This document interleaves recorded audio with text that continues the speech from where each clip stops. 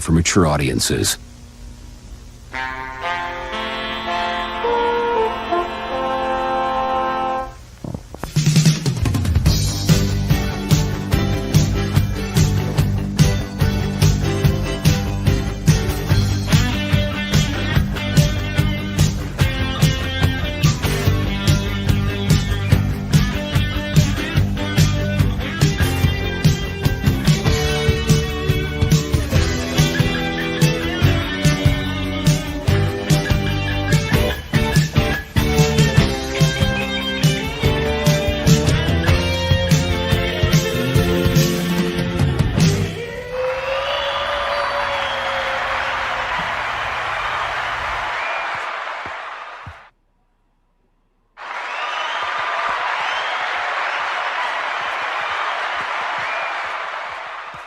I know there's some confused people in the chat. I know the last few weeks on this channel has actually been, the viewership's been up. We tend to average about 6,500 on this channel. Gary's 9.5. Last couple of weeks, we've been very close to 9K. So I think there's a few people from Gary now filtering on over, and they don't understand what starting on time means. They get very confused. They get very, very confused when the show starts on time. Just saying. Okay. They won't hear you. They're still making tea. Like flexing is as gay as 5 guys fucking 4 guys. But however, as Ryan would say, I'm late. It's 9,000 viewers. Just point that out. 910. 910. So what on average could be a little bit better. Yeah. It's not as if there's anything going on right now. Trust the science. No. And by the way, Gary wasn't even meant to be here today. That's why we're back on this channel. That's why I'm here. It's like, yeah, because he was meant to be traveling, but then he changed his travel time to Sunday. I'd already booked Disparu to take Gary's place. So we just went, fuck it. There's 4 shows this month. It'll be Gary, me, Gary. And there you go. We're balanced. We're balanced. You get a show. Together. Yeah. That's all that matters. Yeah. I think the viewership has increased because people found out what BBC stands for.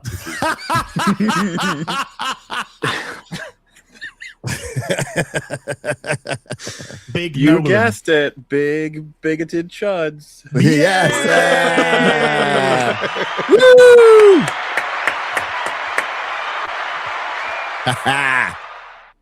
Yeah, boy. Yeah, boy. So welcome, everyone, to the Real BBC Bagging Board and Chain. I'm your host again this week, as Gary, how you doing? I am happy to be home. I can read. Oh, my microphone keeps cutting out. I can read this. John Burns, Elsewhen. It looks beautiful. Can read that. Can't wait. Doomsday. I recognize all them. Oh yeah. Yeah, there's Elliot Page, and there's Patrick Stewart, who's going to die for the 17th time. I didn't see Kitty Pryde in the trailer. No, I didn't either. Simu Liu was there, so there's plenty of pride.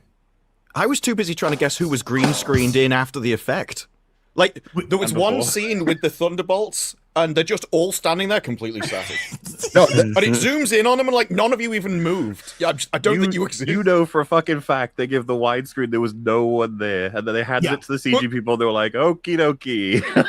We'll get to it because we're going to go through. But there is a scene where they are clearly. Nobody is in the same room at the same time. I know which one you're talking about. Have shadows. Yeah, the Fantastic Four didn't even have shadows. No, it's so funny. Remember, it's the quote from I'm blanking on his name. Guy who plays Nightcrawler, right? From year Alan Cumming. Alan Cumming. Yeah, he said that he'd recorded all of his shit in a big green room with sticks, and he has no idea what's happening. No idea. Just like green masks on them. Yeah. Am I still Catholic? Disparu, how you doing? Welcome back. Thank you for returning. I'm good, yeah. Just finished an Odyssey video, which I started with an aim, ended up going through the translators, who were now trashing the movie, and then went back to Brent Weeks, who is an author that does Lightbringer Chronicles and what's it called? And the Night Angel trilogy. And it was very interesting. He did a big long part about the movie before it even released, and every single part of it was right. And it was just basically this is I'm really annoyed because everyone will now ask me, do you agree with the casting, or are you a bad person? I will now have to talk about Christopher Nolan's work rather than Homer's, which I want to talk about. And this is an ancient thing. You should listen to what it's saying rather than put your own spin on it, which is what it looks like you're doing. And he predicted it word for word, essentially.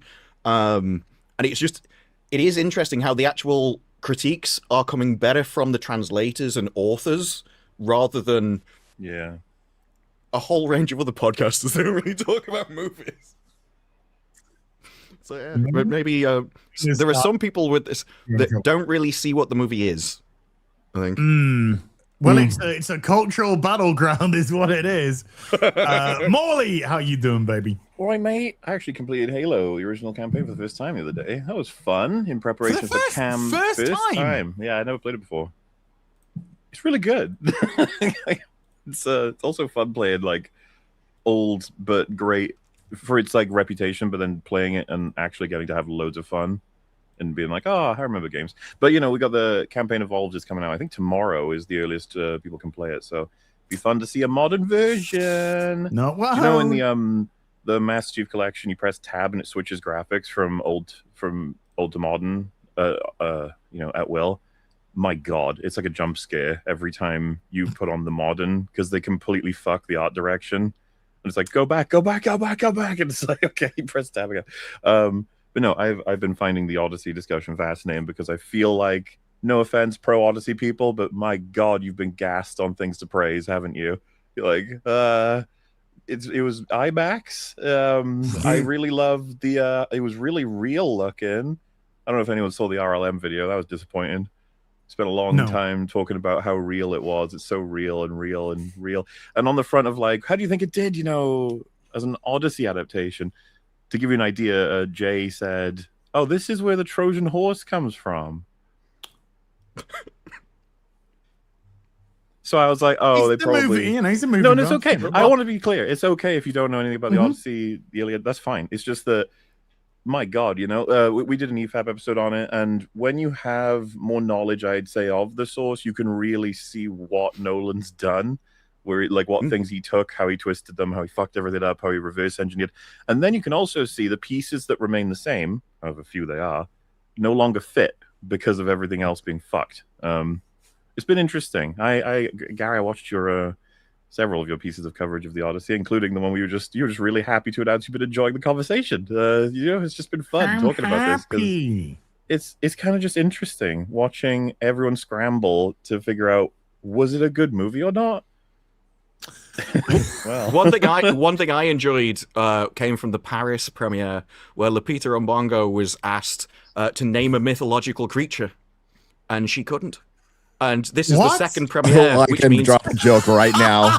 And she too early in the show. You know what I'm talking about, Az. She sat through the London premiere, the entire movie, the 2 days before, couldn't even remember a mythological creature from her own movie, let alone the entire world, all mythology. Wakanda. Yeah. Did she say Wakanda? Is that what she said? Instead, she pulls like Panther? the weirdest body language of all time. She like leans back and like makes herself into some helicopter. It's very strange. I can get the clip if you want. It's bizarre. I want it. Yes. I would actually like to see that clip, if possible. So yeah, let's just start off with something very quick, because we've got two meaty things to get into today. The Odyssey, my God, that won't be a discussion and a half. And of course, the first Doomsday trailer dropped yesterday. Doomsday Green Screen, I think it's called. Not exactly sure if they're going to tweak that name, but okay. Is this it? Yes. All right, let's bring this up first then, before we go into a little short one, but a funny one. This is to appease some people from the audience who will no doubt want a quick giggle. Favorite one. Yeah, it's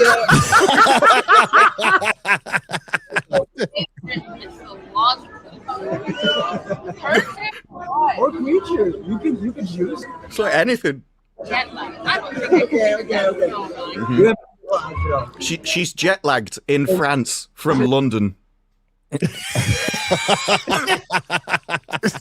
Is it 2 days in London at the London premiere? 2 hours different. It's a real long way. Okay, That's a 20-minute flight. I mean, do you even achieve altitude? No, it's a 1 hour. It's a 1 hour time difference. You can take a train. It takes like half an hour. That's one of those questions. Like, what's your favorite mythological thing? Where it's like, is it nerdy to know, or I almost want to ask some regular random people. Be like, is it that hard of a question? Do people not? I would have accepted like description, the one-eyed thing. Like I would have accepted that. Anything. The one. Well, like, wait a minute. A lot of It's people. Hollywood. There's a lot of one-eyed creatures going around. A lot of people know Medusa, right? They would name her. I think Chimera is we're getting a little too far away Kraken, griffins, chimeras, pig, minotaurs. What the fuck? Man, that's been popular lately. No, but she sat through a 3-hour movie that has a cyclops and sirens in it. That's what I mean. But like, okay. To regular people have trouble. In naming all fairness, she has got a pretty good defense. I think she's very stupid. I think she's a very stupid person. Yes. So she can't fall back on that. Why asking me? I'm dumb as fuck. That's my answer to a lot of questions, by the way. Just a quickie. Stop bullying the retard. I can't. Somebody tweeted at me when I posted the link to this video. Beating a dead horse is still beating a dead horse. Well, do you know what? Sometimes it's fun to beat a dead horse. Yep. It really is. And this is the deadest of dead horses. It managed worldwide, not throughout the whole, worldwide, it made just over 5 million from last week. That's it. I'm surprised it's making even dollars at all at this point. Like, just give up, Supergirl, fuck off. I mean, it doesn't come out on digital for another week. It's crawling to VOD. It's dude.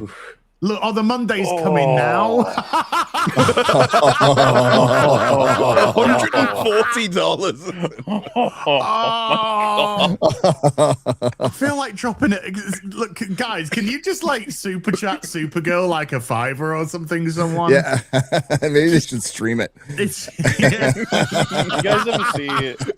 There's a Simpsons episode where they make fun of Harry Potter. It's like a really old one. They each created these wonderful creatures. Lisa casts a spell. It creates like Prince Charming, and he's amazing. Bart casts a spell, and it creates this green little fat goblin that's going blah, blah, and just vomits everywhere. And the moment it can talk, it just says, "Every moment I live is agony." Yeah. It just reminds me of Supergirl. Well, look. I've just realized something. This, by the way, this is a movie that has had huge drop-offs every week. How can you have huge drop-offs when you have no audience?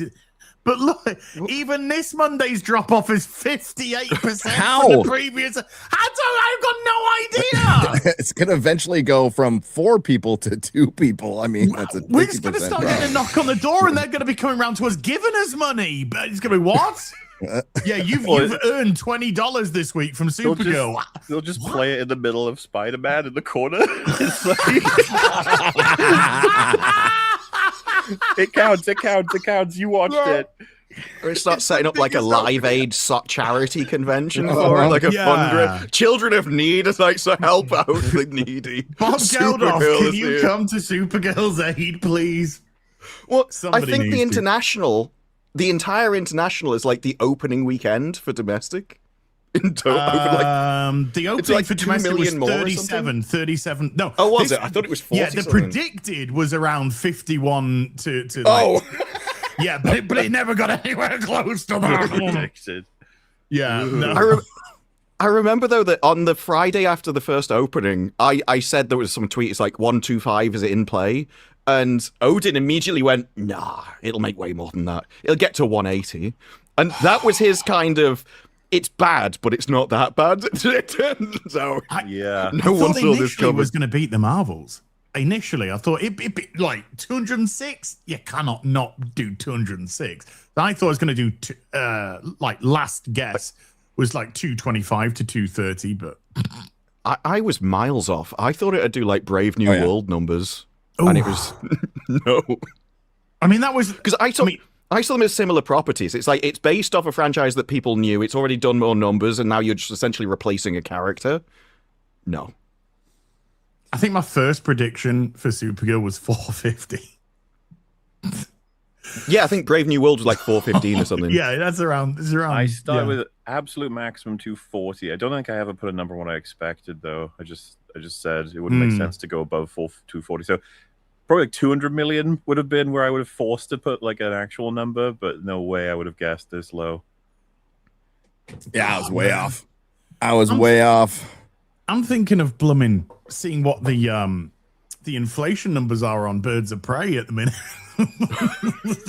it might just do it. Sorry, sometimes you can't just beat a dead horse. You also need to start kicking it and spitting on it at the same fucking time. Yeah, pissing on it a little bit. Oh, hello. But isn't that what James Gunn's doing though? Because he's bringing Blue Beetle and Supergirl into the next movie.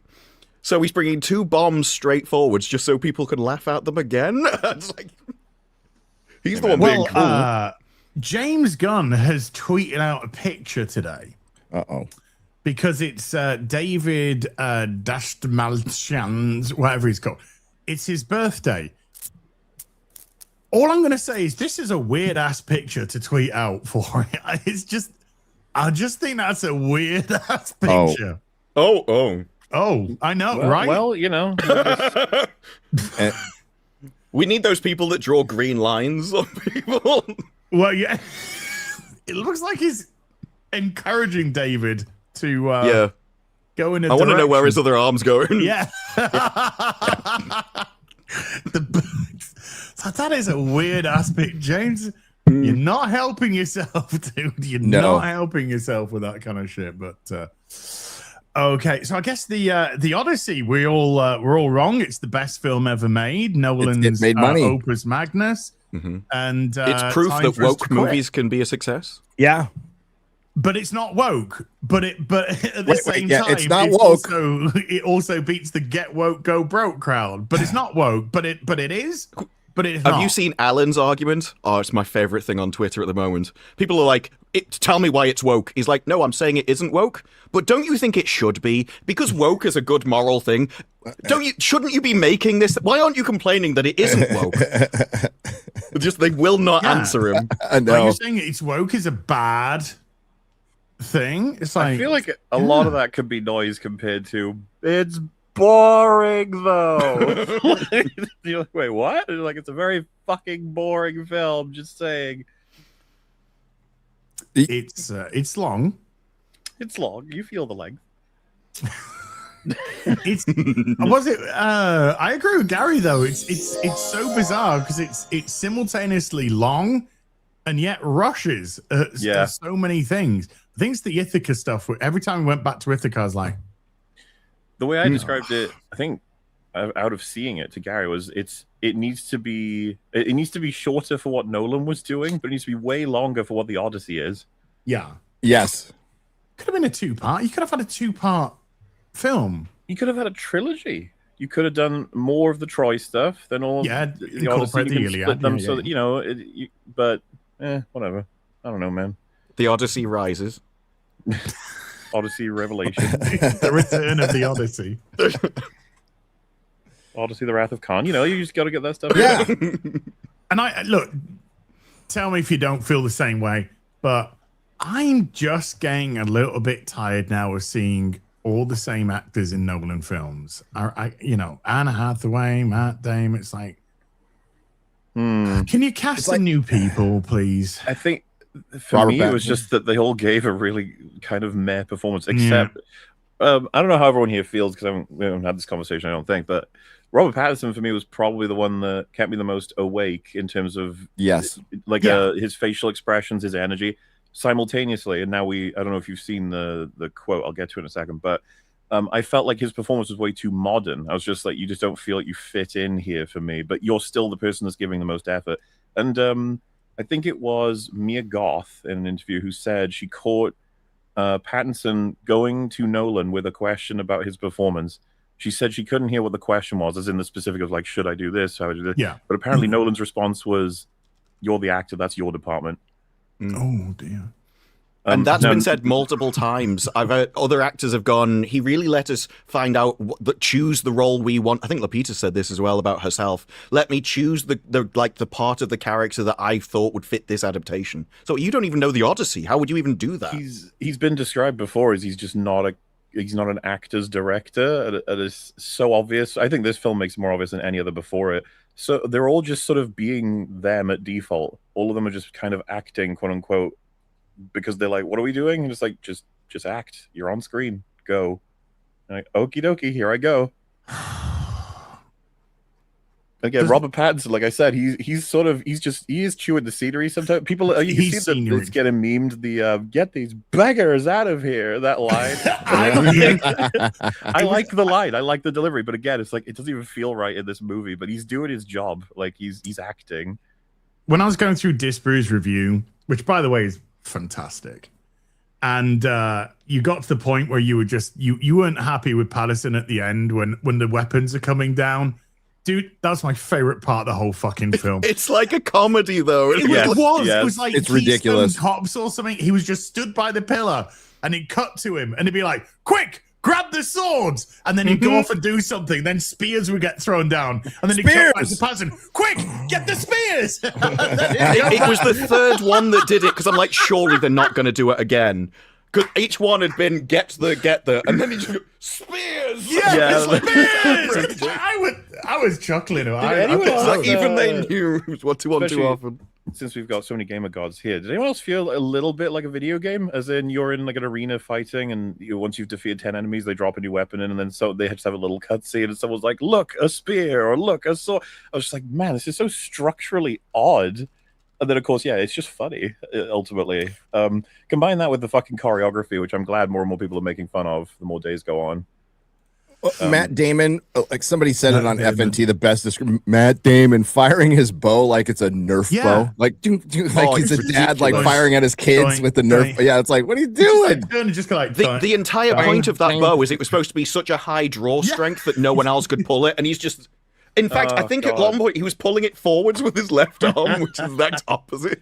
Well, there's that. There's also the little spin he did at one point. It was like with the axes. It looks so terrible. I think he's just too old to be doing the stunts, I guess, quote unquote, the stunts. Look, I was just happy he was doing something fucking heroic for a change instead of fucking moping around. This is the scene. If you haven't seen the Odyssey, this is actually the scene. This isn't a TikTok. Get him! Someone do something! Use the shields! Use the sword! Get him now! That was a better performance. Well done. We might get copyright struck for that, you know. I don't know. I'm guessing he didn't really like Penelope, but that's okay. That version of Anthonius. That guy just John Bernthal as well, but I can't find it. I don't know, because he was like, with me a golf. Just give. No, I'm talking about the guy from the TikTok, and we'll just fuck off. The Aneth is from the TikTok. Well, he was with me. Crapped out. Right. Oh, by the way, Gary's review was even better though, because I laughed every time you mispronounced Telemachus. You got it right first time, and then second time onwards, I mispronounced a bunch of stuff and just stopped caring.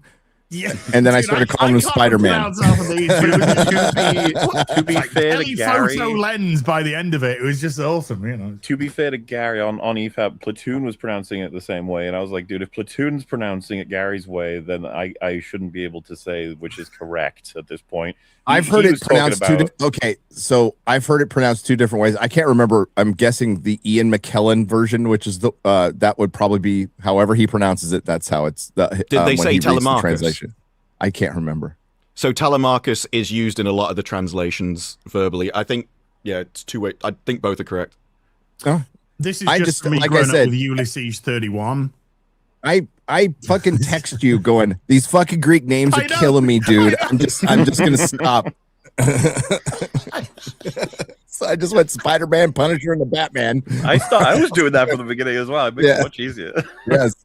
The amount of time that I went into Google was just like, how do you pronounce this? How do you pronounce that? So telemarketing. No, sorry, telemarketing. Look, if you've seen all our reviews, chat, which I imagine you have, Molly, I haven't heard your sort of take on the Odyssey. Do you want to give us a little bit of a take the floor for a sec?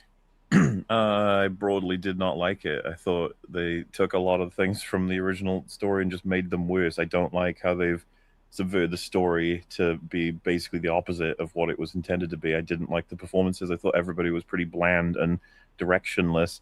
I didn't like the pacing at all. I thought that the brief moments where Nolan reluctantly delved into fantasy, he got scared and ran away, and I thought that was a bit disappointing as well. There's really not much I liked about it at all. I thought the modernisms were fucking incredibly distracting. I just found myself waiting for the story to end. Story to end. I don't know. It's just, yeah. I'm thinking to myself, like, what else could I say to help you understand my position? I thought it was bad. Okay. Chat, by the way, I do have the new Spider-Man trailer, which has just dropped in another tab. So we will get to that later. So don't worry about that. I do think you've seen him as, like, calling him Spider-Man in this movie isn't wrong. He even said in this, he was acting as a 16-year-old.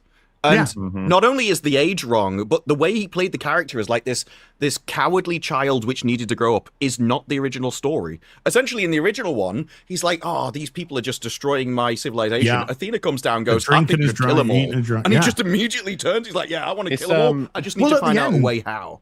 Telemachus is the one that instigates the murder of all of the servants who complied with the suitors. So Mia Goth's character gets fucking strung up by Telemachus in the Odyssey.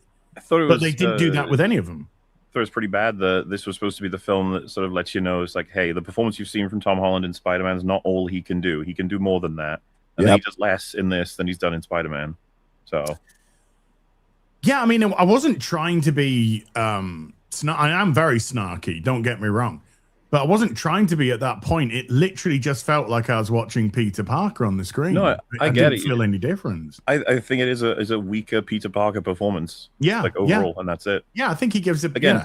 Far From Home, Homecoming, and No Way Home, I think have scenes where he goes a bit further in terms of his range than in this movie. I don't think he did much in this movie at all. His range-wise, I found him very one note, but I found Odysseus very one note. I really we were worried, I think, about Matt Damon being able to do Odysseus in the first place, and this was extremely disappointing, I find. Have you seen people sharing clips of Sean Bean's few scenes as Odysseus in Troy? In Troy, yeah. They're so much better, and it's sort of like letting people know what you could have had, what kind of like charismatic and witty sort of overconfident but still pretty fucking strong and smart. I'm not saying Troy is good even. I'm just trying to say like this is not the one that we got with Matt Damon. The issue is that is the character Odysseus. He's kind of cocky, wily, it's super intelligent, incredibly strong. But that's not what this Odysseus is. This one is just depressed PTSD man who has lost everything. And so I think Matt Damon acted that part well. I just think it's a horrible role. Like, this was a direction thing and a character thing from Nolan's writing, basically. He didn't give it anything to make you like the character. I'd be willing to agree with that. I don't really take issue with Matt Damon as an actor. I think he could have done a lot better if Nolan had pushed him into the better characterization. Like, did he do the project as stated well? It's like, I guess, yeah. Well, did you hear what he said like a couple of days ago? We've got another Bourne film in the works, and I was just kind of like, the Zendaya one. Oh, well, I was just kind of with him apparently. The Fugitive. Yeah, she's meant to be lined up for The Fugitive, isn't she? A remake of The Fugitive. Guys, I'm gonna gonna pop back out because it's been choppy for me, and it's probably me. Okay. And yeah, I'll be right back. Maybe Big Poseidon got him. Who knows? Poseidon doesn't exist in this. The gods technically, I mean, the gods don't, because obviously nobody gives a fuck about spoilers. But from the 3,000-year-old poem, you know, Athena, Zendaya at times appears, and Athena appears to Odysseus during the Odyssey. But we discover at the end that Athena is actually a priestess from Troy that was beheaded in front of Odysseus. And so you're then left with the fact that, is this Athena taking her form, or is this his PTSD manifesting? I think that's as what a hallucination. Yes. Yeah. I think with this is something that a lot of people fall into. It's the same with superhero thing. You can't bring external knowledge into the movie. If it's not in the movie, it doesn't exist. And there's absolutely nothing in this movie about gods at all. No. He just talks to her, but that's it. If you didn't know anything about Athena, if you didn't know about Zeus, well, they'd say Zeus's law, but if you Poseidon and all that kind of stuff, there's no evidence of it. They don't appear. And one of his first comments when he said the movie is he couldn't write the movie. He didn't know how to do it until he worked out that the gods were just like thunderstorms. And then the moment he realized that, he could cut them out, and that's how he could understand it. I don't think he can really comprehend like fantasy stuff. It seems to be a bit beyond him. That's why I don't think Nolan was the right choice for this. This is why I'd rather, like, you know, the example. It's so funny that Gary and I both had put in our reviews, and we haven't discussed this. Gary and I hadn't had this conversation, but we both had put in our reviews, I'd rather have had a Michael Bay, The Odyssey. Now, that's not selecting specifically Michael Bay, but you understand the concept. Somebody that would do something bombastic and big and sort of whoa. And Nolan's just, he's very, he's very good at what he does, but tackling mythology, I don't think he's the right person. Mel Gibson and Robert Eggers as well. Like people, we have their versions, their prime versions, sort of thing. No, Nolan. I think Nolan actually disappointed on this front, even with expectations from being unable to like reach fantasy. Like even with that expectation, I honestly don't think, once this is all settled down, all the box office is finished, and we know where everything's at, I don't think this is gonna stay within the public vernacular. I don't think this is gonna be looked back at as a Nolan, absolute supreme fucking cheese. It's just, I think it's going to be forgotten about. I really do think a lot of this pitch battle that's on social media or is active now is purely culture war. Because of the changes that Nolan's done, they're now backing a horse which actually has a following, which others haven't.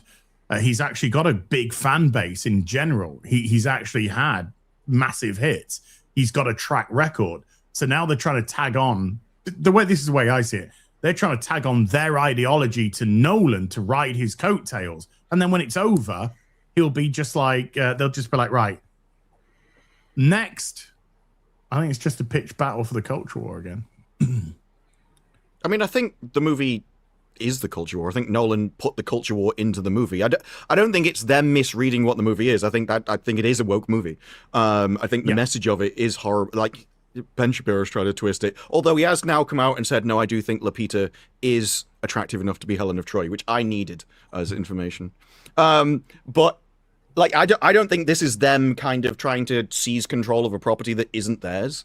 It's just, he may be falling foul of the fact that I don't go on the internet and everything. Well, okay, so people think if you're on the internet, you're in a bubble. Well, if you're not on the internet, you've only got your local people around you, and they're all Hollywood people, his wife.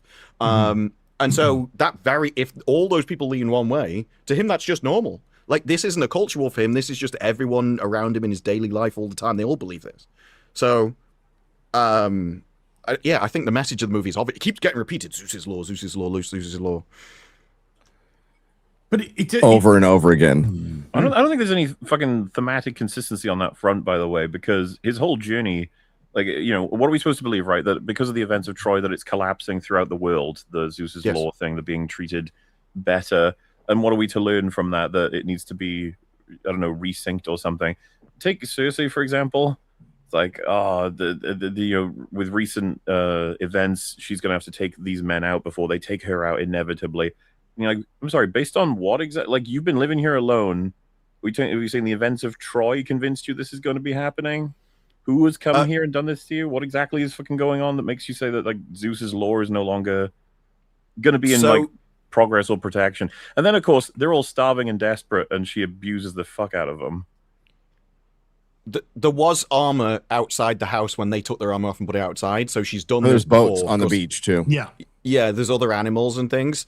So whether this has happened to her before or she's just panicking and stuff, I think that's why. Because there's a lot of talk. The idea is that the story of them and the sea people has gone in front of them, because people are hearing it, like Telemachus is hearing it, what we're going to do at the sea people, Menelaus is, and they don't know that the sea people were them as they were coming back. And I think that's probably what we used as the excuse for the giants. Like, why are they standing there in armor? Well, they're defending themselves of the sea people which are coming. The stories are going through the land. I don't think that's very well executed at all. And then secondly, it's just like, what am I supposed to deal with there of like, such a bad crushing of Zeus's lore that now she's just going to be casting spells and turning all people into, not necessarily people, maybe just men or soldiers, into animals as punishment to potentially eat them. I don't even know what she eventually does with those pigs. But like, because she doesn't trust that they would maintain the law.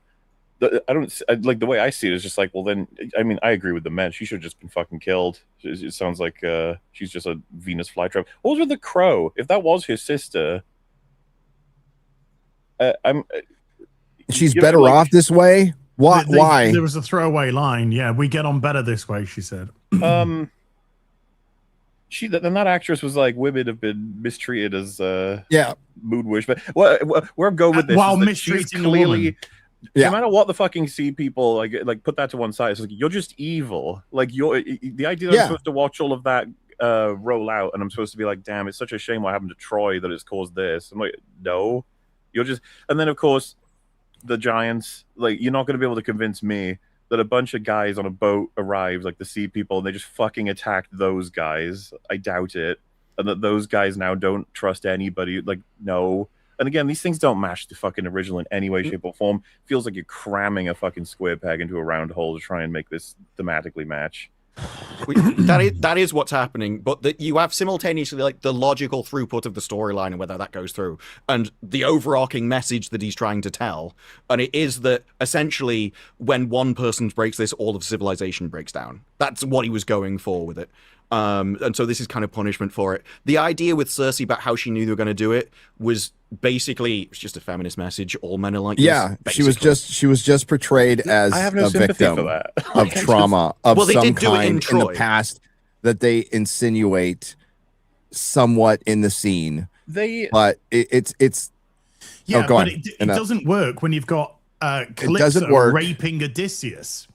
Well, I was going to get they cut that out. I mean, they softened that. Yeah. But like, we're drawing it back to Troy. Why did Troy happen? Oh, it's just the casual stealing of the king's wife.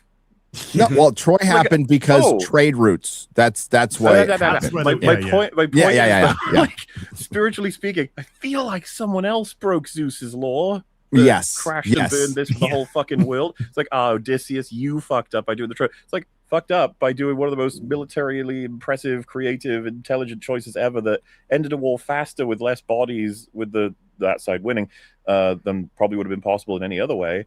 This is what I mean, because like the original story, people have been talking about this for ages. Like, that is something to have been proud of, to be impressive, like to venerate. But no, we have to spend ages being like, oh man, I shouldn't have built that damn horse. Oh, I caused so much trouble. You broke Zeus's law. And then Zeus. This is what I'm saying. I don't buy any of it. I just don't.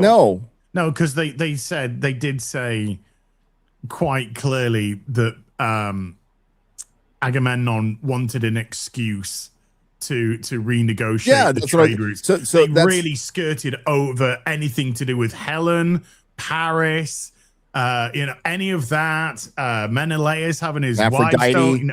The whole, all of that, all of the stuff like that, completely reworked. So that the Greeks could were very much portrayed as the bad guys throughout all of this. The Trojans, they didn't really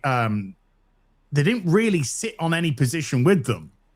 The Trojans just kind of existed, and then the only kind of 2 times we really saw the Trojans was at the beginning when they murked Ellen Page, which was fucking hilarious. And then the second one is when they're all just trying to defend Troy from the gates being opened up, and obviously the sacking of Troy. So we didn't really get anything about the Trojans. But then, of course, when the sacking started, they're all portrayed as victims, particularly the civilians within Troy itself. And Odysseus, of course, was seeing the slaughter of the innocent, and oh no, what have I done? What have I done? Platoon on EFAP had a great description of this movie when he called it boomer slop. And I wish I could recount like exactly how he said it, Mahler, but he's all action and everything. Yeah, he's all, you could make this a Vietnam War movie. And honestly, there's been a Vietnam Odyssey already. Casualties of War, you can have like, you know, pretty good film. That's a harrowing film, is Casualties of War. Well, no, I was thinking Apocalypse Now. But, Apocalypse Now is yeah. No, sorry, Odyssey-ish movie. But down the Amazon. He's got draft dodgers. You have a guy going to a war, and he comes back just crushed and thinking, disillusioned, you know, that the war was a lie. Everything he's been told is a lie. Yes, I thought that was well stated. And it's permanent throughout the entire film. And Mahler, you're right. And Disparu, you pointed out on FNT, the application of Zeus's law is very inconsistent within the movie. If you think about, I think it was Disparu, you brought up the Cyclops scene, and they were saying, well, I don't think he's aware of Zeus's law. Well, he was. Need to be. Yeah, like... Like the law is supposed to be enforced by Zeus. Now, even in the story, like it doesn't have Zeus's law, but there is the concept of Xenia, where he goes around and he meets loads of people who do just feed people. That's just one of the things they do. So the Cyclops breaks it even then, but the Cyclops is Poseidon's son. So it is like, well, I can get away with it because my dad is in with the guy. And you just find out through a fucking prayer. Like, that was so weak. I like the look of the Cyclops. I thought it was cool. I thought the Cyclops looked cool. And then the Force perspective and everything they used for it was neat. So it's a demigod. The Cyclops is a demigod. It's not man. It's demigod. So the reason why you find out through a poem, through him praying, is because they didn't want him to speak, because they wanted you to feel sorry for the Cyclops. That's why his scream is like so anguish. It really feels like they really lay that on thick. But at the moment he talks to them, because like, why didn't you negotiate? What, do you negotiate with ants? It's yeah. Like, well, what do you mean ants? That like. They're talking, communicating, and he can understand. Yeah. So if ants could speak English, we would negotiate. I probably go, hey, whoa. Well, sorry, buddy. Killing thousands of you in the past. I wasn't. I really apologize. But already we do experiments with ants, and like actually, when they get together, they can solve problems to get objects through things. They're actually group intelligent. But the moment you make him talk to them, now he's eating sentient people, and we deem that to be evil, and you would not feel sorry for the Cyclops. So they had to have him be silent until afterwards. And the movie does this a lot, where it sets up something which it wants you to do a certain thing and then reveals it later on, which changes the entire event. But because it's already passed, you don't even think about it. So the Cyclops is one of them. I can't remember what the other one was. I thought about it earlier. But there's a few things that are left to be revealed later on, which would make you be like hate the character. But because it's already passed in the movie, he gets his emotion and moves on, because it's all to do this concept of Xenia. And the thing at the end, this is what really pisses me off.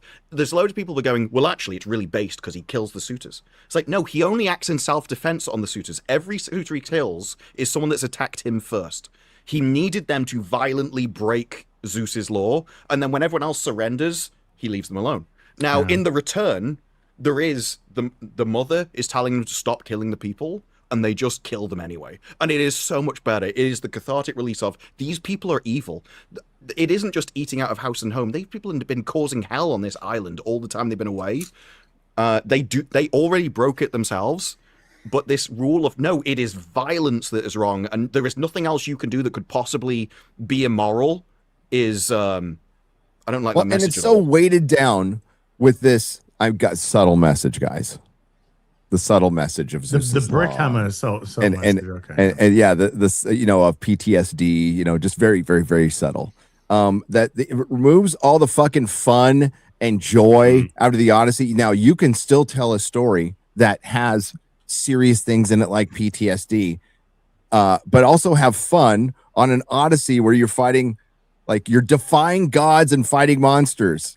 Like that sounds like really fun, and I think that's the meat of the Odyssey, and that's why it's lasted so fucking long. And he's like, oh, sorry if I'm loud. I'm sorry.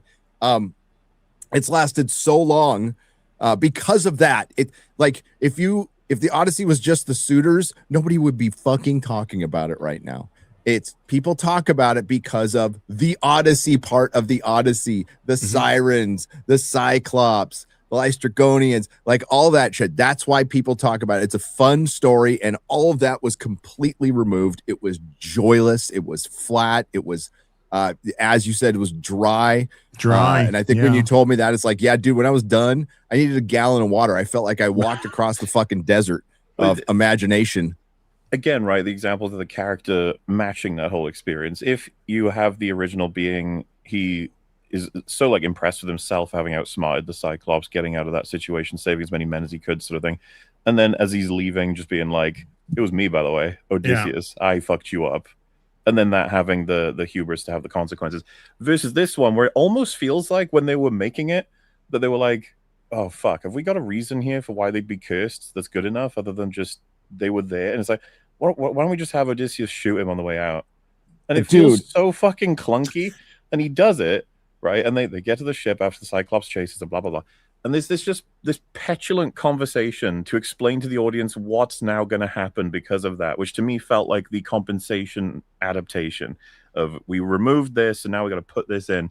And they say like, why'd you fire the arrow, Odysseus, like the men? And it's already just like, oh fuck, I hate the way they talk to each other. And he's like, well, you've shown a little mercy. It's that like, beast killed our good men. And then they're like, that beast was the son of Poseidon. And he's like, what? And then they're like, yeah, I heard and that we too. heard him say a prayer, and apparently somewhere in that prayer he said, hey Dad, Poseidon. Yeah, but he says that he heard Poseidon, which of course mucks up the whole thing about Odysseus's hubris, where he says, you know, I am Odysseus and I go in. That's when he prays to Poseidon, because now he has his name. He can pray to Poseidon and say, right, fuck up this guy's journey home, Dad. And no, the way that he did it in this just made him look like a fucking moron. Yes. Yeah. But I think that's the way they wanted to portray him, though. I think they wanted to portray him as the way they did idiot. portray him. So whether they wanted to or not, that's exactly what happened. He was a sad moron. He wasn't cunning in any way, shape, or form. I didn't see the Great Warrior. I know all of you guys brought that up. I didn't see it. We were told it a lot, but I didn't see it. Tell, don't show. But they couldn't decide what they wanted. The generals. He's the best fight, you know.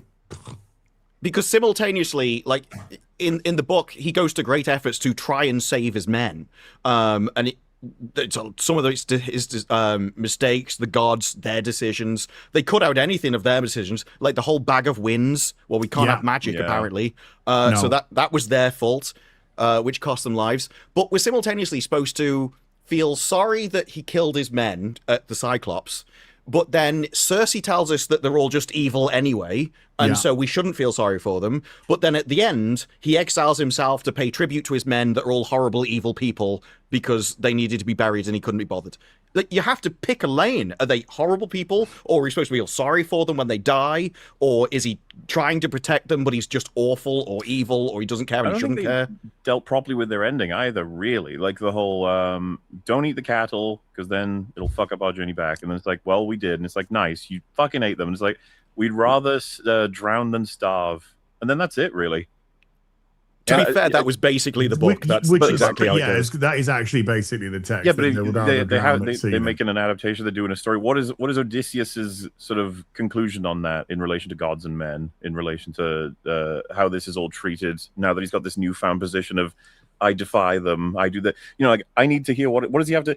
He's like very annoyed with them for having done that. They give a reason, which I think is really fair. By the way, I don't know if I would prefer to starve or drown in that situation. It's complicated, but they committed to the decision, and then he's like, well, the winds have died down, so let's go. It's like,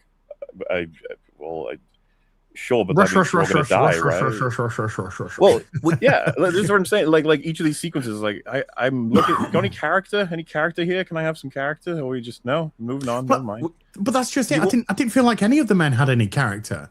I didn't feel anything for them. I didn't care.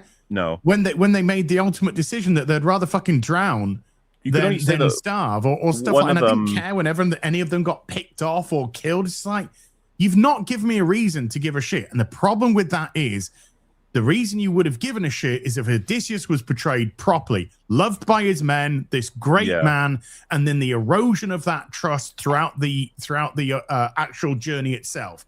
Then you get to sympathize with them.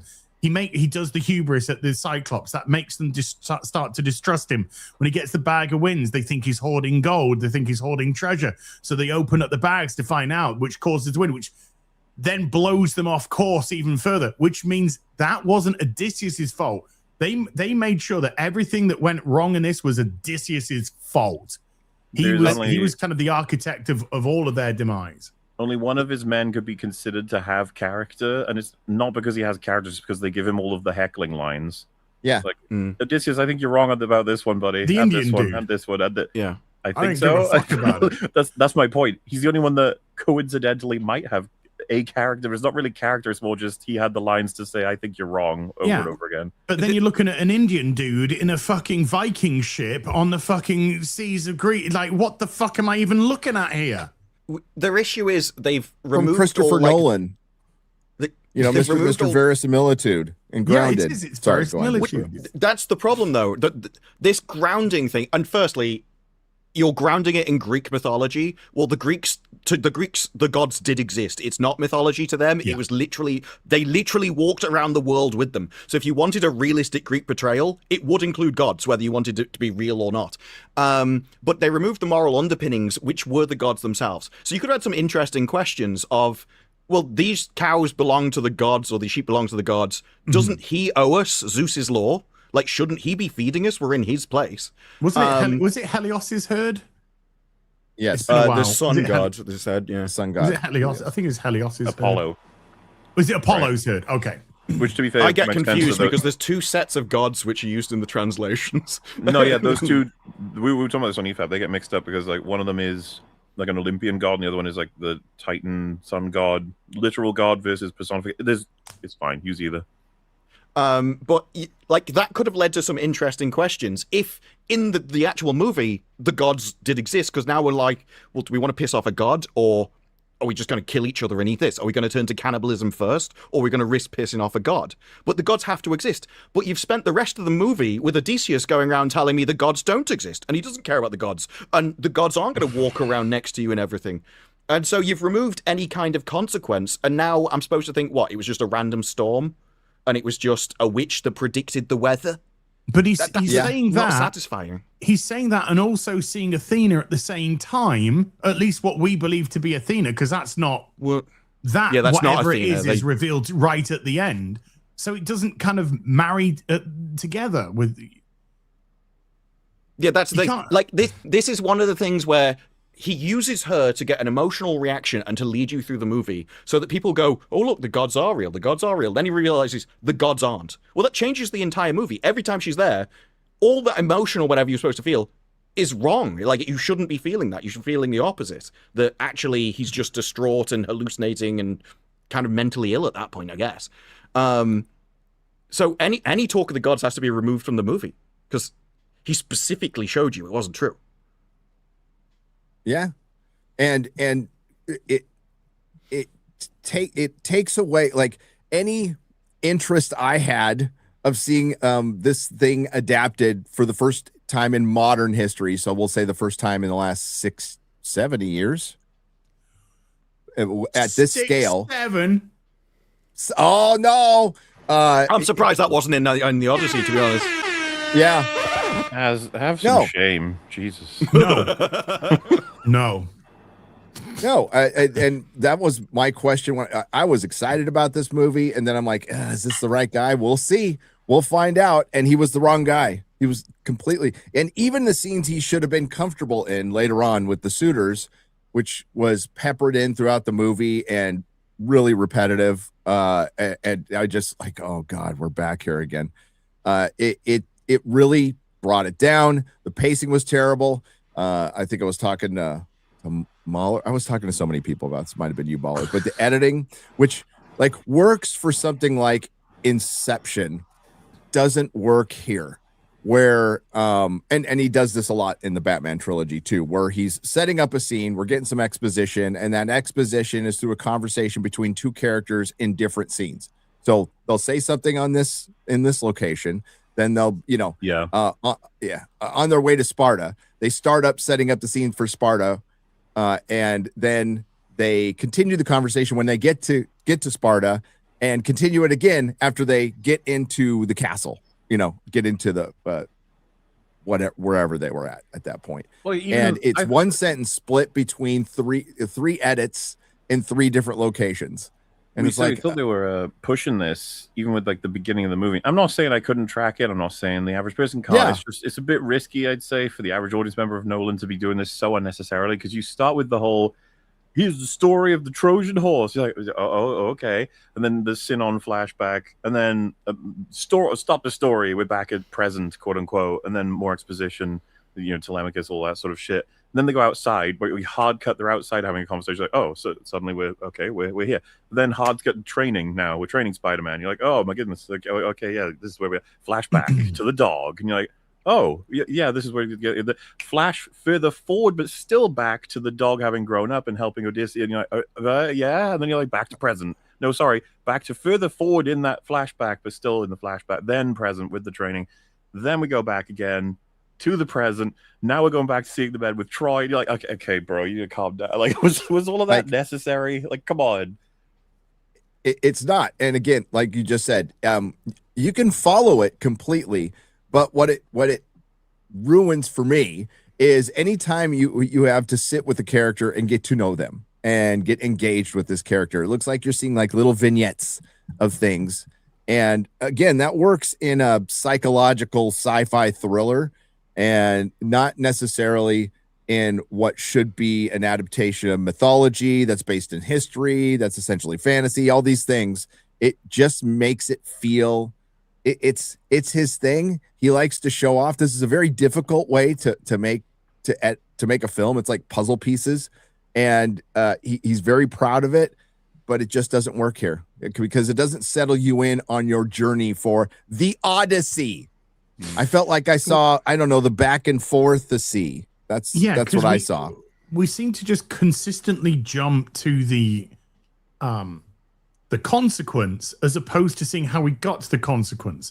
Like it'll be we need to go down the coast, we need to find places to plunder, take food, supplies, and then it'll just hard cut to we're out of food, and then it'll be like we've arrived here and we've got supplies to last us a few weeks, and then it'll just hard cut back going, well, all the supplies are gone and we're fucking hungry, and he just like you're not seeing the degradation aspect. Yeah. You're not seeing the actual characterization aspect of them falling, of them losing trust, of them find themselves in these predicaments, of themselves getting beaten down by it all. You're not seeing the loss of the ships.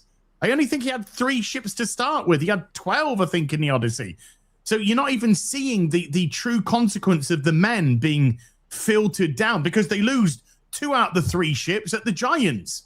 To me, it was like all Nolan wanted to do, and this is why I think this is the smallest epic. Every environment felt small.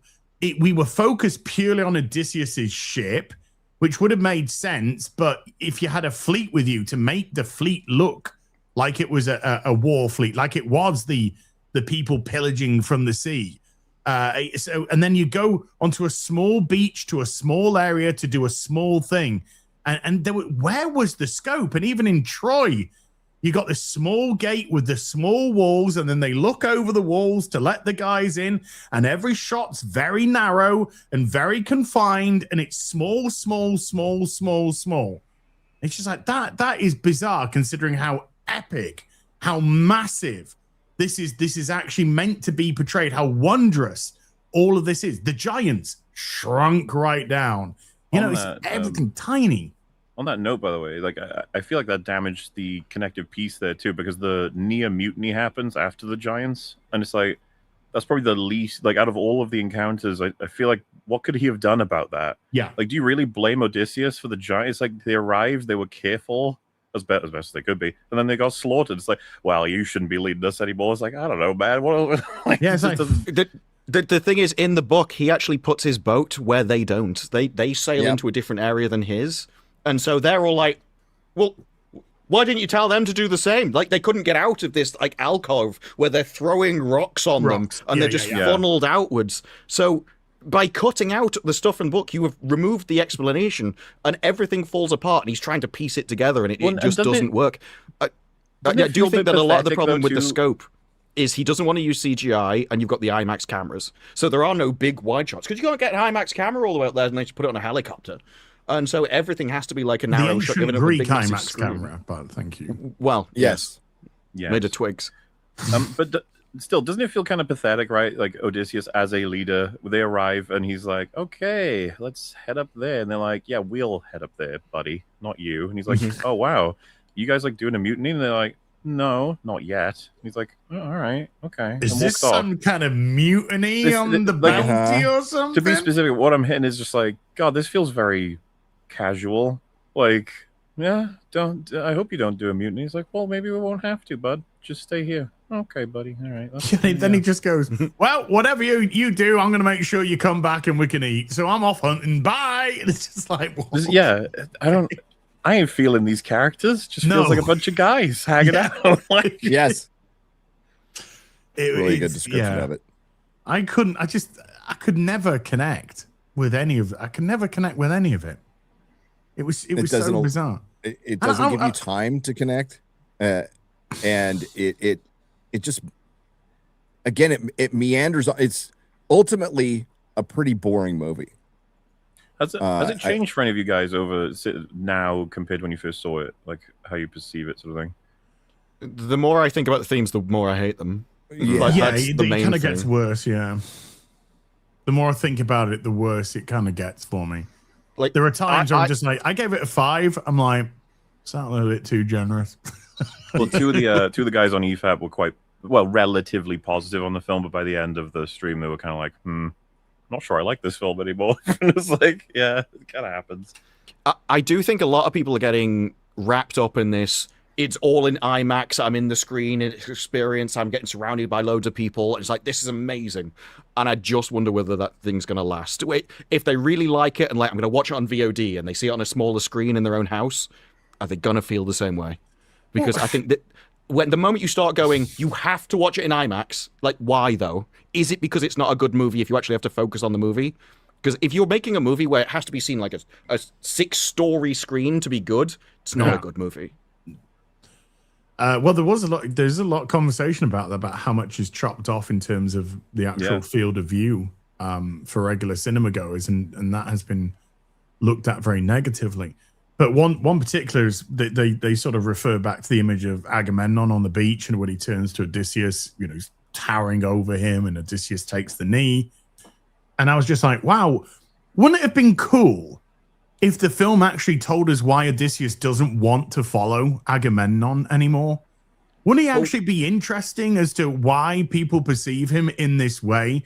Wouldn't it be interesting if we actually had some fucking character development with these people? But no, we didn't get shit for shit. But the interesting part is we had to use our own knowledge book of the Odyssey to actually fill in that bit. So when he's murdered by Clytemnestra in the bath, which is how it goes down, which is one of the more accurate things that they do, I'm thinking, if you haven't read the Odyssey, does this actually mean anything to you? Does this actually hit? Or do you just not care because this guy's just not been dealt with at all? Without the Odyssey context, I think Agamemnon as a character is fucking bizarre in this movie. Yeah. Imagine, like, Star Wars Vader arrives after the stormtroopers. Like, whoa! There's one scene in the middle of the movie, I guess, where he's talking about their success, and then someone in a flashback recalling of imagination to fucking Luke on the phone is like, "Yeah, he's dead, by the way, that guy." You're like, "Oh, yeah." You just see Vader. You see Vader giving orders to General Needa or something, and then the next time you see him, Luke Skywalker's hacking his hand off, and he's done. You're like, "Wait, what?" I know that like the purpose is supposed to be it's how Odysseus understands the nature of how he's going to deal with the suitors, right? Because of Agamemnon. But I don't know that the average cinema goer recognizes the way, like, cinema language, like the whole he's like this horrifying force. He's borderline the villain, how they present him in his colors and the way that he's shot. And then it's like he was killed off screen by someone you don't even know in a flashback. You're like, oh, okay. I thought that was meant to be like his punishment for breaking Zeus's law as well on that. It was essentially like he'd killed his own daughter, so it was kind of understandable why she did it. But it was a case of you will come to a sticky end if you break this kind of law. The weird thing was, like, again, because they removed the gods, they removed the reason why they go off in different places in the first place, because they're arguing over should we appease the gods or not because we destroyed their temples. Whereas in this, you only find out later it's because he doesn't want to go back to his wife, which I think is actually the most disastrous part of the movie, because that is the entire reason for the story in the first place. So you immediately make him look like an idiot, because he knows the way home is over there, and he's like, we'll just sail off into the sea. We don't know if there's an island over there. We'll probably starve, but maybe. But going back to Agamemnon, this is why the film is so disingenuous, right?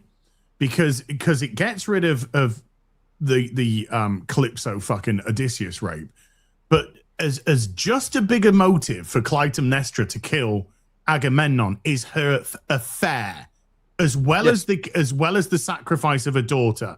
But it's the sacrifice of a daughter and her taking her new lover and wanting to remain with him that is a motivational aspect. All we get is the daughter. We are only told that she had a lover. But when that's just it. Actually, are we?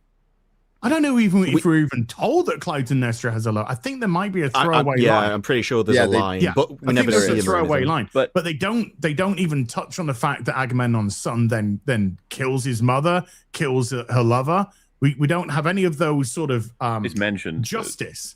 But I was going to go this though. This doesn't work for me thematically though, because if we're going to go the whole like Zeus's law shit, wasn't it? Which god? It was like Artemis or whatever had Agamemnon sacrifice his daughter. That was like that's where he gets the power to basically go to Troy without any trouble. So like this, I think you're gonna have to address this in the story if you want to be like he's getting punished because he failed to uphold Zeus's law, but simultaneously the whole project that was Troy was enabled by gods as well. Well, not in this. The gods don't exist. So what? He sacrificed the daughter just cause? Because he thought, like, there's a lot of them thinking that gods exist, but there's absolutely no proof. So I don't think you can say they do. They have removed so many of the female, like the goddesses' influences on this story. It's so fucking annoying. Because we're talking about the why am I forgetting the one that sets Paris with Helen in the first place. Aphrodite, yeah. Like that's been completely. Well, I say it's been removed. That's not necessarily going to enter this story, but it's still relevant if we're going to start drawing where all of this Zeus's law getting broken comes from. Because Agamemnon is Menelaus's brother, whose wife got stolen. So like, you can do the whole trade routes and all that shit. I don't even think that's really that much of an issue compared to like, hey, it was an excuse. Fucked up.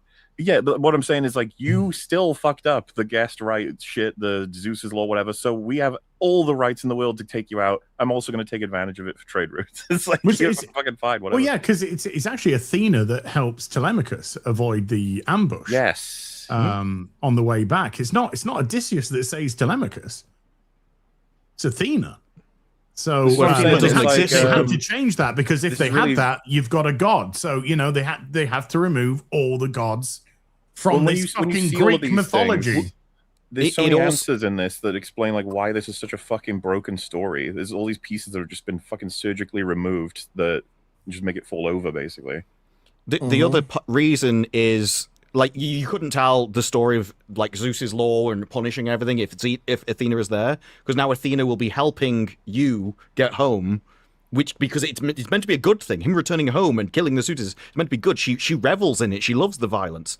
But they also couldn't do that because of all the feminist themes which are in this. So every single woman in this has had her story changed to either undermine a man or fix a problem of her, which is why you had Calypso is now not holding him there for 7 years, not keeping him for his wife, taking him to his bed against his will.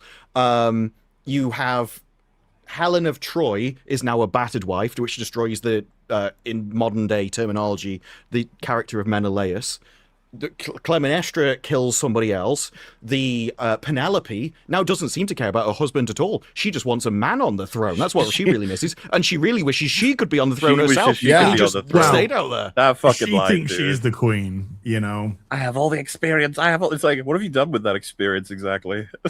Yeah, so if you had Athena in her role, it would undermine your entire story because now you've got a god going, no, actually, screw Zeus's law. Just wipe everybody out. It'll be fine. Yeah, but Athena has a massive role to play within the Odyssey, and no more so than the fact that she pleads to Zeus and Olympus to actually release Odysseus to return home. But they couldn't have that because again, that's the interjection of the gods. So what they had to do is they had to merge the Lotus Eaters with Calypso. Yeah. And then have Calypso take Odysseus off the Lotus so that his memory would return, which he never loses in the Odyssey. He's pining on the beach. He's crying on the beach for his family for fucking 7 fucking years. So that way, that again, it's a removal of the gods itself.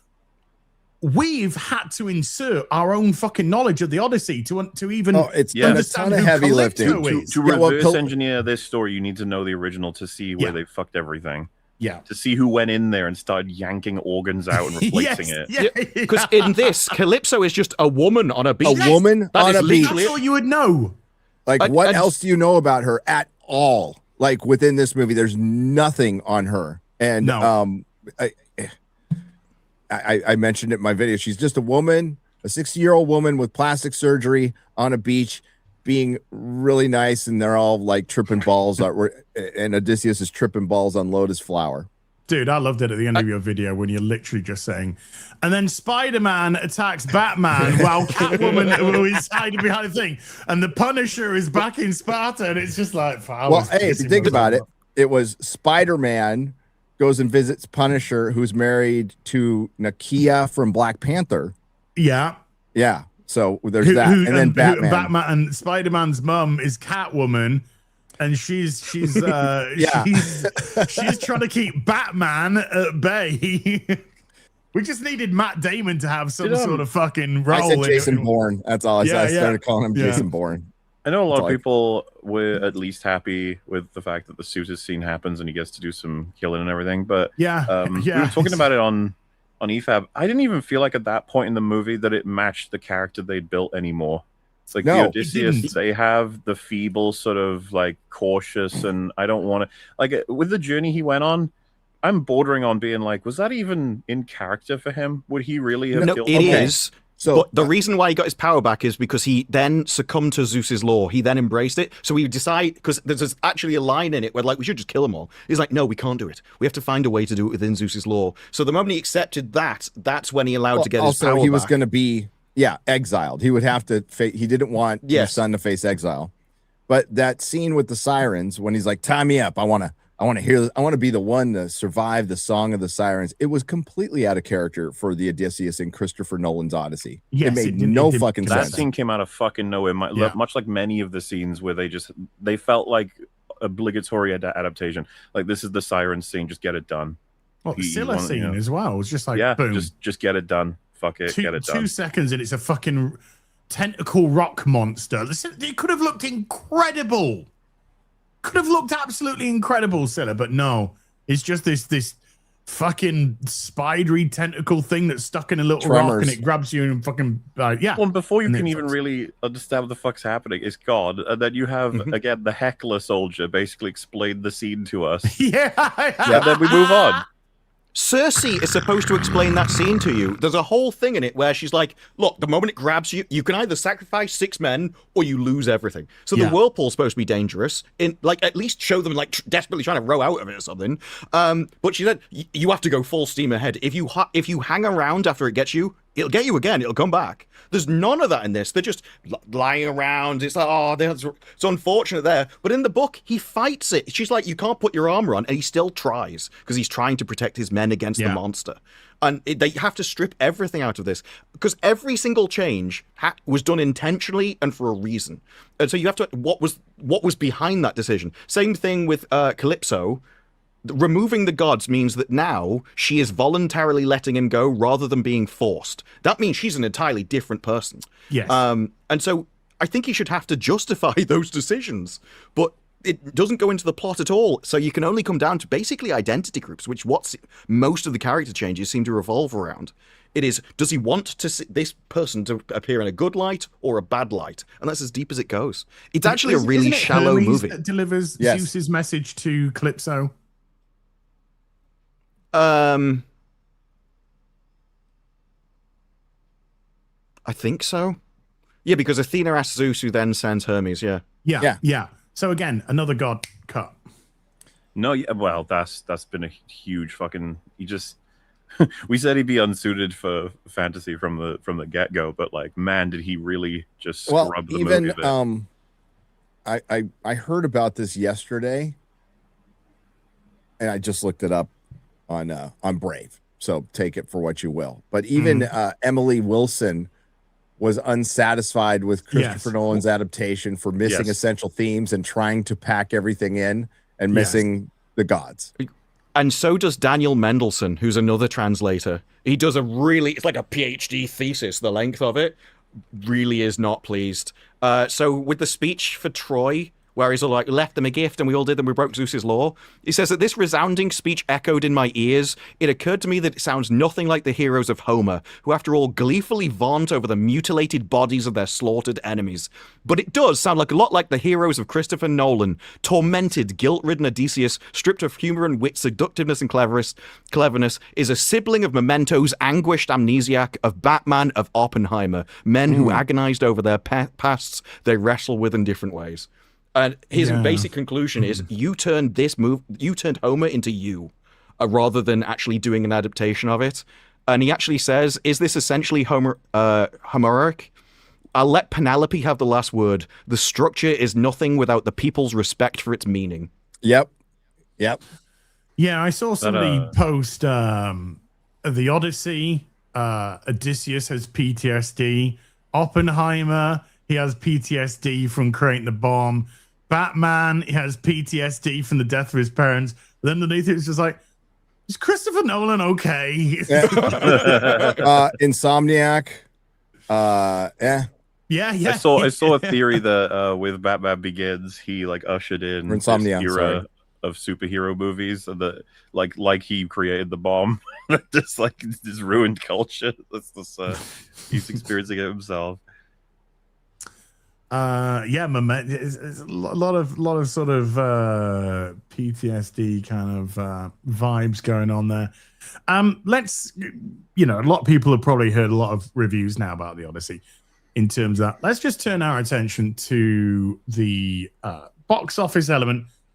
A lot of victory laps being taken already after the first weekend. I haven't engaged in any of that nonsense because this is a much longer game than just an opening weekend.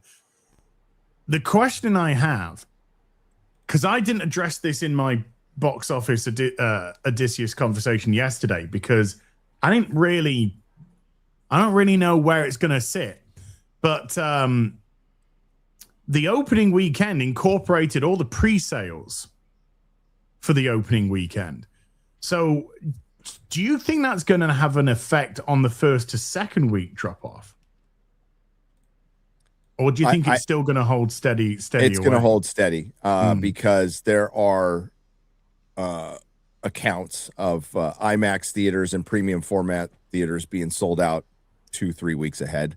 And I think that's going to... I don't think we want to diminish the outstanding opening weekend it had. It passed 260, which is over Spider-Man Brand New Day's original estimate worldwide. Let's keep that in mind. For a rated R movie that's 3 hours long, and you can't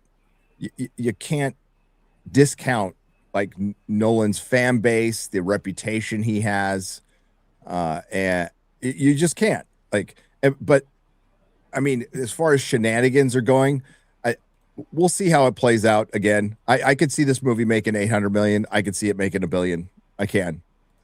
And you know, I just, it doesn't make it a good movie. I'm not like sitting here on Monday going, God damn, everybody likes it and it had a great weekend. I'm wrong. It's really good. You know, it's no, quite the opposite has happened. Like you guys mentioned earlier, and I met Mahler said, you know, as we went through EFAP, I started liking it less. And I'm like, yeah, I might have been too easy on it in my review. Yeah. It's a very interesting narrative that has delivered come out. Like the rap is like, this just disproves go woke, go broke. I'm like, well, Thor Love and Thunder made 760. Multiverse of Madness made 900 and something. And you never saw that argument with those. Like, this is a brand new, it's essentially, after 16 years, we finally made a movie that made money. Like, that's the way it's coming across. I'm not sure, like, this is coming across as, like, important for people. Like, we need it to succeed. Yeah, because the conversation around it has been Elliot Page and Lupita Nyong'o. So their sacred cows are under attack here. Well, it's not because of the movie itself. No, you know, we're not seeing a lot of breakdown of the movie itself. And I think that, I mean, for me, it's anecdotal, but the general consensus is it's somewhere between like a 5 and a 7, right? I've definitely noticed of the people praising the movie, they don't spend very long talking about its themes or its characters. They just don't. It's all IMAX. And this is the thing, the conversation around disprove, it's all box office. As if that changes anything. At the end of the day, the reason Marvel failed isn't because, like, they had a successful run for a while despite making crap, but they have to do so to do a trend. So Nolan would have to make movies that displeased the audience for a while before Nolan lost his own kind of reputation. Now he's built up all that kind of goodwill with people. Like, this is just the way it works. All of this stuff has to be looked at the long term as a series of movies. You're gonna have some that go up and some that go down. But the very idea that the box office is somehow like the be-all and end-all of a movie, and somehow it disproves, like, it proves it's a good thing, is new. They didn't do that before. No, and you know, we'll certainly point and laugh at a Supergirl, right? And our reasoning, it may vary, but it has everything to do with James Gunn and DCU. It's not people liking it. It's not the other channels liking it. It's got everything to do with a company gassing up the media and the media itself, the access media itself. But ultimately, you have to look at the big picture. And I figured that you would see some Hollywood rags go out there and go, this does it for go woke, go broke. Hollywood's back, baby. Okay, well, if you can clone Christopher Nolan and have him make 5 or 6 films a year, maybe. But unfortunately, he's only making them every 3 years. And did Barbenheimer change anything?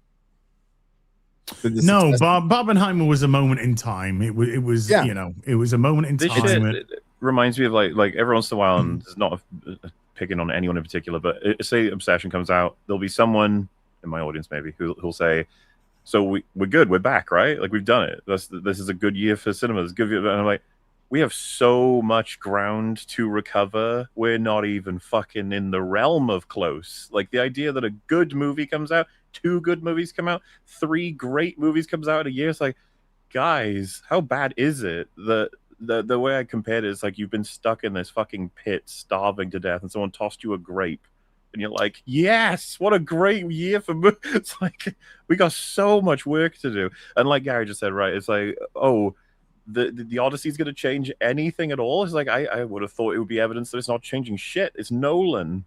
Like, there is no... you know, it would be much better if it was just come out of nowhere for a brand new director who's just got the fire to actually make something with their own passion. But no, there's no good news here as far as I can tell. Obviously, I'm biased in the sense that I don't think it's good news for the Odyssey to do well, because I don't think it's a good story, like this version, I mean. So, but generally speaking, even if I did, I don't think it makes much of a difference at all. We're about to have Doomsday. It is the zenith of this horror of our culture. I tell you what, though, it's part of me that wishes they do learn all the wrong things from the Odyssey. Oh, they will. The Odyssey is the wrong thing. I know, exactly. But this is all going to kick up, back up when Oscars rolls around, and it gets nominated for a bunch of Oscars, and Elliot Page gets nominated for Best Supporting Actor.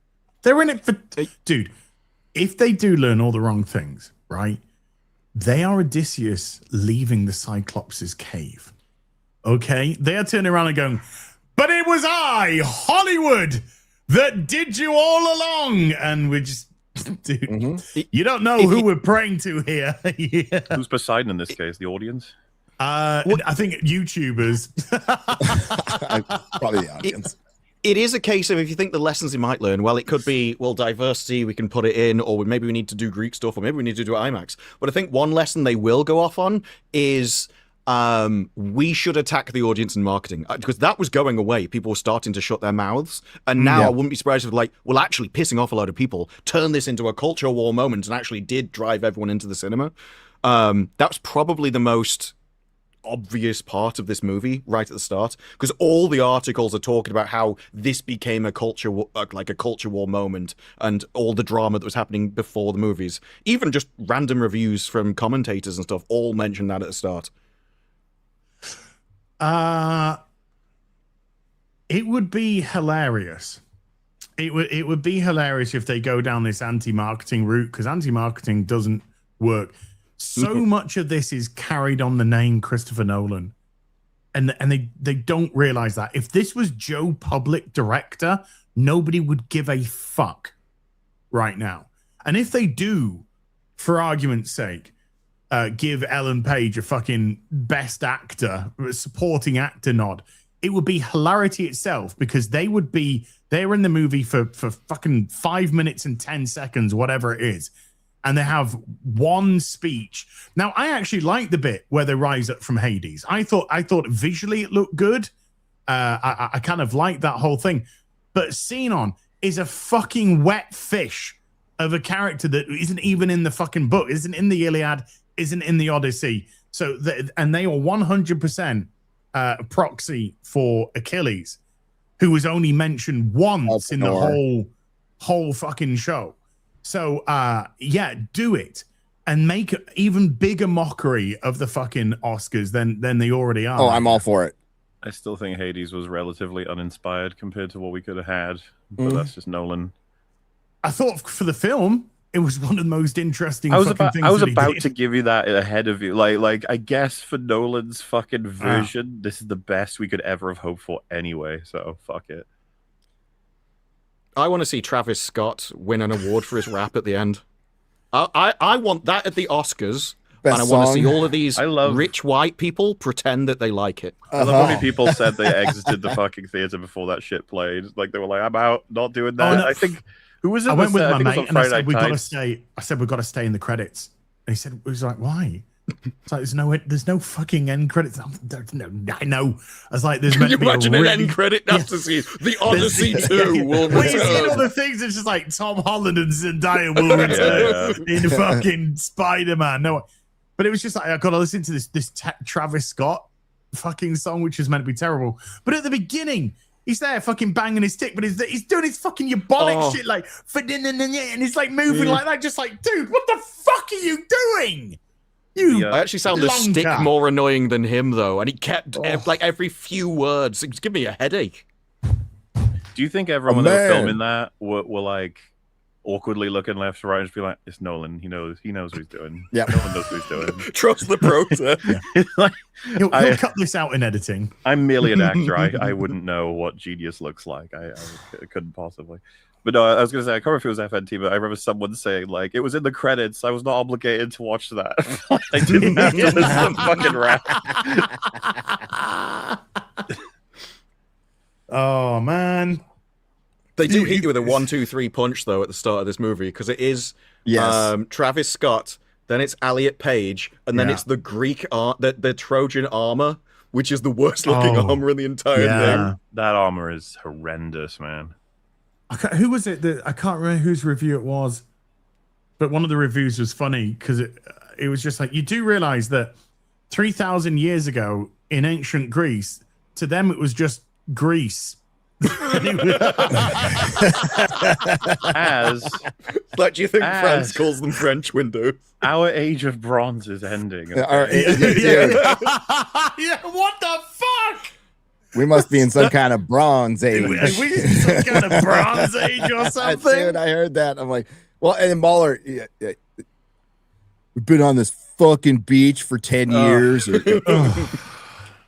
10 fucking years, Bill. This fucking dude. I want to go on some kind of Odyssey now. It takes talent to. It's not even just the more overt and explicit. So there's just some things they say in the middle of sentences where I'm like, oh, that's so fucking modern, man. What are you doing? Well, they just dropped the fuck out of nowhere, and it's just like, why? If you'd taken that, I think there was 2 fucks that I didn't give 2 fucks, but apparently they did. There were 2 fucks in the film. If they'd taken them out, it probably wouldn't have been R-rated. Gary, I meant to ask you this. Have you seen the newest Hot D episode? No, not yet.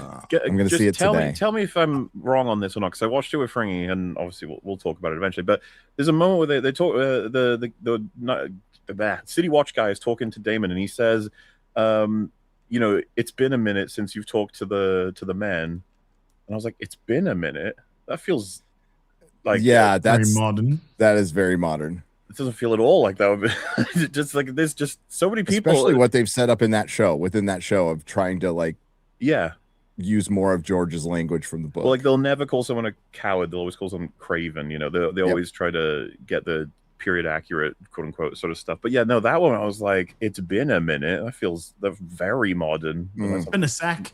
It's been a sec since you spoke to the men, dude. Wait, what? Well, that's something that even Emily Wilson said. She said, I don't want to use contractions because that sounds a bit too not impressive. And she didn't want to use English words from all over, like from America and England and everything else, because it would be so vast and out of it, you wouldn't get immersed in the work. And it's like, Emily Wilson spent more time thinking about this stuff than Nolan did. And she wanted to change it all. So he modernized it more than the person who deliberately wanted to subvert it. Like, every decision is like the most extreme thing he could have done. All of it, Mauler. The end of the episode, the imagery. Wait, what? What? The end of the latest episode of Hot D, the imagery. Oh yeah. What about it?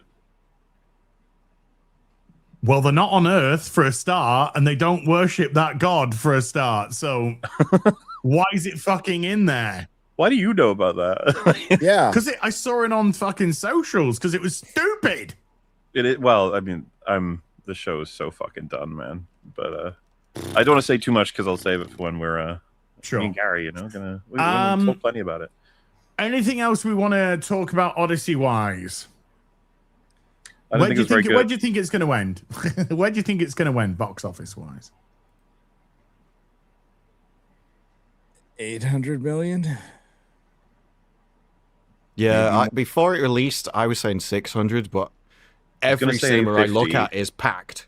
So, but I think 800 is a good assumption. Yeah, I got 850 to 9. But if it hits $1 billion, I wouldn't be surprised. I would be surprised. I'll be honest. I actually would be surprised. I might be. Did you see what Forbes put though? That Nolan on this is getting 20% of gross. Of gross profit, yeah. So yeah, we got to take off 20% profit wise. Some people thought it meant gross of the take. No. I think that would be fucking retarded. Fair warning. Yes. Fair warning, fellas. I think we're in for a bigger fight over the final number as to whether or not it means failure or success than even with Superman. Like, this one's probably going to get really aggressive. Yeah. I've seen people not able to comprehend that it needs to make 750 to break even. They're not able to comprehend how will be trapped in this hell forever. Yeah. Yes. Every day, every fucking day, we're going to be do we want to see some Spoderman trailer? Final trailer for Spoderman? Oh yeah, let's go. I don't know. I haven't seen this yet. This literally dropped just before the show, I think, just as the show was starting. Exciting. So the last trailer was, I thought, excellent. I thought it was a really good trailer that talked me into the cinema. So let's see what this one is about. Probably a lot of the same stuff, in all fairness. I preferred the last one. That was a bit of a nostalgia one. That one. Also, it just felt a little more like less like a trailer, more like an ad in a weird way. Yep. Less storytelling, more like, hey, these are some fun moments you can hopefully expect. Come watch our movie. It's been a minute since our last movie. We'll catch you up. Yeah, I mean, the one before this was the third one. So why when this dropped, I was quite like, why are they dropping another? So yeah, I can see what they did. More trailers are ads. How do you not understand what I'm saying? You know what I mean. Don't the be like that. Experience of trying to capture what it's going to be like versus an advertisement where it's really obviously like, come pay for our thing. I'm going to pay for their thing. Well, I would on the previous trailer, but the more time it spends with him just fawning over Zendaya, the less I'm going to like the movie. I'm more interested in him doing heroic stuff than being like, oh, I used to know you. Oh, well, that's upsetting. Like, it's just not interesting. I either get with her or don't. But, the fact that they're like, in the fourth movie, he's finally Spider-Man, like the Spider-Man we all know and love from the comics, while doing a derivative version of One More Day and Brand New Day, which is hard enough. They actually did it better in the movie than they did in the comics because One More Day sucks ass and I fucking hate it. But that was just to catch you up. It's coming out in 2 weeks. And it more looks worrying like than any Jean of the Grey trailers too, because it kind of implies like there's going to be a lot of screen time spent on two characters that I don't even think should be in the movie. Well, I actually thought after the last film, after he did what he did at the end, I thought we were going to move on, and the MJ we were going to have was going to be Mary Jane from there on in. But and I feel like it's going to undermine that movie a bit, right? The sacrifice. Yeah, to just undo I think so too. Going right there, instead of like maybe letting it sit for a movie. I wonder how much of this has to do with them being married in real life. And like, well, we have to bring her back because she's your wife. And so they don't really want to recast them. And they're like, they obviously work really well together as a couple, so we wouldn't want to ruin that kind of chemistry. That's crazy because there was this other film that they're in together called The Odyssey. And there's a moment in The Odyssey, you're not going to believe this, where Athena ends up saving Telemachus. What? If only they had two actors who would have great chemistry together. Fucking wow. The thing is that chemistry seems to be mostly off camera, like in real life. Well, yeah, I was going to say that would have been the first time there was any chemistry in the Odyssey. Wasn't a lot of chemistry in the Odyssey. No, I'm just thinking when there was any chemistry in the Odyssey. Lots of performing of roles competently, but nothing really engaging. Chilla's Throne kidnapped someone for 7 years, and you couldn't tell. No, Menelaus didn't give a fuck about Helen by the looks of it. Spider-Man. They estimated, they being the early box office estimates was 250 worldwide. I think it does better than that. Yeah, there was huge estimates going around for this. Yeah. Well, by the way, the Odyssey opened up pretty much the same domestically as Superman did. Superman, yeah. You know the whole like, gosh darn you, Scorpion. Then he's like, what makes you think I'm Scorpion? I find that exchange a little strange because that was a weird line. Where else would he have gotten the name Scorpion from? I assume it was from you. But I guess this because that looks like a prologue scene, if anything, right? Like we'll deal with Scorpion early, and the rest of the film will then happen. Oh, well, Scorpion is being controlled.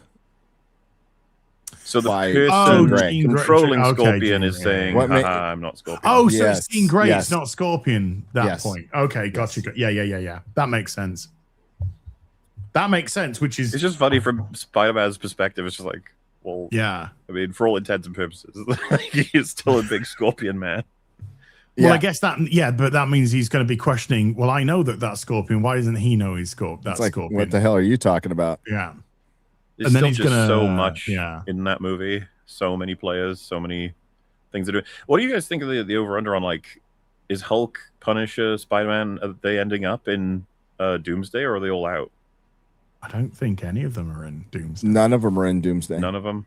Nope. No Doctor Strange, no Spider-Man, no Dude, Hulk. the Doctor Strange one is getting to No Captain critical Marvel. in terms of just what the well. See, okay, I've seen people make posts like, "Where's Captain Marvel?" I'm like, dude, like get her out of there. She sucks ass. But like Doctor Strange, not only is he a major player, super powerful A-list actor, but like people like him. What's going on? You also have bigger problems because you're not just destroying Earth in that, you're destroying the universe, which would bring in random people you've not seen, villains, people from across the galaxy. Oh, we'll get that in Secret Wars.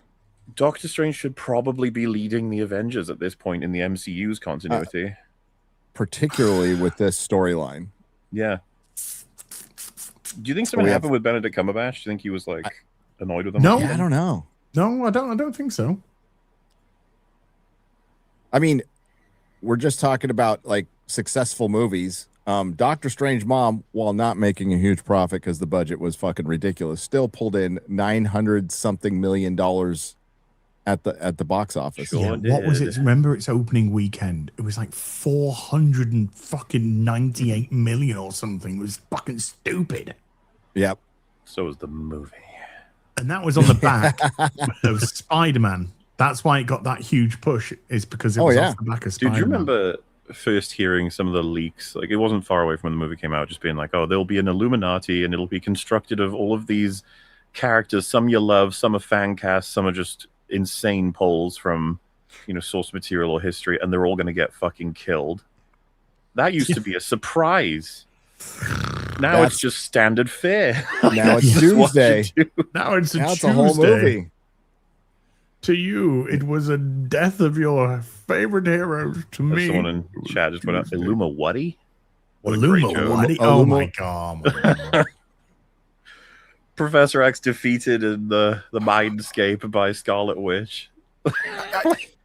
I still think, though, if they wanted to use this as a reboot, they had to basically read the room, work out which characters nobody liked, and then you can just kill them all off. And you end up with all the original people that everyone liked, and you wipe out all the hated characters. Yeah, Disparu, they wouldn't have a fucking universe then.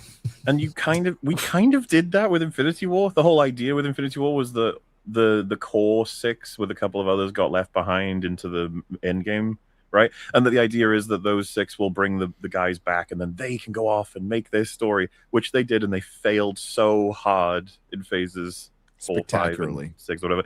So now it's like, who have we got? Can we bring him back? And you have that wide shot where it's like, okay, we got Thor. And we're like, oh yeah, Thor. Okay, who else we got? It's like David Harbour's Red Guardian. I've already seen tweets. Fantastic Mr. Man. I saw tweets of zooming on Red Guardian from the big, the scene in the trailer, and who's that?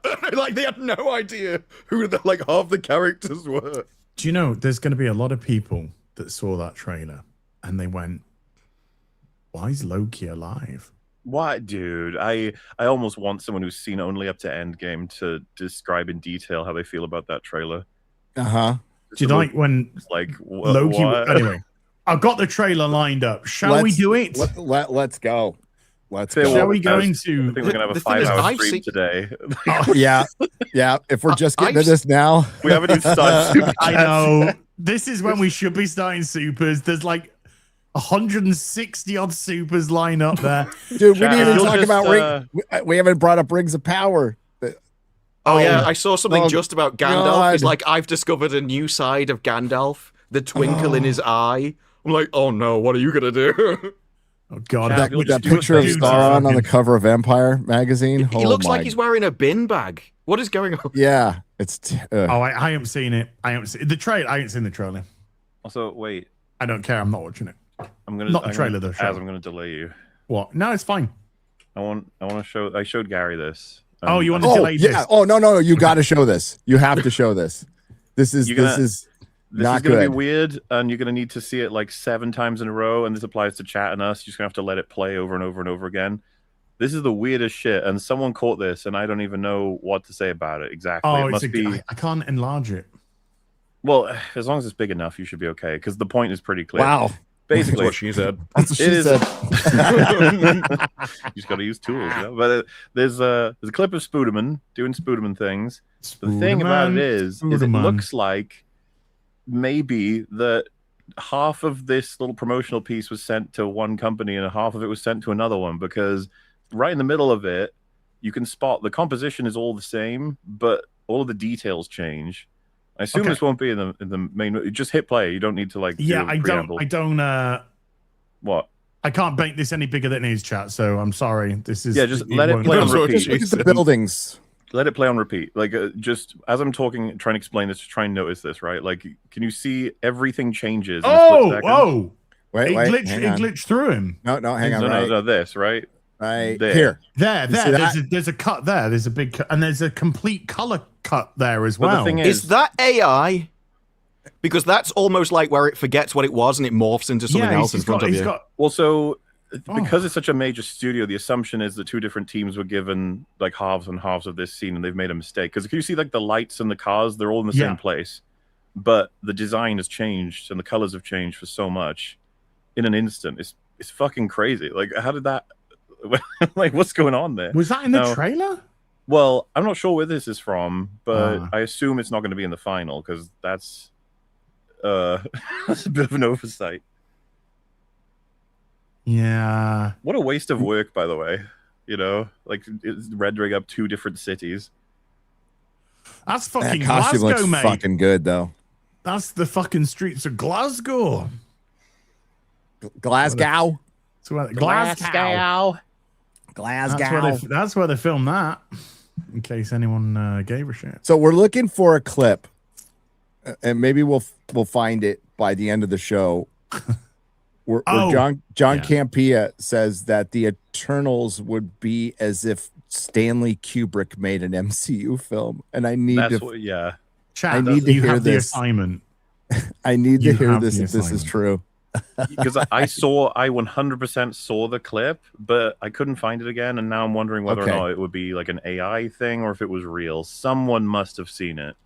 So what is it? The Eternals would be if Stanley. He said that the Eternals is what you would get if Stanley Kubrick made a film in the MCU. and I said in the clip it cuts over to Robert Meyer Burnett, and he just goes, which is the exact response you'd expect from him.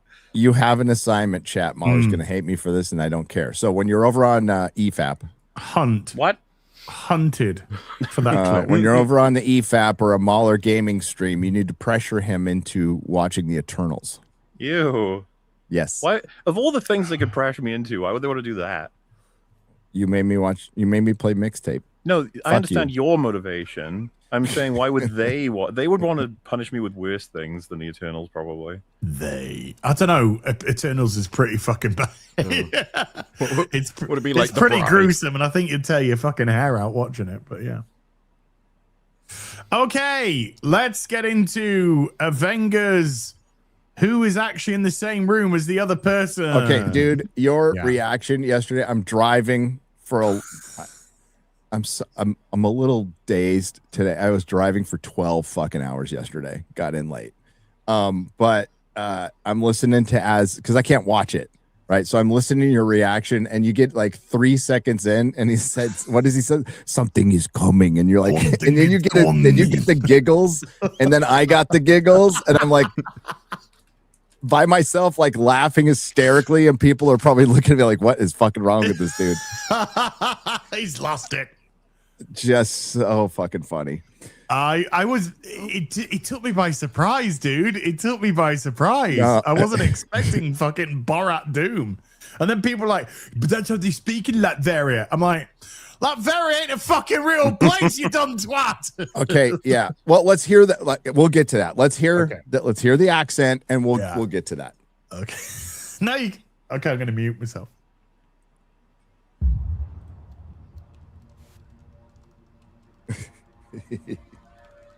Something's coming. No, stop. Pause right there. You need, if somebody needs to put in Trump going, "I'm gonna come" right after he says that. The extra mash. Don't ding it.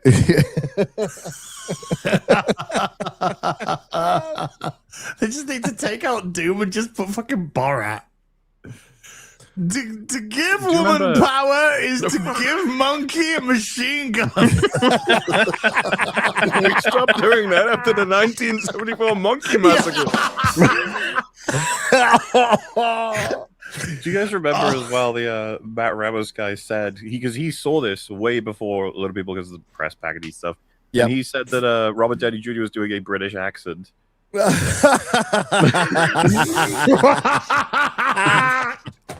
And what's funny is that he has so much fucking influence, even though he's a moron. That's the Soups guy, right? Yeah. Loads of people are like, wait. He's doing a British accent. What the fuck? And then he was like, yeah, no, wait, yeah. And then everyone was like, are you stupid or are they stupid? This is the guy famously who said, the Odyssey is like based on a 2,000-year-old story. I had no fucking idea.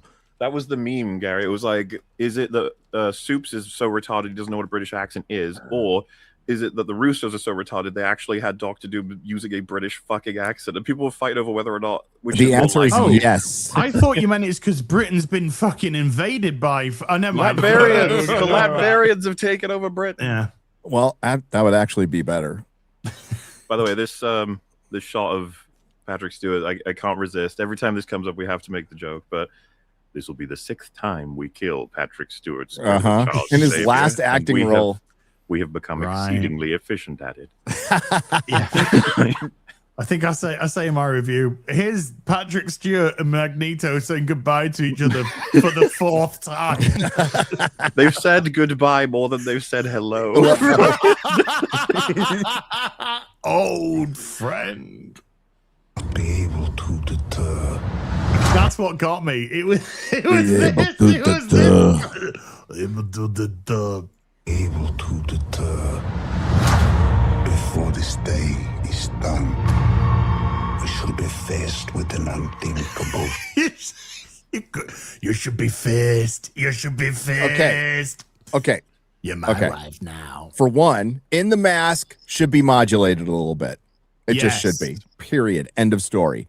Also, Robert Downey Jr. was paid upwards of $100 million, plus he probably gets a little bitty cheddar from the box office, right? Mm-hmm. A classically trained actor, kind of a Nepo baby in Hollywood. His dad was a director, I believe, like indie film director. Also, really great actor when he commits to things. Academy Award winning actor. Academy Award winner. Yeah. You think he would have? This could be a voice actor for a cartoon. Yes. This could be a voice actor for a cartoon. It's not like it's unremarkable, right? And again, I would have modulated the voice a little bit. Darth Vader is partially based on this dude right here. Like this is so Darth Vader, which is considered considered to the public to be more an iconic a villain, was based on this dude right here. And part of Darth Vader's presence is that modulated James Earl Jones voice. You could have done the same here. Now the look looks great. Looks awesome. Looks like Dr. Doom. Outfit looks good. I think they paid him $100 million for his name because they thought he would get people into the cinema. Yes. But the issue is there's him, there's a couple of others, Captain America, that you can bring back that do it. All the others are just surplus, and you're just paying them money for absolutely no reason. They will not bring people in. You're paying Robert Downey Jr. for no reason. I'm going for Simu Liu. Me too. I was hoping he got blown up in the trailer, but unfortunately, I'm going for Yelena because I want to see a short blonde girl with sticks fight sentinels. Yes, she'll climb up them and give them a zap. You ever seen Godzilla versus Bambi? Huh? That's what would happen. You ever see Godzilla versus Bambi? Yeah, it's a good film. Okay, it's good themes. You've never seen Godzilla versus Bambi? No. What? Maybe it's an American thing. Like they showed this to me in elementary school, dude.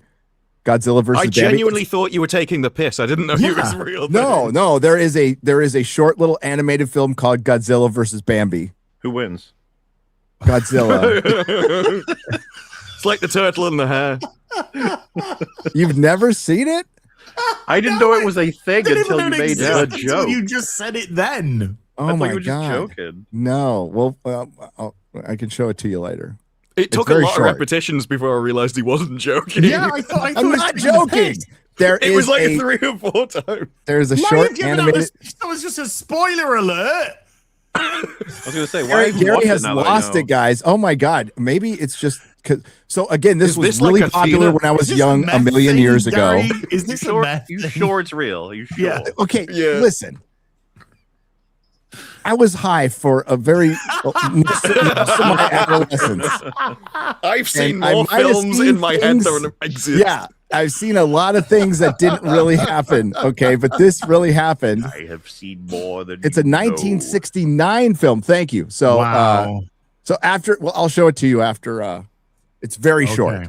Yeah. Just like Yelena. Yes. Decision. Somebody said I thought that voiceover was Nightcrawler. I'm pretty sure that's Doom. I'm pretty, Oh, it's definitely pretty fucking sure that Doom. That's not voiceover is Doom. Nightcrawler. No. No, that's Robert he- Downey Jr.'s Doom. Because that's not a German accent. Okay. Did you- so as Disparu correctly pointed out, they paid for his name, but they didn't want to bring back Iron Man. So the idea was, we'll make you Doom, and we'll take the same guy who saved the universe. Will be the one to destroy it, because juxtaposition and whatever. Marvel bought a fucking house in a neighborhood, and not like a little house, like, a 5-bedroom, McMansion, just to have the negotiation with him so they can do it in private. So people, wouldn't sniff it out. Agents were involved, but nobody else from the boardroom or any. How much they paid him for his pets to come. Oh, with dude. Monster? The question I didn't get answered was like, who got the house? Did he get the house? His fucking pets got the house. They bought a I think. fucking house just to have a Pets. negotiation in. It's gaudy because you're treating this guy like fucking royalty, and I mean he is for Marvel, but then he's not playing Iron Man, so you're not playing the cheeky, fun, sarcastic but endearing Tony Stark. You're playing Borat. probably well, God, I hope he plays him like Borat, because I was gonna say, that'd be awesome. no, Dr. Doom, a little stoic and a lot evil, and maybe he'll give him more personality, but that's a risk. That's a huge risk. So Like you're I said, having Gary. What's it going to be like when they go, here, meet my friend and trust him? He's called Dr. Doom. Doom. Yeah. Oh my God, we were betrayed by a guy named Dr. Doom. I'm so surprised. Oy vey! Right, here's my other friend, a nihilist. He's cool, man. Don't worry. You don't have to worry about this guy. Gary. Our good man in the minds of editing, Mr. Joe Danger, has found the clip. Oh, Joe Danger, bless your heart, by the way. Great job on the mixtape, EFAP, fucking legendary stuff, Joe Danger. We'll get to that after the after this. Oh, I that's see it, though. brilliant.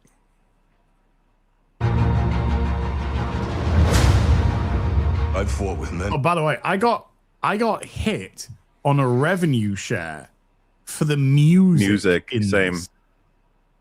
Oh, that's what they're hitting you for. Yeah. Is- So those I are cut the that's music impossible. out. to Just find. cut it, yeah. I went erase music. So that's what will happen again here, but I'll just have the music erased. Me, warriors in high time. Go far. Right. They Right. do right. not move at all. None of these wankers are fucking in the same room. Well, None of them. Ant-Man has like this gaping jaw throughout the entire scene. Like, Well, so some of Paul Rudd and then another actor you see later, fillers. You can see the fillers in their face.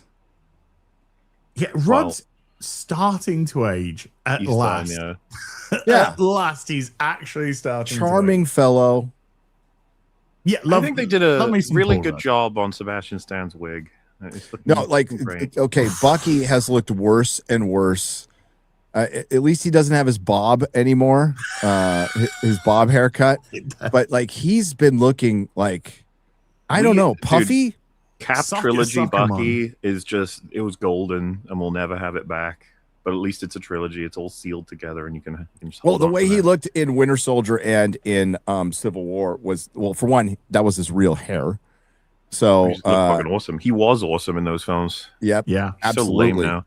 And I've conceded a million times over, he's an excellent actor at his best, especially in those films. But holy fucking Thunderbolts, he was just sleeping. He didn't care at all. Dude, he had nothing to work with. No, I don't. I'm not saying to blame him. Yeah. I'm just saying that we should probably expect that for this too. I don't know about you guys, but outside of Superman, Thunderbolts is the movie I got the most initial clapback on. It was unbelievable. Yeah, we got a bit of pushback on that one, but it was just all. It's the stupid angle of being like, it's like a real film. It's like an A24 film. It's about depression. It's like, no. Yeah, it was the depression that did it. There was loads of people praising. It really spoke to me about my mental health. That was I saw all over the place. Yeah, because there's nothing that says I'm actually really hurting on the inside than saying sometimes I want to throw myself off the building, but sometimes I want to insert a Marvel joke. Yeah. Oh, yeah, fuck off, you stupid tart. They didn't let anything sit. If you wanted an actual film that dealt with depression, you actually had the perfect cast for it with Bucky, with John Walker, with Yelena Shaw. You didn't even need the Sentinel part. You had those three, but you had fucking Ghost, who can go sit on my fucking, never mind. And then you had what was it? Tasky dead woman in 3 seconds. So you didn't need that cast. You needed, if you want to talk about fucking depression, focus on the characters that have been fucking done dirty.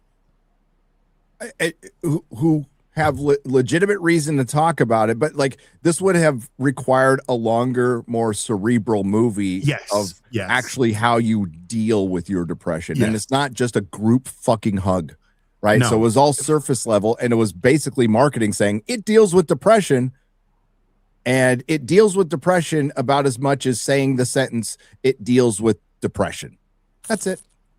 But you also have the idea of, do you really want a superhero movie about depression? Would you not just rather have an inspiring, heroic movie? Like, I'm sure you can do a good movie about depression, but it's so much harder. Just do the easy thing, which everybody wants you to do. The happy, cheery, inspiring movie. Because it's the same with Doctor Doom. Like, if you want people support Robert Downey Jr., it's very difficult to get people to root for villains because you generally can't show the horror of what they've actually done. It was the same in Breaking Bad. If you'd shown the damage that he was doing with the drugs, no one would have supported him. Well, in this, he's going to wipe out universes. I don't think people are going to be rooting for him. But if they'd done the MCU properly, if they'd made the movies properly, then you could have done something like this. You could have actually changed the tone and dealt with characters that have been damaged due to one reason or another. And it might have been that interesting change of pace that the universe needed at that time. Look, you could do a whole fucking film on John Walker right there and then. He's like a brilliant character. This guy who was handed the torch of Captain America, whose best friend and partner was murdered by terrorists, which he enacted revenge on. Vilified for it. Was hunted by it. Had the shield taken away from him. Dude, that's a great story. So the way that lots of anime do it when they deal with it is like there's a guy on the brink of depression, on the brink of giving up, but nobody else in his party does. There's always somebody there. It's like, no, you could go, but you need to come back. And they never actually go down the road of depression. And I do think that's a way better message. You would have to do it with a character who was depressed, not a whole team and a movie about depression. I think that's just too miserable. Yeah, the way that you go around it is you don't call it depression. That's just the thing. You do what the hero does, which is like, you look at somebody like a Batman, for example. Batman is driven by vengeance. He's driven by the death of his parents. He's driven by the fact that he never wants to see somebody die again. Regardless of whether they're a villain, he will stop you but not kill you. And he'll fuck you up. He'll break your arm, break your fucking leg, your septum, whatever. He didn't give a shit about that. But he'll leave you there to be rehabilitated. But with these guys here, that's what you could do. But you send them down that path and then you turn them upwards. Whereas I don't give a fuck about these three wankers. Where's Mangala? How did she get away and with this it? is all in the middle of his speech where Hemsworth is like, I hung out with real heroes. And now I'm with you. More powerful than you combined. Yeah. Did you guys ever see the MCU? It was pretty cool. And maybe it's just me. I talked to Az about this. I'm like, I'm hearing a little more Australian in Christopher Hemsworth with this Thor than prior. You know, maybe it's just me. Steve Rogers isn't even a fucking blonde anymore. What happened? Did you dye your hair, Steve? But that's a clue that he's actually Captain Hydraman. No, you get out of it. Yeah. You're far stronger than all of us put together. Here we go. Look at this. There's no shadows on the Fantastic Four. That is so bad. They look like they're painted on the wall. There's no shadows on the Fantastic Four at all. And the size is wrong too. I'm sure TV does this all the time with like, everyone just stand on your mark so we can all see you in the camera. But when you've got this many characters on screen, it becomes farcical. That nobody moves, everyone's just static with their arms by the side, staring at him all the time. Oh, dude, none of the Fantastic Four are in the same room as each other. I don't think Vanessa Kirby's even next to Pedro Pascal. I don't think any of them are. Well, he's not feeling her up, so... Can we be sure the director's even in this room? No. Which one? Neither. Is there even a camera in this room? I don't know. Which one? I tell you which one, Gary. Fucking Joe Russo. Oh, on Twitter? Yeah. Fake Russo. He wishes. But that Fantastic Four thing, it just sticks out like a sore thumb. It is so bad. Wait, is this fucking Ghost? Yeah. Yes. What's that Bink doing here? She's your favorite. Come on. Oh my Trying to trick me into thinking you're not excited to see her return. I'm just sad we don't get Taskmaster. I'm just happy that Red Guardian is as quirky as ever. Thank goodness. What a pathetic fucking team. Hemsworth is completely in a different room to everyone else. Isn't the Thing meant to be like really metaphorically too? So. Yeah. Because he looks really short in this picture. Do you know who really looks short in this picture, mate? This fucking Hobbit. Well, but she's got a stick and it's electrified. Yeah, the stick has electric as. So okay. Maybe you should back up there. Buddy. That'll learn Doom. Fuck me. But I do think because they're on a green screen, they would have been like sized into the picture, and he just looks tiny. Because even if you're like, well, he's further back in the camera, so is everyone else. Yeah. It just looks odd. But it gets worse. It's green screen slop. And they died. Yeah, they died. They were retarded. Mate. They fucking died, mate. All right, they fucking died. They put it on when he says on the Barbie, and they fucking died. Who's he referring to then? Like Black Widow and Iron Man?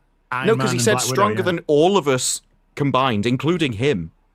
So I couldn't work out who that was either. That he couldn't defeat. Maybe it was on his side. But then he says, "No, because it's on his side." This person's making me scared. So I'm saying, like, fucking at this point, why not? Thanos. He wasn't even scared of Thanos. He wanted to fucking kick the shit out of Thanos. Well, if he'd gone for the head, he would have killed Thanos. That was the whole thing. He was he wasn't scared of Thanos. He was pissed off that he didn't cut his head off and end it. And then we got Fat Thor. Yeah. Maybe then we got who else has died? Chat. Somebody said, has Captain Marvel died? We should be so lucky. I can't. Oh, you're happy believe to this see guy is fucking back. Namor back? Yeah. So didn't see him the first time. You didn't? No, I've not seen any of the Wakanda movies. You didn't see Wakanda Forever, the masterpiece that was Wakanda Forever, about a isolationist ethno state that has a wall around their country that was invaded by an immigrant army of Latino superheroes from underwater. I did hear that they killed him in a really racist way that I didn't know was racist until they did it. Drying him out, apparently. Well, I mean, when he rides in Wakanda, he sniffs the air and he says, The air in Wakanda smells so much better than anywhere. Oh yeah, black air smells better than fucking white air.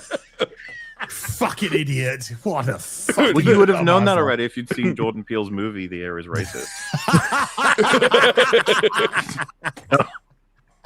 Just saying, you're not a film person. Wait till the X-Files when he get Ryan Coogler's Oh, dude. X-Files, mate. What if space was racist? The Greys are going to be known as the Whites.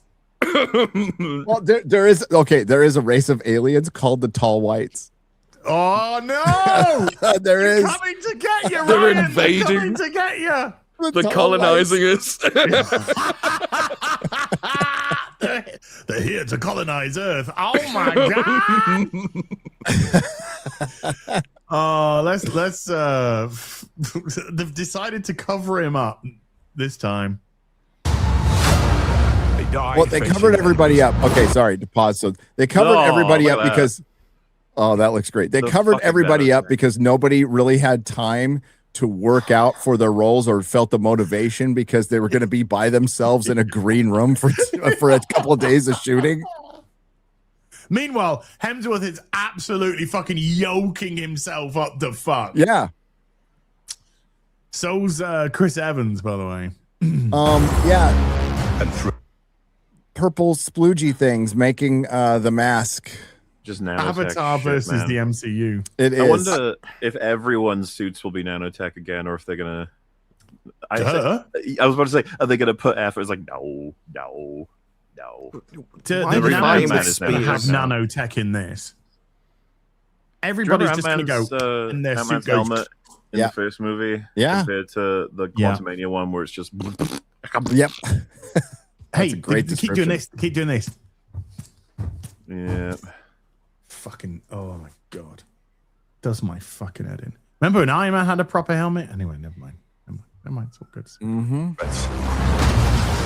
That's getting far less. I think Dr. Doom's helmet will be a nanotech when he takes it off the first time.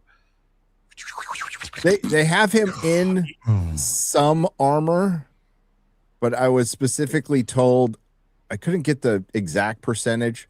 The amount of time that he's like on screen as Dr. Doom is 60% of it. So 40% of it is voice acting. Yes. But it is any scene he is with Steve Rogers, then it's Robert Downey Jr. under the mask. Now, I guess the mask is going to stay on until the end of the movie. The mask stays on. We'll see about that. Oh, the mask was on. The whole That's time. an easy $100 million. And props to Robert Downey Jr. and his negotiation team. I mean, you knew you were negotiating from a position of strength and you won, and I respect it. What did I tell you? What did I tell you? The first fucking line that was spoken after they watched the Marvels final cut. Always went back to front. We're skating over thin ice. Well, no, that's like skating over thin ice. But the first question that was asked was, how do we get Robert Downey Jr. and Chris Evans back? That was the first thing that was said. Lots and lots of money. And here we are. But the thing is, it was probably their best plan until they started inviting the rest of the universe that everyone hated. Yeah, that's the problem. That's what they do. We're going to see all the fucking people we don't give a shite. Do I give a flying fuck about Chong-Chi? Fucking hell. Yeah, Only Robert Downey Jr., Chris Evans, and Thor. That's your movie. Yes. And instead, because it's looking like this as well, because he's using his axe, and we know he has his hammer. Looks like Chris Evans is probably going to be using the hammer as a weapon. He is. He's seen in promotional imagery with Mjolnir. Yeah, it's at the end of this trailer, but Stormbreaker, and then Mjolnir. We'll get to Mjolnir. Which is still in pieces, by the way. But Thor, you've never been afraid of anyone. Yeah, I don't recall him being scared. do you think as he gives the hammer to Chris Evans, he's like, be careful, that's going to give you super cancer? Yes, you'll mention that for sure. I like how Gary and Naz are both like, what the fuck is Disparu talking about? No, that was from Thor: Love and Thunder. Jane, If you use the hammer, yeah. it gives you cancer. Well, that's because she's a 5'1" fucking woman that's 96 pounds with their CGI arms, which was funny as fuck. Oh my god, yeah. Prosthetics. Yeah. Sometimes it was practical. She put on arms. Yes, that's true. And I was called sexist for pointing out that she should have to work out as hard as Chris Hemsworth. I'm gonna give you guys PTSD now. Okay. What was the name of the confectionery store in New Asgard? Oh, don't tell me. Was it because it's the glove? Was the gauntlet, Yes. right? Infinity something cones. Infinity cones, correct? Yeah, That's right. Speaking of infinity cones, 10,000 people in the chat. Let's fucking go. Let's fucking go. I honestly think that the reason why that line's in for Thor is to try and build up the magnitude of what's going on, because there's been no build up to any of this. They need to. I mean, they're trying to literally make up stakes which don't exist, which isn't. I'm actually scared on this one. Really? Did you not think that the stakes were built up at the start of the trailer when he said something is coming? Yep. It's like, at least go, the end of the universe is nigh. And it's like, no, something, anything. Again? Sharon. Yes. No, well, I mean, Nebulous is coming. What? They were able to pull that off in Doctor Who a lot, particularly in the new era when it's the end of the universe. It's the end of time for the fourth time this season. But man, there's some dramatic music playing and we're believing it. Yeah, but again, with that, they built it up sometimes. So, like, yeah, the Doctor never uses a gun. So the one time he, like, grabs the gun and here's the Time Lords are coming. It meant something. I think it's great. Oh, my God. At the end of Turn Left, that fucking with Bad Wolf and shit, that shit was epic. Mm-hmm. That was great. It reminds me of that Trump quote. Whenever it's the end of the wilderness fucking universe, it'll be like, wow, I'm hearing about this for the first time right now. Dude, that needs to be edited into that clip. It really just something is coming, and then just have that. And Perry Chan just cuts out Trump going, wow, this is the first time. I didn't know. This is Xavier's manner. Well, it was the best end of time. You know, yeah. Yeah. I take this is Xavier's manner. Now, I saw Robert Meyer Burnett talking about this. Now, I love the outfit. Love the outfit. Robert says, I don't even think this is James Masters. I think all of this is just CGI. Billie Piper's acting sucked in Turn Left. Chat. What? I respectfully disagree. No, and she's barely in it, by the way. I kind of get what he means, but I don't know if there's so much CGI slop put on top of James Masters that it looks that way. Marsden. This is Master. Sorry, I'm thinking. I've got Buffy going on, haven't I? That's not even Masters. Isn't even his name. It's Masters. Masters. Yeah. Just leave.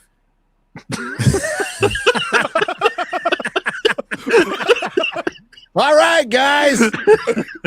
Welcome to Real BBC. The real BBC.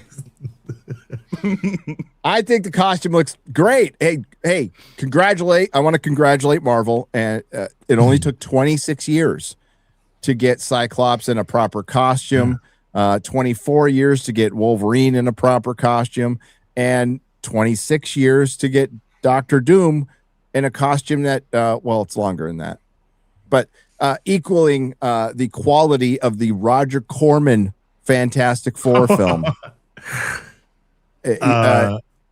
So do you think and all it took was desperation. All it took was desperation. That's all it took. All it took was Deadpool Wolverine. No, Spider-Man No Way Home is where they got the takeaway of cameos. No, I'm talking about proper costumes. Oh, proper costumes? Okay. Well, again, it's desperation. That's the only reason they finally wait till we get to Mystique. Yeah. Oh, dude. I think they were trying with Mystique, but No, I don't think they were trying at all. Oh, Gambit, just blow him up for fuck's sake, please. Just blow him up in his nice little fucking bangles. This is the beginning of the film, by the way. This is the beginning of the film. Well, so am I right? Because from the leaks, right? So we'll start with Wolverine sacrificing himself to kill Sam Raimi's Spider-Man universe. Then we'll find out that it was the X-Men that was sent through Xavier with Beast's universe destroying device to prevent their own universe from collapsing. But as they designed Photon's there, or whatever, Monica Rambeau's there. Binary, non-binary. Binary was always there. Oh my god! So the X-Men are like going on missions to destroy the multiversal areas to prevent the destruction of their own, and then the MCU fellas will catch on to this and do the thing of stop right there, and then they all have a fight, and then someone says, "No, it's a big misunderstanding. We're all good guys," and that's the scene we're seeing. Thematically, if you think about the overused thing of hated and fear to the X-Men, is it was just deep prejudice and bigotry that these mutants actually were good, and they weren't here to destroy humanity, and then they destroy humanity.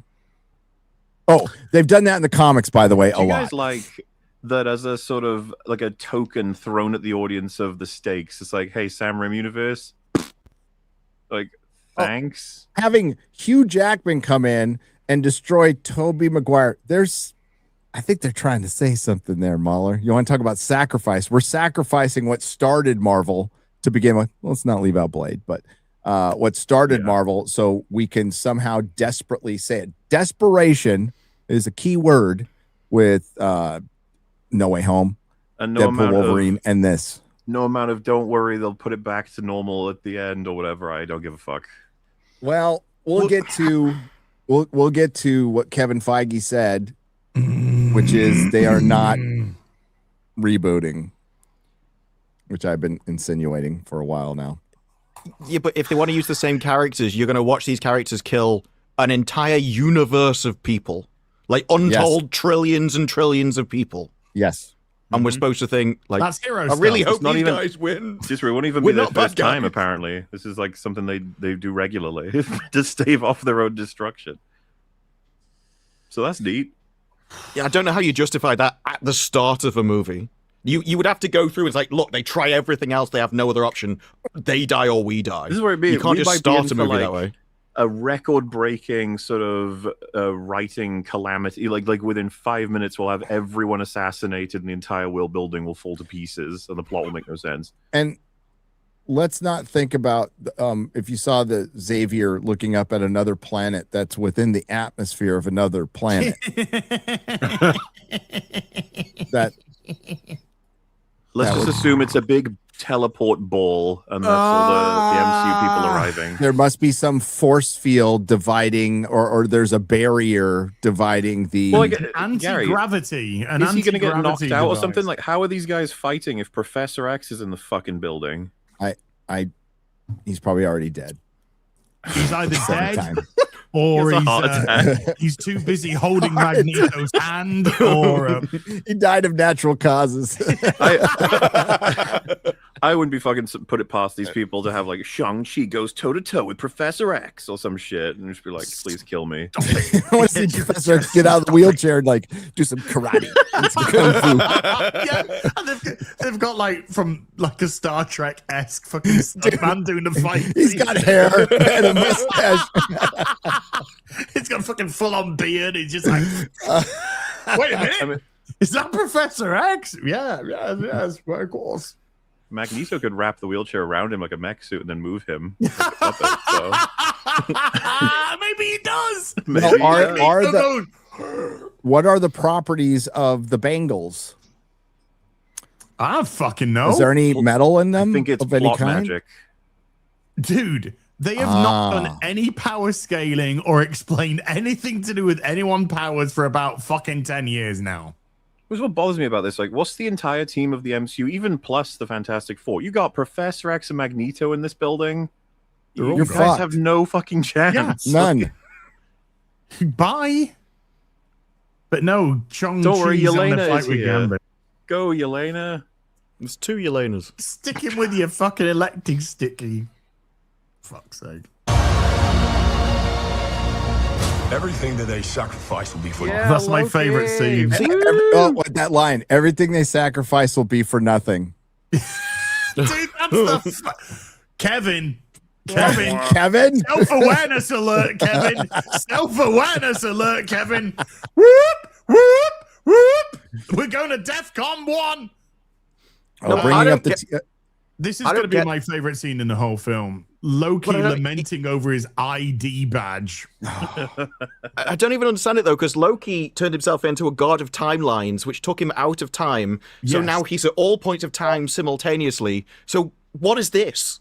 Like, wouldn't he be able to control this? Supposedly, this takes place before season 2. This scene will also be. This is why Michael Waldron probably still gets a credit on this film.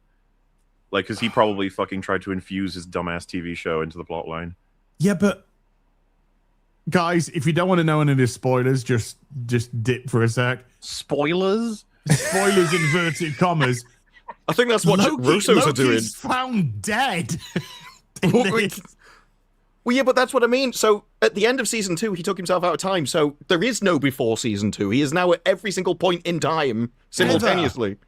Holding it together. Yeah, and we have to include that because it's going to be the justification for Doom's power. It's going to be Loki related, so we got to do this shit, unfortunately. Chat's asking, where are the Eternals? Where are the Celestials? Where's Doctor Strange? Where's Hulk?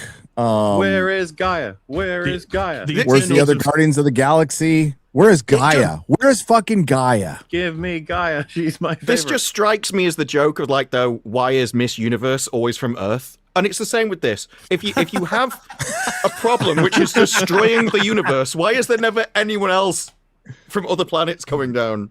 I don't care. Captain Marvel said she had to deal with all kinds of shit throughout the whole cosmos. What's going on over there? Get some more heroes. Well, I know it's Mahler's favorite to see that, and it's mine to see the TVA introduced in this at all. Oh my god. Gary, I can't fucking believe that I need to do a little bit of homework before seeing this movie, and the specifics are to remember what the TVA and incursion rules are. Oh, the good luck. incursion rules are all over the fucking The incursion place. rules change in every movie they present themselves. Yeah, they're different in Ant-Man, Doctor Strange, and Loki. Completely Did you see the tweet? It had like fucking 60, 70,000 likes. It was like, of course, Marvel have in the character Monica Rambeau. She can close incursions personally, and yet they will not involve her in this movie, trying to imply they're sexist or whatever the fuck you want to go with. And I was like, you people don't even watch these movies. She was not sealing an incursion. No, she was sealing a portal that was open through the bangles because of the stupid shit with how that works with the jump points. That wasn't an incursion. Yeah, but you know what she's now caused though, Morley? An incursion. She's now caused an incursion for being in a dimension. different fucking universe. This is what I'm saying. Like, there's so much performative shit. Getting to understand their rules is just punishment. Like, you only get punished for knowing how anything works. It was nonsense in the one movie they were presented at first. Waldron can't write for shit. Incursions make no fucking sense in Multiverse of Madness. But then they reoccur in No Way Home. They're completely different. They look different and they act different, and they get solved by a memory spell, which is like, wait, why would that? Like, why how would that even work? Yeah, and then of course you've got all this other shit in the cosmos, all of its rules, and I just at this point, you kind of need a world reset, don't you? They need a fucking Kevin Feige reset's what they need. Reset to a different fucking person. Well, wasn't there a post where he was like, I'm embarrassed of my failure to not get Blade to work with? Yeah, you should be. Well, yeah, there's no other take on that. It's just that's exactly how you should feel. Yeah. And you know what? 2000s Kevin Feige would have made that work. But the only reason why he it didn't ashamed work, of, like, their description was, we don't want a Blade movie, essentially. We don't want him to just kill vampires. Well, that's the entirety of a Blade movie. Yeah, they want the intersectional feminism. They don't know where the hell they can get it into somebody that just kills fucking vampires. Maybe if they had 2 Yelenas in the movie, it could work. Oh, God. Oh, God. Oh, God. Oh, man. Oh, God. Oh, man. Oh, God. Oh, man. Sacrifice will be for nothing if we do not. Look, it's just green screen slop. Nothing looks real. It's all Look at the next fucking- shot for that. Oh. Let it get to the next shot for that. Because Oh, it's another one of those iconic sort of like, this is just awful. The Like- Namor Yeah. one. Go to the next one. Stand together. This. That, I mean, This there's a again. worse one. There's a worse Well, one. no. than This one's like that other wide shot where it's just like the composition's horrendous. Everyone's on a green screen. You don't even know who's actually there. Look at the stances you got for Sebastian Stan and fucking Falcon 2 and Ghost. They're almost like action figures that are just out of the box. They don't have like a. They're just here, sort of. There's nothing here that's artistic. The lighting's horrible. It looks fake as fuck. Yeah. A lot of people are saying it's like too much of the AI videos have been trained off of Marvel movies, such that now it just looks like it's AI. It just kills It your might brain as well to look be at this shit. at this point. Why is the thing 4'1"? Disparu brought this up. You just you didn't address Oh, it. sorry. I was too busy mesmerized by the amazing special effects. But that was on the previous thing, and at least then he was in the background. Now he's just next to short people, so you can even tell. Disparu, I swear to God, I thought you were talking about Pedro Pascal. I swear to God, you were talking about Pedro Pascal that whole time. I really, jeepers, man. What is? Who the fuck are you? But can you imagine being the Fantastic Four with all your powers coming through to this universe, and then you just meet 4 people with spears? Like, I'm sorry, am I supposed to be intimidated by this? If they were to actually- chuck said spears, never mind. They're hyper technological, amazing super spears. I'll have you know, made of vibranium. I mean, look, Yeah. it's just spears made of a specific metal. Hold on, It's not wait a even- minute. Disparu, remember, they not can a- fire beams of energy at you, and they look really terrible when they do it because they have to aim. this Can you imagine a- aiming a spear? They by have a- shoot as a I actually didn't know rifle? they did that. So they guowled them. Yeah, basically. you have to think of holding a stick that fires a beam of light, but like it's a spear. They have to. When Yeah. you see it happen in the Black Panther movie, it looks awkward as fuck because you can't really aim it. Well, that's actually a thing in Stargate SG-1. It says that Yeah. the gold Yes. weapons are more for fear than actually killing things. It's just for intimidation. 'Cause So- it's so awkward to use. You didn't see Wakanda Forever, so you missed that they have a force field that they open with water I've se- DJs. I've seen the clips of that, yeah. And another one is like they do something with drums to control something Yeah. else. Yeah. Why don't they just have a rifle? Why do they have spears that shoot beams of light? Just make a rifle. Why don't they just Because have a their culture's civilization? important, and you'd want Is to it? accurately represent it. Do they Why need are to they keep the whole xenophobic? trial by Except combat? if it's the Odyssey. What was that, Mo? Let's go to some of the great special effects. Put aside your petty squabbles. There we go. The wig's all over the fucking place. You got to go back a couple of frames. I don't really, but yeah. So what hairstyle should you go for? The side shave again. Well, look, I mean, they've kind of got the right like length and everything. It's just a really bad wig. It's just not a good wig. But It's a bad wig and a bad costume. I a was hoping that they were costume. going with the dress version of this. Apparently, she's not. Apparently, she's in pants, trousers. So they've got rid of that Mystique, kind of sexy look with her legs out. Mystique being sexy, we're never gonna get that again. No. Sir. No, sir. Presume They've nothing. downgraded that too, by the way. The sort of the way that the scales sort of doing the reflections and turning from previous choices to the new one. They've gotten fucking lazy with that morph. You can see it on Twitter. There's side by sides with even the Jennifer Lawrence one or the previous Mystique looked way fucking. They spent a lot longer in the way that she converts into her choice of target. Oh but yeah. Now it's like a blep and just like fuck it, Blip whatever. blop. Ugh, yeah, freeze it at any point. It looks like shit. Like, dude. Whatever, man. Like, why would we expect this would look good? It's like, fair enough. Yeah, it looks like they shit. all got fired. This was a really bad week to give up cocaine. Fucking hell. owes you nothing except this. Goodbye, old friend. For the 59th time. They both have to sit down. They're so old they can only act sitting down now. Yeah. This is going to be brilliant. Hunt for Gollum. It's going to be both of them Let's sitting be real. down. It's like they have tea every once in a while. It's like, who you playing this week? It's like Gandalf, you, Picard, you, fucking Dex. What else? As a matter of fact, they shot it in the same studio. They just had him change his costume. Yeah. I think they just came off the set of Waiting for Godot and then just filmed this. Do you think they eventually get to a point where he's filming a scene as Magneto and he's just like, yo, oh, fuck. Yeah. Shit, Oh, don't, dude, don't. There'll be a clip in this where one of the Sentinels will break in to attack Magneto, and Magneto will just go, "You shall not pass," and everyone will applaud, and they'll be like, "Great, yeah." No, it was worse than that, wasn't it? Because he said what he was shouting out was Mar-a-Lago. Yeah. Oh, yeah. Isn't that when he's destroying New Jersey? Is what they said. New Jersey. That's gonna be an interesting scene. Yep. Something else got destroyed on there as well. Ellen Page's tits. If you return. Oh man, I can't wait to not give a shit about these two. Fucking... It's gonna be so sad to say goodbye to her.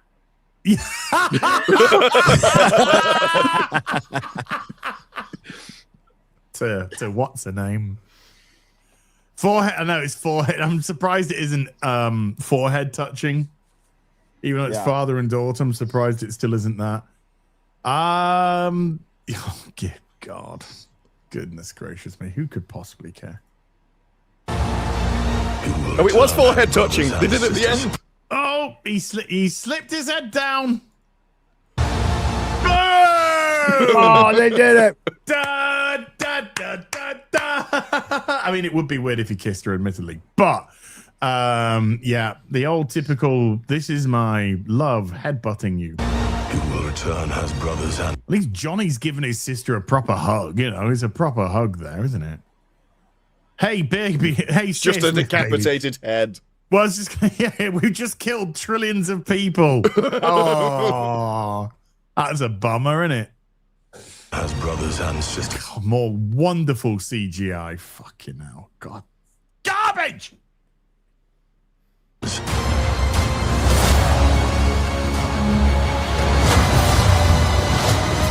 Oh, even this is looking really bad. It's just like...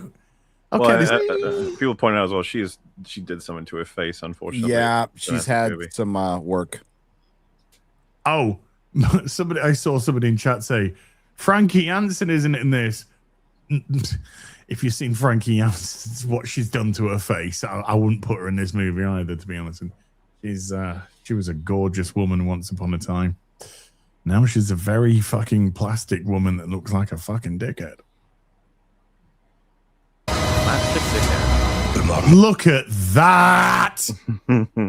What the fuck is this?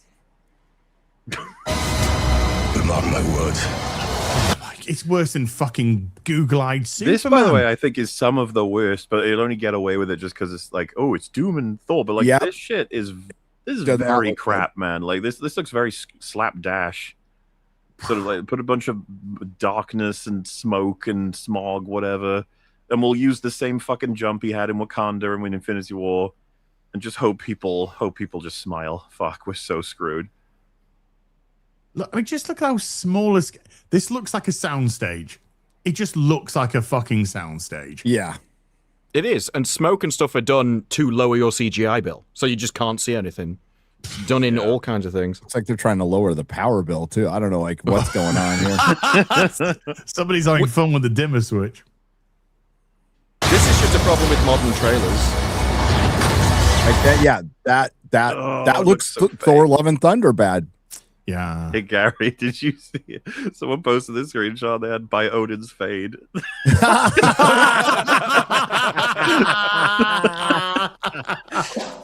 Yes.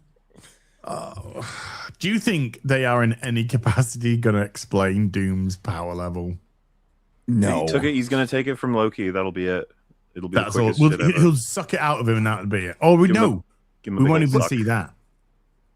He'll just It'll go, probably he happen wasn't that Loki powerful, and though. took his power. And Like I Loki- killed Loki and took his power. I used the thing that did the thing, and then I got him. And you're like, oh, of course, naturally. Even though he's like the god of all things, everywhere at all times. And Got you him. know, the Celestials he'll have killed the Celestials off screen. Kang will be killed off screen. It would be crazy if they didn't mention Kang. Kang Like was at all. killed in. Kangs were killed off in What If season 3. What If season 3. There was a throwaway line that Captain Marvel had dealt with all the Kangs. So, do you think they'll do a throwaway line about the throwaway line in the No. animated series that nobody watched? I don't think they'll give a shit about explaining anything to anyone. Yeah. They'll just. I saw a tweet where somebody said, I'm hearing people saying it's like they're just smacking action figures together. Well, that's what I want from my superhero film. And Okay. I died on the inside. Yeah. I died. Great special effects there, guys. Looks amazing. Doesn't look like fucking CGI. We're going to need a miracle. Yeah, because you got a bunch of fucking dickheads. Hey, pal. It's not possible.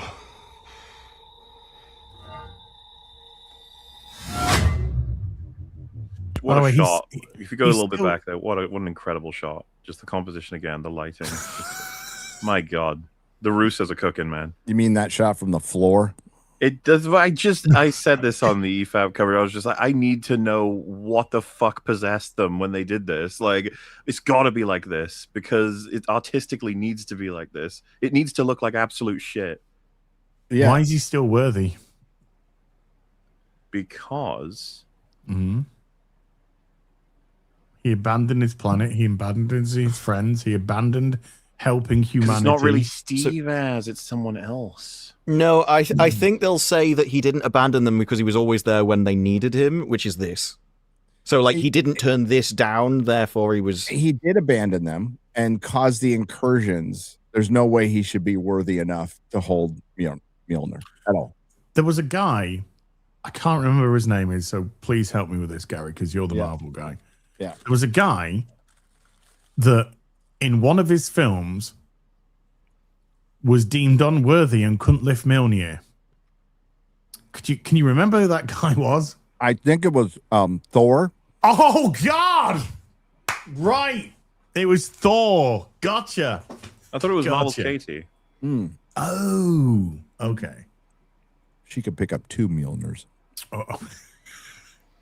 You know, I just like that this is supposed to be a really impressive scene, like a really important scene, and they've got him in, like, jeans and a jacket. Yeah, this is I've Captain seen the Black comment. It's t-shirt. like, this ain't Steve Rogers. This is just Chris Evans who's walked Yeah. onto the fucking set. And it's like, yeah. Looks like it But was shot also, in the phone.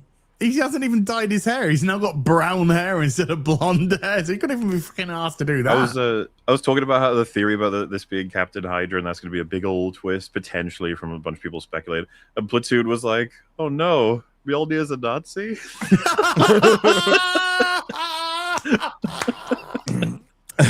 Now that's a film I would watch.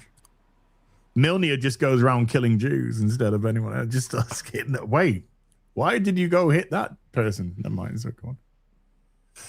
Hey, buddy, chum, etc. Speaking of some work on the face. Go back. Dun dum. But look, wait, oy vey.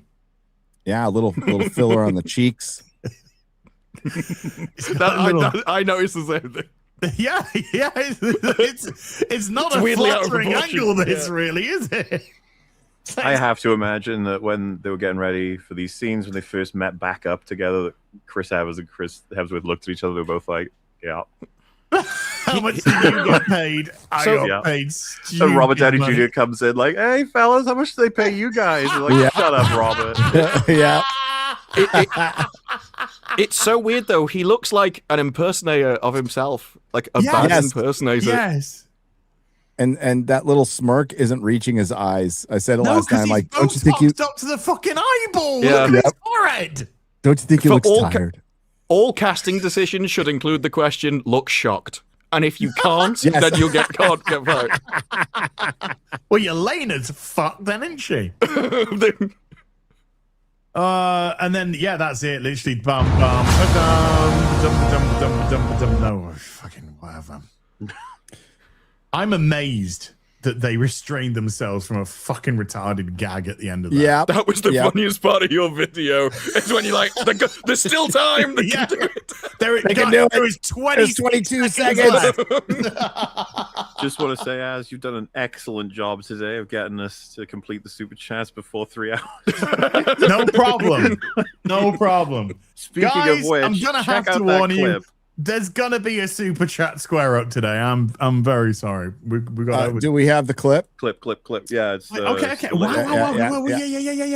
Whoa. Also, thanks again, Joe Danger, for finding this. I feel particularly good because now I feel like I wasn't imagining shit. Believe me, it's really good when that happens. Okay. Kotaku has written an article. The Odyssey's critical box office success has completely broken online chuds who forgot Twitter isn't real life. No, the Chud Empire. Oh my god. Damn. Have we been dethroned? No. I don't feel dethroned. But Yeah. Damn maybe. you, Nolan. So I love Nolan. So that Big whole Nolan thing go. of like the chuds are insignificant and important, and that's all they're fucking talking about with this movie is the best part. Now come back in 4 weeks' time and let's see where we are, eh? Watch it on its own terms. I think it's much more enjoyable. Because Tell me what you think about this statement. I make this statement. Retarded, John. Here we go. So I could already say that before he even spoke. Eternals is what an MCU movie would have been if Stanley Kubrick had directed an MCU film. it would have been so, that's not How can I not offend you? It's Robert Meyer Burnett. You can tell him, like, hey, the sky is green, and he'd be like, okay, okay, From a certain perspective. No, the look on his face is, oh my god, how do I work this one out? Robert isn't all fun. It's trying to compute what to say to that. How can I actually make this work? It's okay, yeah, we can, yeah. Wow, that is a statement. That is definitely a statement from Campia. Does he follow up on like where he sees any similarities to a Kubrick work to Chloe Zhao's Eternals? When I sent the AI after it, it said that in his review he called it the thinking man's MCU movie. Sorry, can you tell me what we actually meant to be thinking in that film? No, guys, it was really deep when Icarus flew into the sun. When Icarus decided, I'm white, I should kill myself, and flew into the sun. What's that, Gary? What's what? What's this? Nose. That's nose. What is it? What did you say? So He called it on your that's nose? on the nose. That's on the nose. Yeah. He called it bold, ambitious, character-driven, and philosophical. A thinking man's MCU film.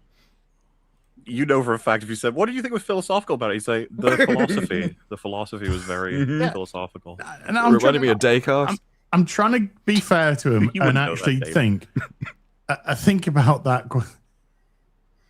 Can he back any of that up? No. With examples. I'm starting to wonder I'm sure about if you him, gave him like- 5 minutes to type it into ChatGPT, he would come up with something. Which would contradict itself sentence to sentence. He'd have a hell of a script, though. Do you know what? The thinking man something is what a dumb person says when they don't get shit. Yes.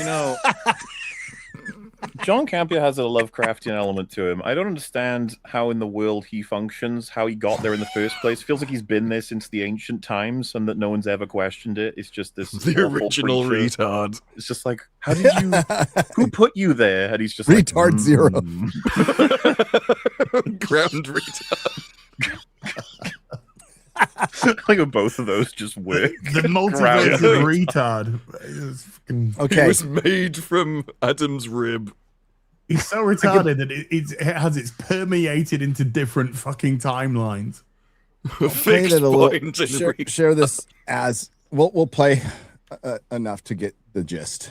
Sure. Okay. Make sure that. Oh, okay. This is Bombay. So Gary, you had this versus commission Godzilla. just to make sure that you didn't come across like you'd invented something. You just wanted to. Yeah. Just in a matter of like an John hour. Campier is a thinking man's hood ninja.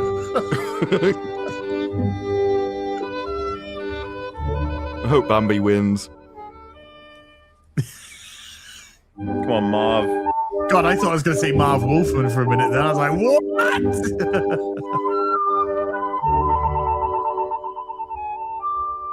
Yes, Holy Marv. cow, it's nearly over. Oh, it's just going to be. It's just going to be Against nuclear Godzilla. breath and it's over. Choreography. Bambi's wardrobe.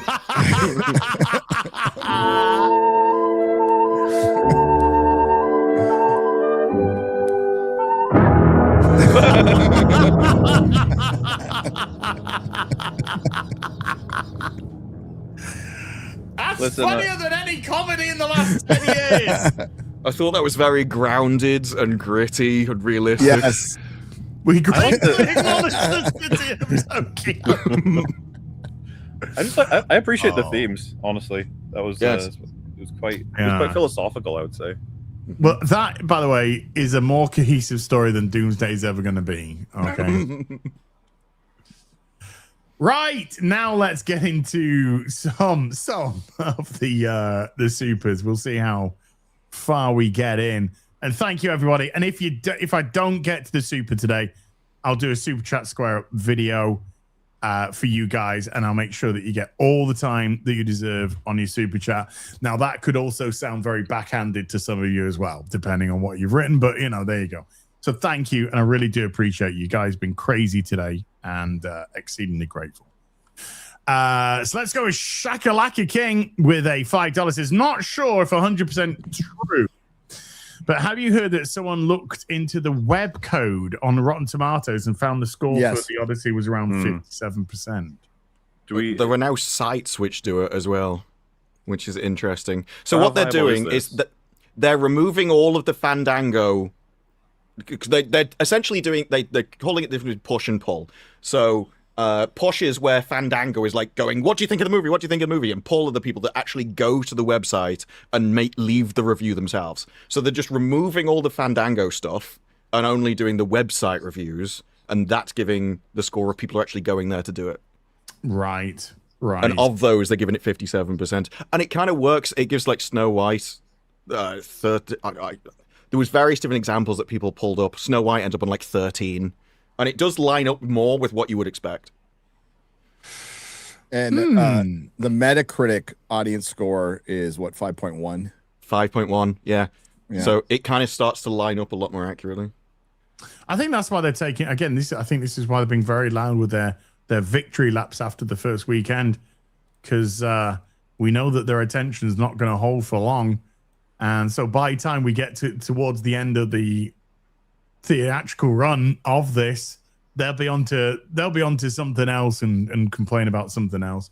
Well, and the whole point is like, then I guess we did get the Acolyte canceled. That was us. No, the audience has absolutely got the Acolyte canceled because there wasn't an audience that watched well, that's it. the whole point. Is there wasn't enough. and if this whole idea, Disparu brought it up earlier. Captain Marvel made $1 billion. Thor: Love and Thunder did 700 million. Wakanda Forever did 800 million. 850. And if we want to just go with Hollywood is in control of Hollywood, and the vast majority of them completely believe in the message. So, and they've had multiple. So this doesn't negate the dozens of failures they've had in the past, and they will have in the future, unless they clone Christopher Nolan and have him make 5 movies a year. Yeah, but it's also a case of no one's ever used the box office as the scale. The reason why it's brought up is because it's quite frankly funny when you do something and lose money. Yeah.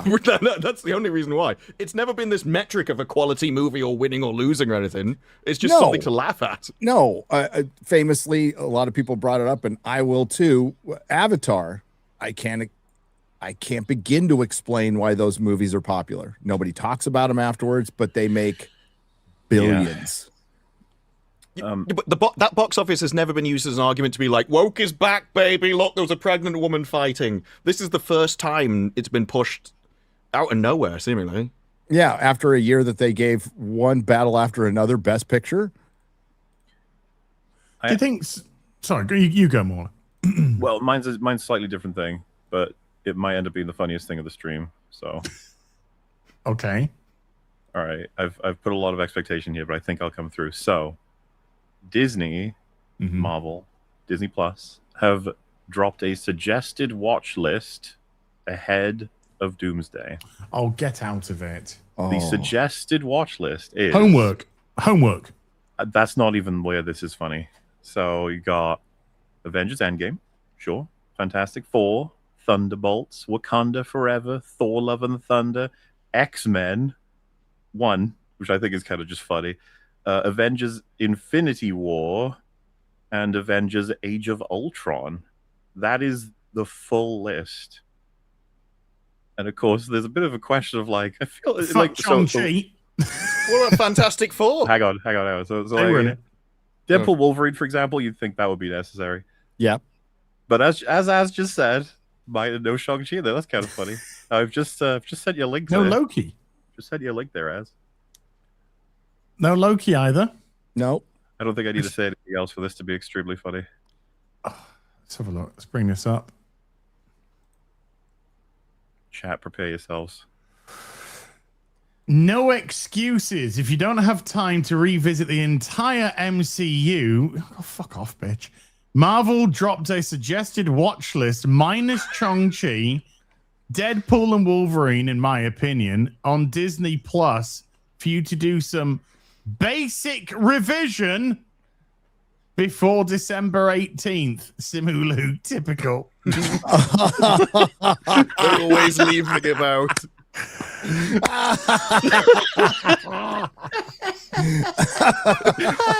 He's definitely getting a sequel, guys. Get absolutely fucked. Even Disney are like, no one cares about that movie, dude. Hold on. Just shut up. I gotta get fucking. Oh, wrong thing. Fucking. I think the tweet you quoted is like sympathetic. Yeah. You to got to it. take an image of it. You have to take an image of that and see Mulu's response. Wait, this is it's a cut quote off. tweet. Yeah, your quote Yeah, but tweet it and seemed someone Mulu's who's cut off, look. sympathetic to it. But it will show Yeah. if you click onto the thing. I think you'd be better off with it. No, I think you'd be better off with an image. Okay, I'll do it later. I'll fucking do it later then. He doesn't Do it know how to later. tweet, Gary. We've got to teach him. You could just Hold on. I'll print fucking Windows screen Shift it then. S draw Yes. around it. I'll print fucking screen it. You put it in paint. I don't Maybe need to put a put it in little paint. red circle You with the don't need to marker. put it in This isn't paint. 2003. It's just Draw a fresh, happy little it's a fresh flowers fucking next thing. to I it. could Oh, just dude, paste it I put all my directly in. shit in paint because the lower the effort, the better. The better the. Hey man, the paint outcome. works, you know. You can just print screen it, draw a box, and Control V. That's what I said. I just I right print click screen and it. I paste put it in paint. I go to the marker and I do a little terrible circle with my mouse. Arrow. By the way, Yeah, or an everybody arrow is- with my mouse. Yeah. Get fucking wrecked. There you go. You happy now? No, because you're on Twitter anyway. No one should be on Twitter. Great. It's taken us 7 minutes to get through one super chat. I mean, Yes. this is Hey, going that guy got his fucking money's well. worth. Okay. This And we is have getting just this. crossed the line on the 3-hour mark. Thank you, everybody. One super Hey. chat. Hey, Mahler, you want to see 209 to what go. MODOK is supposed to look like?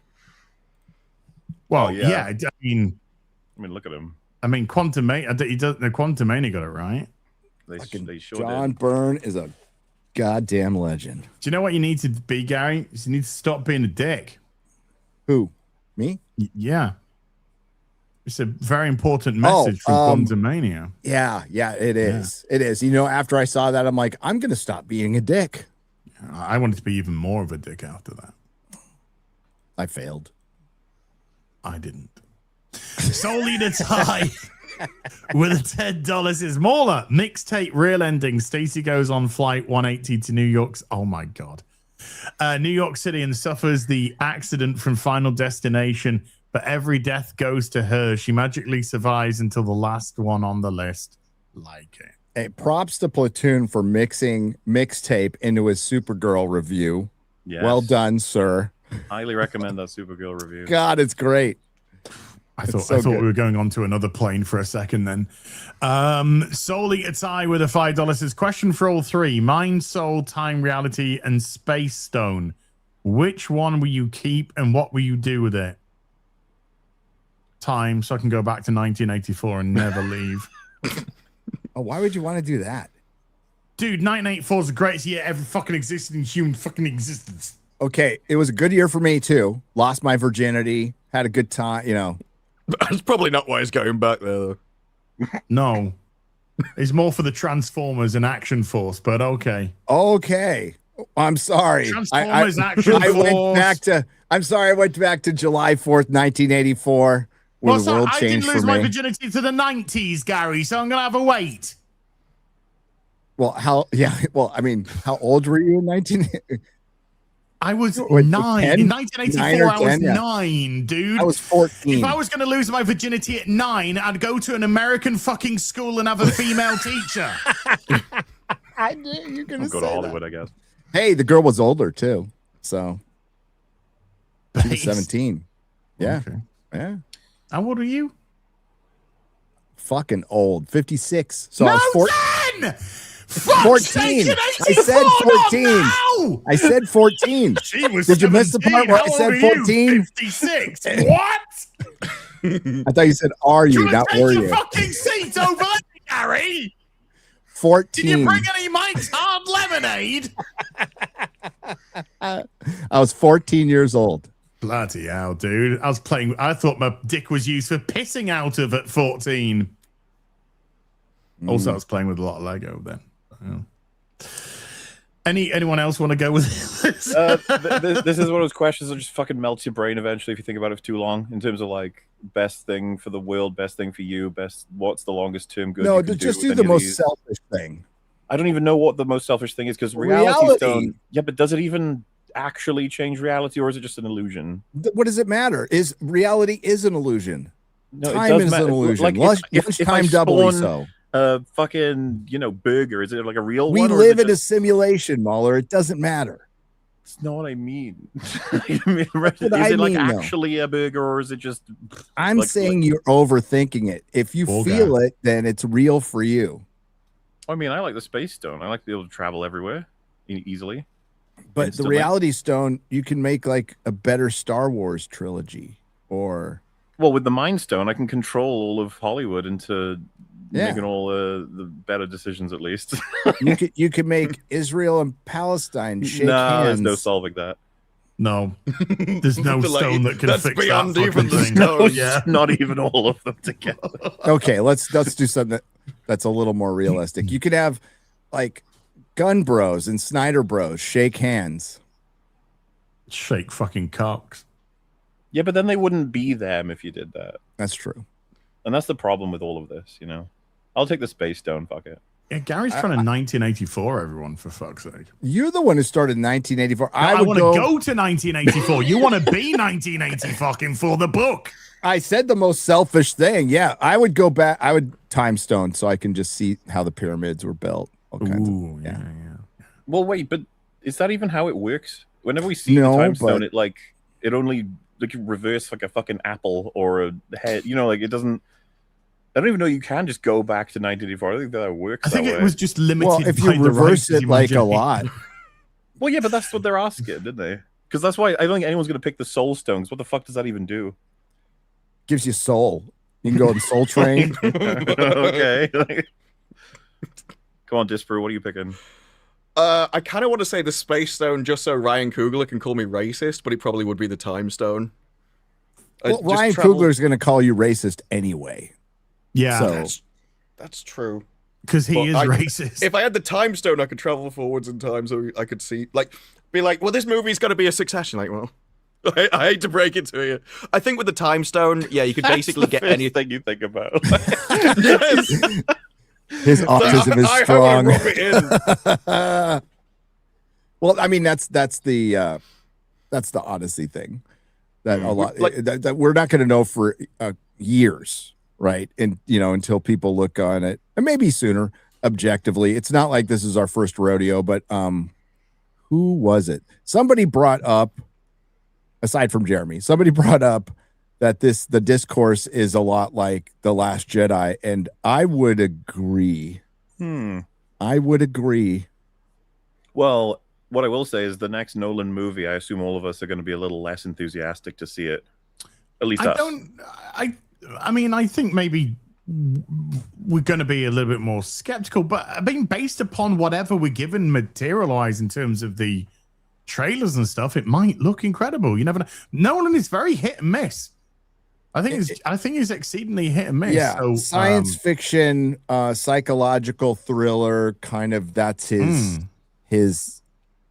lane with a tortured antagonist or protagonist and antagonist. Adapting mythology that's somewhat based on history that could be essentially fantasy, not his lane at all. Well, particularly for you, Gary, right? You're not too into the Odyssey. I don't think you were too into Oppenheimer. I doubt you were into Tenet really at all. Dunkirk, I don't think I've ever heard you say anything about it, really. And then Interstellar, I'm not sure how you feel about it exactly. Dunkirk was fine for like one viewing. I was like, okay. So, and then add Dark Knight Rises. So what I would say is, like, surely from your point of view, for 14 years, he's been very bleh. Oh, yes. no. I got some bad news. Yes. I would say so. Inception, I really liked. Really like it. Inception. As has just used the time stone to discover this stream won't be over until 7 hours from now. No, I've got some. So, breaking news. 2 American tourists have been stabbed in Athens in Greece. The suspect was described as a, quote, Greek soldier? Man. Oh. A Greek man. The comment section. Oh. I shouldn't be laughing. This is terrible. I know. Tragedy. It's I'm like going to hell. It's not good news, but the comment section, I don't know. I think they're big fans of the Odyssey. I don't know. I think they're just big fans of the Odyssey. Oh, wow. Right. 3 in 15 minutes. Stop stabbing people, please. I'm surprised that all these, Greeks and British people are all suddenly getting extremely stabby. Just out of nowhere. It's the knives' fault. Yeah, if we take the points off, that's what I learned from Idris Elba. Idris Elba said, "Get rid of the knives, and that'll solve all the problems." He wanted to get rid of the bread butter knives as well. So I don't know. That was my favorite thing about his take. He was like, "Well, it'll stop them stabbing people." It's like, yeah, but it still cuts. Like you haven't even sold anything. Even when have you ever heard of a shank, buddy? What if they start stabbing with spoons? We'll be screwed, dude. So you've played knifey spoony before. Exactly. I've seen somebody stabbed with a fucking sharpened toothbrush. Next, they'll use big stones. Then what are we gonna do? Escalation. Ban rocks. By the way, hold on, just quickly. For making movies. I didn't see what they were. What? What? We don't know. We can't see. Thank you for this great elaboration on the screen. I am really confused here. The Avengers Doomsday trailer on the Marvel Entertainment YouTube channel, which has 23 million subscribers, which has been up for a day, is on 179,000 views. That can't be right. That's got to be a million. It's 179k views. It says. Nah, that's 179,950. As much as Twitter boosts their fucking impressions, that's a glitch. That's a glitch. Gotta be off. I mean, that'd be like Rumble having it at. Yeah, well, I mean, I thought it was Rumble for a second there. I thought it was anti-Rumble actually. Luthron with a 14 czar says Drinker truly is the devil to people on Twitter. It's really fun. I saw somebody melting down about Drinker going, he hasn't posted in a week now. We've got him. He doesn't know what to do. Then I saw somebody underneath just put, he's on holiday, dude. I know. Yeah. he's on hold, and he's like, it doesn't matter. You're like, yeah, because you live on the fucking internet, have no life, have no friends, have no family. So to you, it matters. To Draker, he's off with his family having a great fucking time. One of the most extreme cell phones I've seen in a long. Like everyone plays the game of like, you're the loser who spends all the time. No, you're the loser who spends all the time. He literally, with his family, has gone on a holiday, announced it, having so much fun, living life. Some fucking freak in his basement is like, you haven't posted your review of the Odyssey. You need to stop touching grass. You've not yet gotten your opinions from ChatGPT. And then Drinker arrives home like, all right, time to do the Odyssey. The guy's like, bah! Your fear has now led you to complete your I forced him to do this video. Yeah. Somebody said that Drinker and I have been awfully quiet, and everybody in the sphere have been awfully quiet about the Odyssey, and I just responded with, I mean, aside from talking about it, the real BBC where we talked about, God, it was reviews or some shit like that. I can't remember what the exact subject was for like 2 hours. Aside from that, I will say when I saw the tweet, like been awfully quiet from Gary. It's like, man, I guess I just saw like an AI set of videos that weren't even Gary's, where he talked a lot about the Odyssey. That's crazy because I feel like I heard your perspective, but apparently you didn't have one. Nope. The Odyssey came out on Friday the 17th. Okay, so 4 days ago. Mm-hmm. In those 4 days, I did a review. Yeah. I did an in-depth box office breakdown plus projections. AI. It's just AI. It wasn't you. And then we spoke about it on this stream today for 1 hour 45 minutes. No, you're afraid. Okay. Mm-hmm. Well, thank you. I'm glad you can clarify that. I think I've been speaking about the Odyssey. Yeah, but I don't know. We've all been talking about it, having not seen it before we didn't see it, right? But that's clear. We've had the most regular run of coverage for a movie that is right, big, and it's just like, you're afraid. Like what? Saw trailers, reacted to trailers. Saw marketing, reacted to marketing. Saw film, reacted to film. Saw box office, reacted to box office. And apparently for the first time in the history of all of our channels, because we've never done this before. Well, okay. But at what point do you just become a fan, though? If he's like, I'm waiting for Critical Drinker to drop his video so I can instantly watch it. Oh, because you're a fan. And you know these people, by the way, if Drinker says nothing, or like forever, they'll be like, it's because of this narrative reason. If he says anything, it'll be because of this reason. If he hates it, it'll be because he's fallen in line with the. And if he loves it, it's like, he's trying to, appeal to. Basically, they have something for everything. There's nothing he could do. Has Drinker talked at all about what he thought of the Odyssey yet? Not to me. He only watched it when his plane got delayed. Yep. So he's only watched it recently. I have no idea. The thing is, it's not even a difficult movie to review because despite all of the review, it's not a 10 out of 10, and even like. The historians are not giving it 10 out of 10 and everything, so there's plenty to criticize. It's not like it was a perfect movie, and if you don't say it's perfect, you're obviously lying or whatever. This is probably one of the worst movies to choose as the hill to die on, if that's what you want to portray. Well, he's got an opinion, let's put it that way. Because I spoke to him about it, and it's going to be fun to watch his video. Let's put it that way. Nothing. I figured he had an opinion. I hope it's a 10 out of 10. It's funny because I think Matt Walsh has actually said some commonsensical things about the Odyssey. So this makes me giggle even more now. Babylon B, Matt Walsh calls out the Odyssey for failing to cast actual Greek demigods. It's like, okay. Well, it is Nolan. We did joke about him actually, detonating an atomic bomb. Yeah, we did. Yeah, in Oppenheimer. So he actually found a Cyclops. Yeah.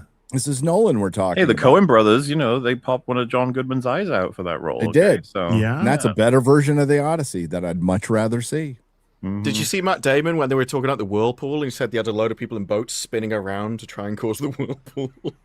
What? Yeah. What? He wanted to cause as much of the water to go in the right direction so that the CGI could be as limited as possible. So they had like guys spinning around in a circle to cause the whirlpool. Dude, I love the idea they're doing that for like weeks and someone just puts their arm on his shoulders like, listen, Chris. Yeah. We have computers for this. It must be real. Yeah, dude, I saw one. I mean, it wasn't a whirlpool. Well, it was a whirlpool, right? So we were snorkeling in Maui, and a this wasn't the big one. It was a couple of years before. It was the Japanese earthquake, and then there was a tsunami warning. So we were already out in the water, so we were safe. So we had to stay out. They had a blockade, and we had to stay on our boat until the tsunami went through. And it came through this little harbor and made this fucking whirlpool. And that didn't look fun. I was glad I stayed out of the harbor. It was bizarre. It's really bizarre to be out there and go, oh shit, I'm safer on the water than going in the harbor. But I saw one. So that's what Nolan should have done. Should have created an earthquake that would have simulated a whirlpool in a harbor. We sacrifice have the city for his art. 3 super chats from Nico Scoth. Number 1 with €5 says, is it wrong to say that I liked this trailer? I haven't watched anything from phase 4 and 5 except No Way Home. I don't care about superhero films. You can absolutely have your own opinion. Go for it. Yeah. Yeah. Don't worry about us. We got our opinions, but you can have your opinions. Yeah, we're not going to go on a crash out because like you like the Odyssey or you like the trailer. Yeah. I've never seen a guy go on a crash out so much about allegedly winning, but okay. 2 for another €5 says, I don't expect much. I want to experience nostalgia one last time with these 2 films, and then I'm done. I want more time with certain characters. Yeah, I'm not sure you're going to get nostalgia with this, that though. You're going to get. That's the problem. Like, this movie sounds like anti-nostalgia. Yeah. Like, Wait, sorry, look, are we talking about? no. Are we talking about Doomsday or Spider-Man? Doomsday. Doomsday. Okay. Yeah. I mean, it's just, to me, it's just so corporate at this point, like embarrassingly sterile and pathetic. And you'll be spending time with Steve Rogers holding Thor's hammer in an outfit that he got at Walmart the week before, just like Harrison Ford in Blade Runner 2049. Like he's not Captain America, and they can't make him Captain America because of Captain African American, which is just embarrassing. And then they're not going to change it. Like they're going to continue on with these characters. Can't take a black man's agency away from him now, even if he stole it from a white guy. And third, for €10 says, or maybe I just want to see Rebecca Romin and Daphne Keane, my former and current X-Men crushes, wearing tight leather outfits. I'm 27. I grew up with superhero films. Good or bad, this is the end. Appropriate avatar. Yeah. I think you'd see any kind of objectification thrown out the window. Yep. Like you're gonna have 2 Florence Pughs, and there's gonna be absolutely the stuff that they would have done with 2 Florence Pughs in the past. Did you see the costumes for Poison Ivy and I think Harley Quinn in Fortnite? Any of you? Yes. Did you see the post that was like the? Let's just say there were a lot of funny commentary on this about how things are changing. Like Fortnite wouldn't have had the balls to do that even like 2-3 years ago, is what people are basically theorizing, that we might be heading back to the reality that sex sells. We've just had this hiccup. Sex does sell.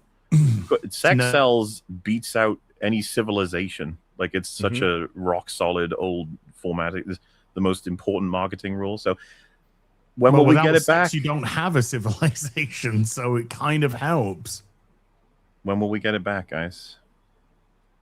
Don't know. We're just a bunch of incel chuds. Well, I just saw people commenting on that, being like, the first step has been taken. Fortnite has fired the first volley. Who will follow? Fortnite has the courage. I saw somebody called Odin an incel. What? I just laughed. It was like he's called Odin an incel for his box office breakdown. Look, this guy's married with 2 children. You fucking dipshit. Yeah, incels. That's how that works, I think. I laughed. Horn of Gondor with the $2 says Weta did realism and practical better 25 years ago. A lot did. Again, we use Jurassic Park as an example, but it's still better than 90% of fucking shite that comes out today. Horn of Gondor with another $2 says, if Nolan did Lord of the Rings, there'd be no Balrog. Dude, Gandalf's just like a homeless guy, just wandering around. Sauron would be a vibe. To be fair, there on their interpretations, like there's a vision of the Balrog that's more like a guy. That's probably what Nolan would do. That's in the back sheet, back sheet animated. But that's I do think it's an important distinction about how Nolan does everything. It's more of a like, no, we'll have that, but it's going to be really subdued, and you might not even notice it's there. You're like, all right, cool. Also, it'll be around for about 5 seconds. Andrew McCartney with a $2 says, Gary, thoughts on Rise coffee? Worth it? What's Rise coffee? I have no idea. Do you know? No. I thought Gary's more of a geek grind myself, but you know. Apparently it's mushroom coffee. Is it trippy mushroom coffee? No, it's not. No. God, it's the mushroom stuff that Lisa was talking about in Clarkson's farm. It's got something in it. I don't fucking know. Okay. Mushroom coffee. I don't think you need to think about it too much, Gary. Their website says it has a rich and creamy mouthfeel. I want to think about there you it go. now, though. It's a rich and creamy mouthfeel, apparently. And Andrew McCarty with another $5 has just finished Next Generation DS9 and Voyager. Next Generation was peak. DS9 is the best Star Trek show, but Voyager was lame and subpar. It could have been so much more. It did disappoint in a lot of ways, but it was fun in some way. It was a mixed Voyager. bag. It's a mixed bag. Certainly the weaker of those three shows. And then Andrew McCarty again with another $5 says, tell me true. Do I need to watch Picard season 1 and 2? No. Can't I just skip to 3? Yes. Is it as bad as Star Trek 09? Season 3's got a lot of stuff that you will like. It's definitely I gave season 3 about a 7 out of 10. It is fan service this season, but really fun in a fun way. It is not like perfect television, but it's so much better than anything that's happened. You're gonna get. Yeah, since 09 for sure. And 3 tries to actively roll back seasons 1 and 2 anyway, so yeah. Oh, well, it does. Because one of the first things they say is, we haven't seen the Borg for 10 years. Land Far Away with 55 tries says, remember how Last Action Hero featured Hamlet as an 80s action movie starring Arnie? I wish the Odyssey was more like that. At least it would be fun. We don't do fun here. Best I can do is depression. I wish yeah. But I'll make it fun was depression. More like the Odyssey, to be honest with you. There's plenty of fun stuff in the Odyssey if Chris Nolan decided to do it properly. Terry Masters with a $5 says, last night on Jeopardy, they had a category named Tipples in Lit. My wife couldn't understand why I couldn't stop laughing at Tipples. Tipples! Hi, Kira with a $5 says, come on, guys. Doomsday looks amazing. Phases 4 and 5 were spent building up to what we've always wanted. Gambit versus Chong-Chi. Yes. It's just as good as Thanos. Yes. Yeah. Do you think they were like, man, Deadpool and Wolverine made so much money, we gotta get Gambit back? I think that's exactly what happened. I just like how their brains work. It's always so funny. Oh, dear goodness. Solomon Kane's been a member for 28, and Barry Stroud has been a member for 22. Thank you, guys. Doom Metal Guy with a 55 tries says, my hot take, Yelena's Russian accent offends me. It's not a hot take at all. Not because it's mean-spirited, because it's so shit. That's the Michael Scott school of accents. It's the basic bitch Russian accent, isn't it? No, in Thunderbolts, the other guy, he was like, I had a speech coach and they gave me this Russian accent from this specific part of Russia. And they said, where's Yelena? And he went, it's kind of like all over. It was like he didn't want to say it was awful, but he was. Okay. He almost said awful, and then he went all over. Matthew Parker with the $5 says, "Rip Supergirl, total chud victory." Oh yes, that's what. Maybe there's a little bit of Supergirl anger in some of these Odyssey. From some, yes, yeah, for sure. Angry Joe, Big Hot 87 has been a member for 16 months. Thank you. Quantum Ranger Power with the $5 says, "Gary, you triggered someone so hard last week. USA #1 stuff. They made a post on R. Mauler whining about him being your friend, called as a cuck too." Oh wow. That subreddit hates. I was about to say it hates you guys, but it kind of hates me too. So it's whatever. Doesn't matter. Well, there'll be no fear of me ever seeing anything because you won't catch me dead on fucking Reddit. David Smart Jr. has become a member. Thank you, David. Andy Miller with a £2 says, "As sent an email to your Gmail account." Thank you. Ryan Paul with a $5 says, "Hell inflation, bros. Can we just make Disparu a regular here, at least on Az's weeks?" I think Disparu's got his own trade agency, between you know? Az and X-Ray girl. Yeah. He's not Calypso. He's not going to start drugging me. I was like, I've been trying to escape for 7 years. Yeah, he's not on the fucking Lotuses here, you know? He can do what he fucking wants. Can I interest you in this flower, Disparu? I just forget I ever needed to leave. Yeah. Next week. I'm just sitting in StreamYards all week, and then the next stream comes around. You're hallucinating Zendaya. How long have I been here? Yeah. 70 years. Jay Larson with the $5 says, "The close-up on Shang-Chi in the trailer is the closest he'll get to a sequel." Oh. You know that was the, oh my God, they're so evenly matched moment, and I fucking couldn't give a shit. Neither, I doubt, could anyone. Do you remember at the start of, what was it? Where Trinity was in, no, it wasn't Ahsoka. It was the other one. The other Star Wars series. Acolyte. Oh, yeah, when everyone's like, "Oh, she dies immediately after that trailer," and she did. It's probably the same with him. Immediately after that scene, they just both die. I would be okay with that. I'd be okay with that. That would be a good outcome.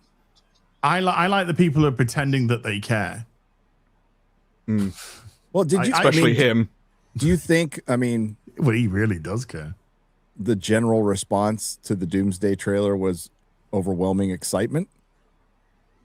I didn't see anyone talk about it. No, I've not heard. There is so I saw it on the you know that the Doomsday clock they've got going. I saw it on that stream because someone sent it as being like, "There's a trailer about to play on here," and I was like, "Oh, okay."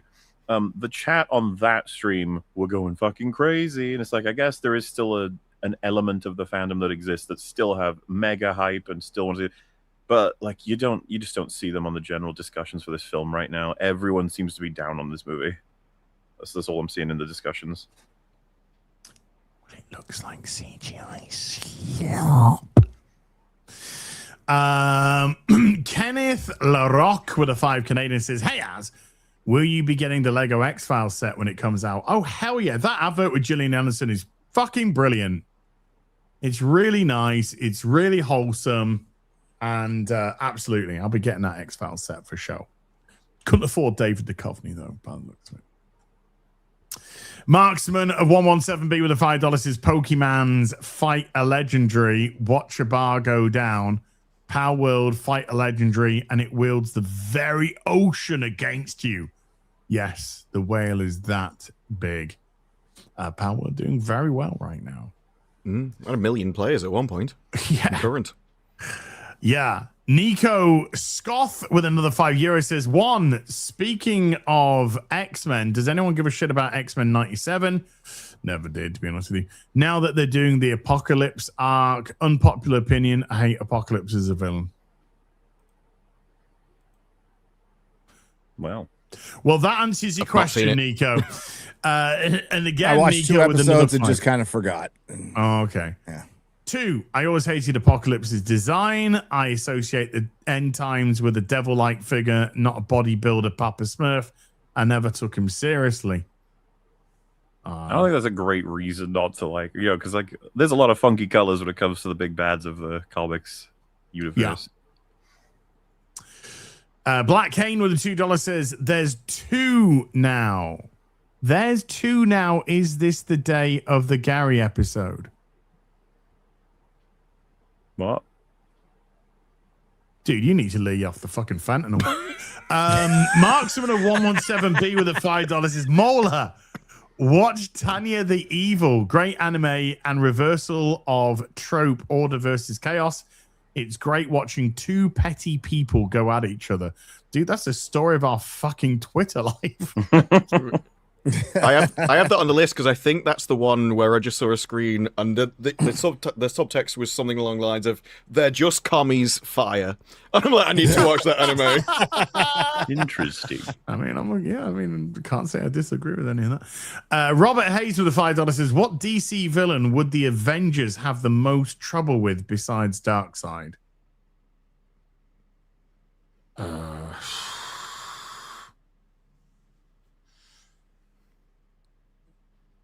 That's actually a toughie. Besides Darkseid, the Avengers have trouble with potentially Brainiac. I would have thought Brainiac would be up there, but I feel like there's just going to be someone I don't know about who's like mega powerful. Thing is, with when it comes to the villain, I'm Doomsday. Doomsday's unstoppable. Anti-Monitor, but then we're dealing with Calendar Man. The Anti-Monitor. I remember that. Crisis, you do know from Crisis, dude, but yeah. But the DCs, unfortunately, what is it? DCs probably should rephrase that one. The CW's Crisis on very finite Earths.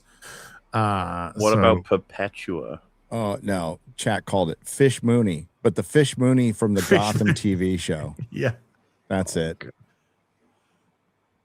The beginning of the cuckening of Will DC Smith. Executives. Yeah. James well played, chat. That wouldn't, yes. Kudos. James Gunn, how about that? Anthony Butler with a £5 says, "Gary, we can no longer call you a Yank as the UK government has made it a racially offensive term and a criminal offense." You call me a Yank all you want. You can call me a retarded Yank. Aside from it being probably applicable, more than likely, you go right ahead. Just don't get arrested. But it would just be like saying the N-word to another N-word, Zombie Dude with a $10 is Mauler. Would you please consider doing an EFAP for Over the Garden Wall? It's a great show and only takes an hour and 50 minutes to watch. It would be great for a fall episode, and that's a rock fact. Sounds like it could be cool, but I wouldn't want to give any hope on something that I haven't seen, and I don't think any of the guys have seen either. So maybe someday. Who knows? They can't make Yank a fucking racial slur because Yank also means to pull out. So when anyone goes, "Hey, yank that up," are they going to fucking arrest us? Fucking retarded country. This is fucking stupid. Arukifier with a $20 says, "Is it just me or people on Ozempic get the talent sucked out? Like Melissa McCarthy, Kevin Smith, they didn't just use Schlurpo like Az, which makes him leaner and funnier." Well, I'm not on Ozempic, so I'm on Melissa McCarthy on less. Ozempic.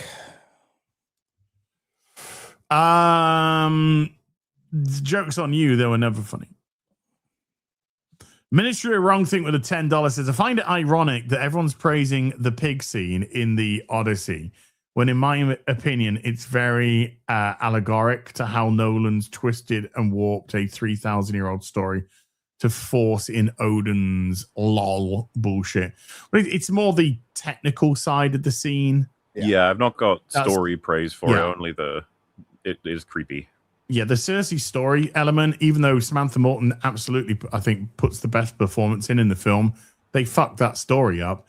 but it's the actual technical way. Yeah, of, how it was shot. It was the one scene where the music actually worked, because we didn't talk about it. That fucking soundtrack is awful. Garbage. It is. Half of it sounded like Pacific Island shit. Yeah, I don't know where they were going. I have no idea. I have no fucking idea. We didn't have orchestras in those days. We didn't have fucking IMAX cameras, you cunt. But you still fucking use them. Oh, okay. Were you there? Touche. Okay, I was, and they didn't have IMAX cameras. Okay. The Cowboy Ninja with a $5 says, I love how at 1 billion this movie might not break even with Nolan's contract. Valiant's video. No, well, no. If it got to 1 million, let's say that would mean that it'd have approximately 250 million profit, which would mean if it is 20% that he's getting, then he'd get 50 million, which would turn that down to 200 million profit. So it'd still be profitable. It's making a profit at $1 billion. Yeah. Because he's not getting 20% of the fucking gross. He's getting into Mags London with a £5 says, Little Platoon, Mjolnir is a Nazi. Just finished watching Mini EFAP on Doomsday trailer. Absolutely hilarious. We did have some fun with that. Check out Little Platoon's Supergirl video. I nearly fucking died laughing in that. I really did. It was one of the funniest things I have watched. Dude, when he talks about the needle drop, and then you have the Avatar platoon strumming a fucking guitar. And they're doing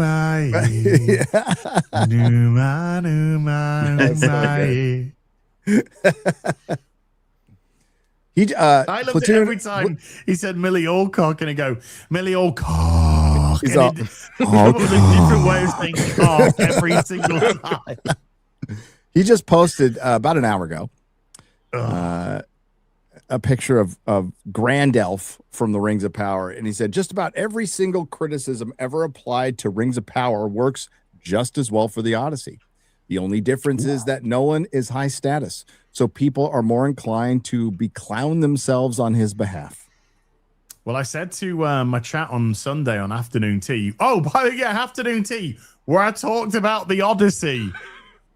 You never talked about the Odyssey. Saturday. You've been too scared. So Friday, too scared. Sunday, Monday, Tuesday. So out of the 4 days it's been out, I've spoken about it Okay, anyway.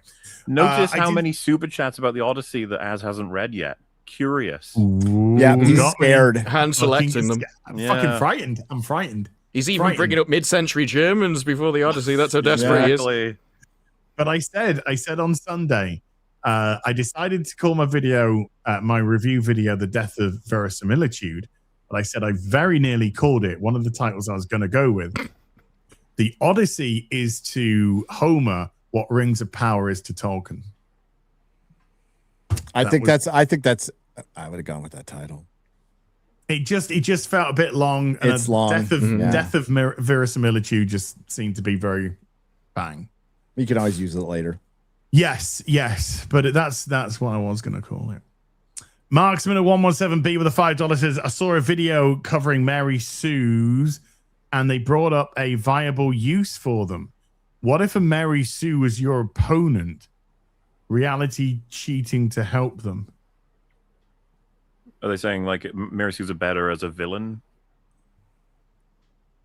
Well, yeah, Mary Sue would be better as a villain because at least, villains cheat, villains do all kinds of nefarious stuff. So at least it would fit more that they kind of seem exceedingly powerful. But then again, even with a villain, you'd still want the power scale justified. Well, most villains, they need weaknesses of some kind. You don't want them to be perfect, and you don't want everyone like if there was in-universe reasons for all kinds of things. Because I'm thinking about even Sauron, right? Like the amount of power he has, the efforts to make people love him in different ways of illusion and stuff. There's so much work there.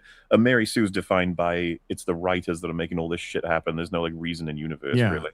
Villains are ultimately I think they're going for that, like reality cheating to help them. I think that they're trying to suggest something like as in Wheel of Time, where the universe is literally bending reality around the person.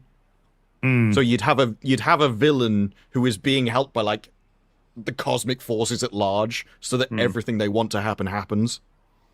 Yeah, there's viability. I would say way more viability as a negative, like a bad guy, than a good guy, Mary Sue. Sorry, just an upcoming super chat. I don't even know how on earth I'm going to answer that. Staffo ABC with a €10 says, "Hey, Az, it's time now to turn this mush into muscles. No more complaining. No more Mr. Kimball. I have to go to the bathroom. Nothing. There is no bathroom." Okay. Thank you. I guess that super chat's better than Az from Zombie Dude with $2. I also average 6 to 6.5. Quite concerned that it changes, to be honest. I know. It's what happens, dude. What happens? You a little bit lost in the sauce there. Andy Miller with a £2 says, "Nolan, born on the 4th of July, 1220 BCE rebrand." Oh, I thought you were going to say Nolan, born on the 4th of July, set on April the 12th. DPG Bella with a $2 says, "Any good Sherlock episodes after season 2? I liked at least until into season 4 of Sherlock. I got convinced by people that it was never good, like once you really dig into the writing, but it does get worse. There's no doubt about that. I never saw the last couple of seasons, but I used to enjoy Sherlock. I thought it was a good. There's times where changing it actually is more interesting. It is an interesting thing when you absolutely let's make it set in modern times. Let's make it procedural. Let's muck around with Watson and stuff like that. Then it actually works because it's not a DEI thing. You're trying to shake up Sherlock Holmes in general and do something different with the guy because everyone's seen 221B Baker Street a million times. So I get that. I thought it was very well acted. The criticisms of it tend to revolve around it's a stupid person writing an intelligent person. So an intelligent person would think through everything and plan it and work it all out, whereas Sherlock is like, I decided to hide in this wardrobe, but then I did this, but I actually pre-planned the guy that was over here. And it's just all really convoluted and magic, essentially. Yeah. Zinni with a 50 checks says, "As a Eastern European, what the fuck is that accent? RDJ doesn't even roll the R. No. Nowhere near as good as Tom Kane or X-Men 97. Should have just gone British. Blooper Reel with a 48 months says, "Mythological creature, Black Helen of Troy." I was going to say that, actually. I was going to say she could have just said her. The Greasy Hugger with a 55 try says, "Disparu, you said you like Poland because it's ethically homogeneous." Yeah, fucking hell, whatever. Homogeneous. I know my brain. Homogeneous. It's 3 hours 43 fucking minutes in. Any excuse. And I can't get the fact we've been felted by Big Odyssey off my brain. Not anymore. Since 2022, you hear Russian and Ukrainian everywhere. War is bad. Well, it's weird that both sides are there. That's even more strange. But also, it's not necessarily what I meant, that it has to be all the same country. I'd love to move to Poland. Based. I still might. Actual fact, I might go as a refugee. Something tells me my chances are pretty good of being let in.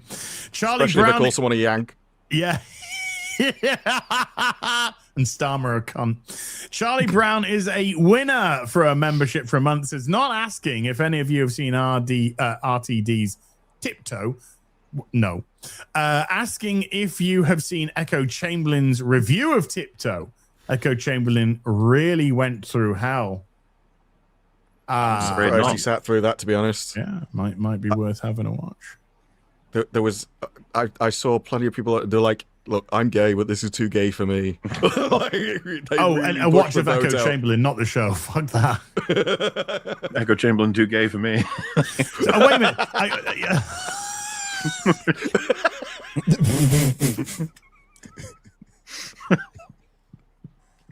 We're gonna have the gay Avengers on fucking EFAP soon. You know that.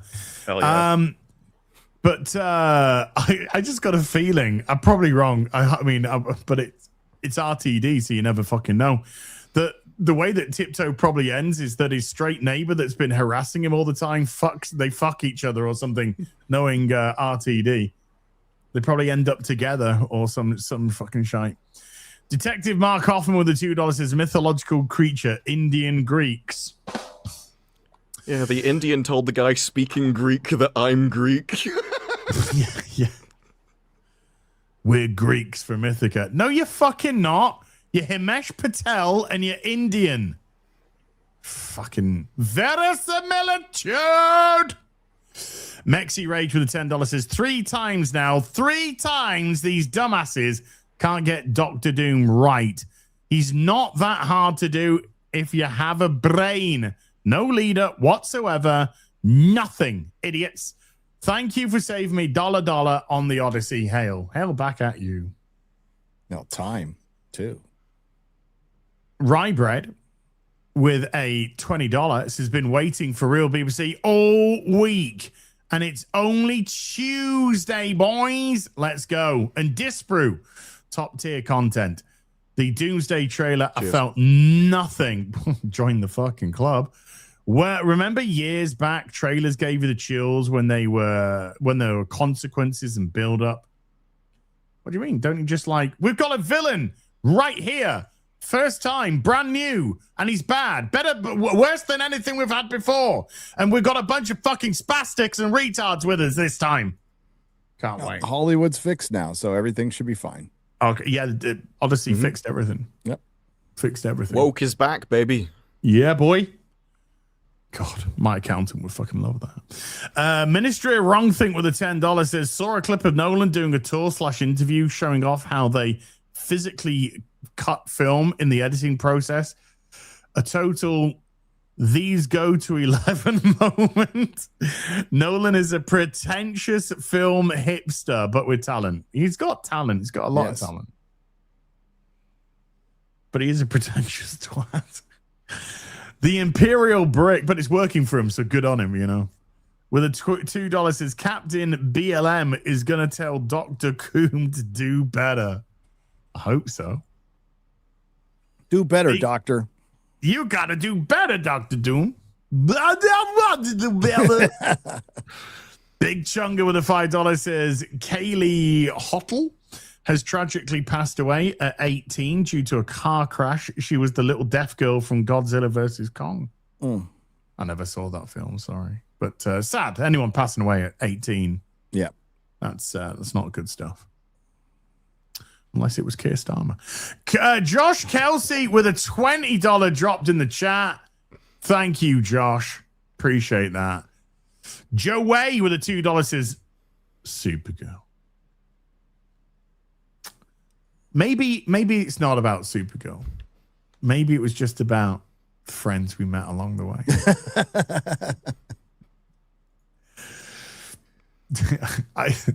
On my thumbnail for the Supergirl video today, I put the lettering was "It's over." That wasn't the first thumbnail. It was that, and it was final video. But I thought, no, don't do I that. can't make that that promise. is too clickbaity because people are going, "Oh!" Don't do that, because once Supergirl hits VOD and they go, it's our most rented VOD in the history of Warner Brothers in 2026 during this time period. Yeah. Do you think I give a shit if I say I've done a final video for Supergirl and then do another? No. The comment section was just like, I hope this isn't actually the last Supergirl video because I've been really enjoying this. Hitchhiker 42 with a 51 months says, hello, I bought the most appropriate comic for the Supergirl film possible. It's Adventure Comics 383, which has Supergirl's funeral. Check it out. Oh, I don't want to see her dead. I just want to see her well written. Raver Slayer with a €10 says, could you play RDJ's Doom voice and Nandor's voice from What We Do in the Shadows side by side, please? You've already done it in your head right there. It's uncanny how similar they sound. Like I said, my favorite comment was, you do realize he's from Latveria. You do realize that theory is not fucking fake. Burnouts with a $2 says Barbenheimer situation. By the way, 3-year anniversary today of Barbenheimer. Barbenheimer situation with Spidey and the Odyssey. Yes, no. I don't see it. No. No, I think they're separate entities. MJ Bull with a $5 says Supergirl is an example of Zeno's paradox, a function that rapidly approaches zero, but never quite there. It'll always make $1. Yeah. And the next week, 50 cents. ECATS with a $5 says, have you seen the raw data from Rotten Tomatoes? Shows audience scores are closer to 56%, as well as the actual butts in seats data for the Odyssey. Apparently so. We'll see how the box office thinks it's going to be interesting to watch over the course of next month. I think it's going to be interesting to see how that starts to pan out. I have to apologize to the audience if I give any of you seizures because of the blinking. The light. Yeah, I'm using a different camera, and I don't know. And it's not got the frame rate synced up. Yeah. Okay. Yeah, it's Palverse, whatever the other one is. Yeah, I gotta use the other camera. That's why that never turns on. Right? Okay. I'd have to put this down to like 24 and a half fucking frames and it. No way. Aided Clock with a $5 says, but I was under the impression woke movies make money because Nolan's Odyssey. Mm-hmm. Exactly. We've all been filtered, dude. We've all been I might get She-Hulk season 2. Dude, if woke is back, we get Acolyte season 2, we get She-Hulk season 2. Let's fucking go. MILF Manor season 3. That'll be the sign that woke is back if Willow returns to Disney Plus. Only Willow can save Hollywood. I've said this before. Can you imagine just like they bring it back, but it's Chud Willow? It's like he just hates women. Dude, Willow, they have wiped Willow season 1 from the face of the planet. Yeah, the only place you can get it is at Comic Cons where you can get bootlegs. Bootlegs, yeah. One day Warwick they will Davis. kick down Disparu's doors and be like, "We're getting your hard drives." You're like, "Oh God, why?" They're like, "Willow." Warwick Davis is now my go-to casting. It's like, who do you want to be Bond? Warwick Davis. And then in the Odyssey, when they were like, the Giants needed this little 5-foot woman, so to be Matt Damon, it's like you could just cast Warwick Davis. He would have been perfect for it. Yeah, he fits everywhere. Perfect. God, what was his show called that Ricky Gervais wrote? Life is short, but something. That was some. I'm blanking on it right now. Funny fucking shit that show was. Life's too short. Yeah. Life's too short. Yeah. That's it. That was some funny fucking shit. Putting Warwick Davis in really cringe situations. Fuck it. Like a frog outfit. Hilarious. That frog outfit. Apparently, Warwick turned up, didn't know what he was doing. And he just held it up and like, go on. Thunder. Remember the fucking Johnny Depp scene? That was great. Fucking Johnny Depp acting mad about the Golden Globes. It's fucking funny. Thunderous Bandit with a $5. Some autist went into the raw JSON data on Rotten Tomatoes and discovered that we love our autists, by the way. We fucking love them. That the true Odyssey audience score is only around 56%. They even built a browser extension. There's a website as well. Yep. Love our autists. Never gonna not love our autists. Staffo ABC with a €5 says Doomsday will butcher Doom's backstory so bad, guys, it's not even funny. 100. If we get one. Yeah. But God, my God, it will. Well, we are. We have got one. He's Fantastic Four's friend called I'm Evil McEvilface. Yes. Fuck me. Joe Way. By the way, you know these scenes that we're seeing in the trailer? I'm pretty sure that most of them contain Doctor Doom, but he hasn't been put into the scene. Because he starts off as a good guy. Remember telling people that you got to be prepared for this, that, and the other. So he's most likely going to be in some of these scenes. It is strange there wasn't more Doctor Doom in a movie called Doomsday that's supposed to be a movie that's primarily about Doctor Doom. Gary, they're still writing it, okay? Still fucking writing too much. Right? Yeah. Joe Way's been a member for 19. Thank you, Joe Way. Dr. Rick Defends. Disciple. What the fuck happened to my audio? I don't know. I wondered if it was me. No, something just crapped out on my board there. Has gifted 5 memberships to the stream. I think it's Gary's blinking fucking lights. Thank you very Here, I'll much block them. indeed. There you go. As appreciate them. Zombie Dude with the $5 says, P.S. Over the Garden Wall is a homage to Dante's Inferno. Elijah Wood and Christopher Lloyd are voice actors in it. Okay. Alan Mack with a £2 says Odyssey Retribution. Oh, thank you. I don't know how much. My mate paid for the ticket this time. He gave it a 6.5 out of 10, by the way. My normie mate who went to see it with, he gave it a 6.5 out of 10. Andy Miller, UK, with a £2 says Morton Cersei, 100% Madeline Miller's witch. Dirus with a $2 says Poseidon Strikes Back is my favorite Odyssey. Absolutely. The Rise of Zeus is mine. Ministry of Wrong Think with a $5. I actually Googled it. Go Woke, Go Broke as a meme is currently 8 years old.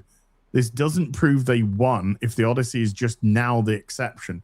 It's called cope, dude. It's called a lot of fucking cope. Detective Mark Hoffman with the $5 says, what are your guys' thoughts on the upcoming Chris Hansen biopic starring Robert Pattinson? The marketing looks intriguing. I'd fucking love to see it. I love me some Chris Hansen. Are you up to date on all of his antics? Yeah. Chris Hansen's? Yeah. Yes. Not unless something's happened. He's just arm's length with appreciating him. He's a bit of a he's wacky. He has like a whole YouTube era that's fucking weird. I just like him fucking felting of pedos. Of course. Yes. That's what I like seeing. 100%, yes. It's just other bits and bobs about him. Maybe I this documentary. I know he got a DEI or cheated on his wife. He cheated on his wife, didn't he? And I think he might have got a DUI. But that's all I know. I don't know anything else. I would need to like brush up to be able to say more. I just remember he's a bit strange. Do I need to ask Chris Hansen to take a seat? No, I don't think it's anything like that. I just, take a seat, Chris, while I look into I'll look into it. But I'll be interested in watching that for sure. Good casting, Robert Pattinson for that. That's interesting. Letty with a $50 says, you are all cowards. I bet you are on the Queen's payroll. That's why you didn't stream a post-Hot Dragon show. Maybe Angry Joseph was right. Truly a shame. Gary was traveling on the road. So he couldn't even watch driving. I mean, I could have done a stream, but I wouldn't have been able to watch it very closely. It would have been wacky. It would have been wacky. But we'll get back on the tracks in no time. Yeah. They'll be back this week. There was no UFO thing either, That driver. UFO thing. Ryan Coogler. Yeah. Letty, thank you for a big fat $50, by the way. That's really generous. Acid Hot Pocket with a $5 says it's actually pronounced teleporno. B Buster with a membership for 43 says, what percentage of this box office is only because of Nolan's name? I would say that his name carries a lot of weight. It carries a lot of weight. So I think there's a substantial amount in the box office because it's a Nolan film. Before it released, every defense was, but it's Nolan. Yeah. I very rarely saw anyone go, I think it'll be good because it's Nolan. It was just because it's Nolan. Because it's Nolan, the cinema god.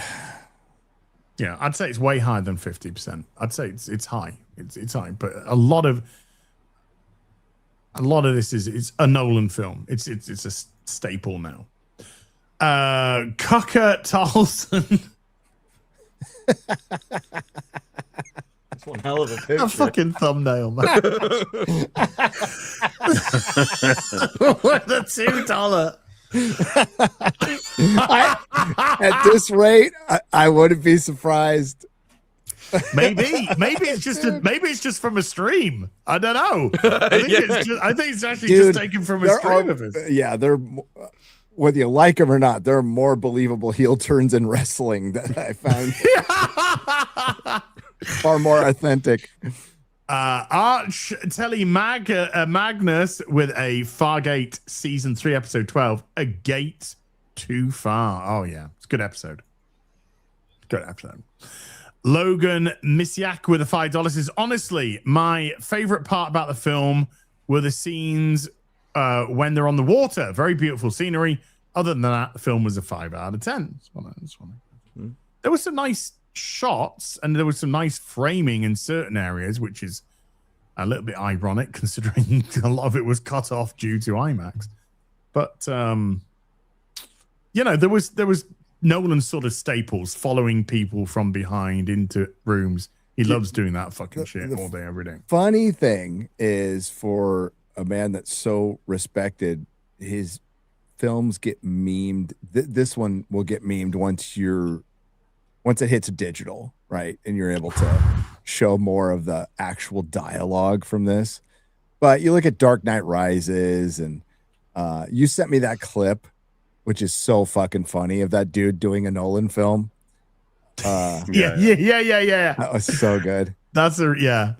Oh, well, yeah. It's sort of like the moment everybody leaves watching a Nolan film. That's a really good comedy skit, by the way. Mahler's description. Where is it that you sent me when we were chit-chatting about getting to? Where in the hell did it go? Getting to Y and Z and oh yeah. Lots of it felt very, your character wants X and will get it via Y, but they don't know about Z. And then the actor says exactly that in acting voice. And it's like, all right, then, and like, that's perfect. Every That's fucking so scene felt that way. No flavor, just sterile exposition of, yeah. And most of the time, stuff you already knew. The amount of Penelope scenes that were redundant, man. It's like, I got it. There didn't need to be the world anywhere close to the time. Gone. Well, it's just because Penelope actually isn't that important. She is there as the reason for Odysseus to return home. That is why she exists. This is why when Nyong'o was going, we expanded all the parts and was like, there's loads of women in it. It's like, yeah, but they're not actually that important apart from Athena. Everyone else is a reason for somebody else to do something. They have a role, but not particularly a reason for the character to do a lot of things. Like Athena is not important in this film at all, and she doesn't exist. She's a PTSD delusion. Like in the book, she's going around, fetching Telemachus his ship and fetching, like, he doesn't know where the ship's come from. She's magic that for him. She actually controls the entire thing. Oh god, I'm never gonna watch that film again. No. I'm never gonna. No. I think when it comes on streaming and a load of people watch it and it's not in an IMAX cinema, I'll be like, what? Why did I like this before? Do you think they'll make it to the end? Or they'll get halfway and be like, no. I do think it's the IMAX. It's like, oh, this is an experience. Like, I can understand people watching Oppenheimer again. Not necessarily a thing I'm going to run to do, but I get it, right?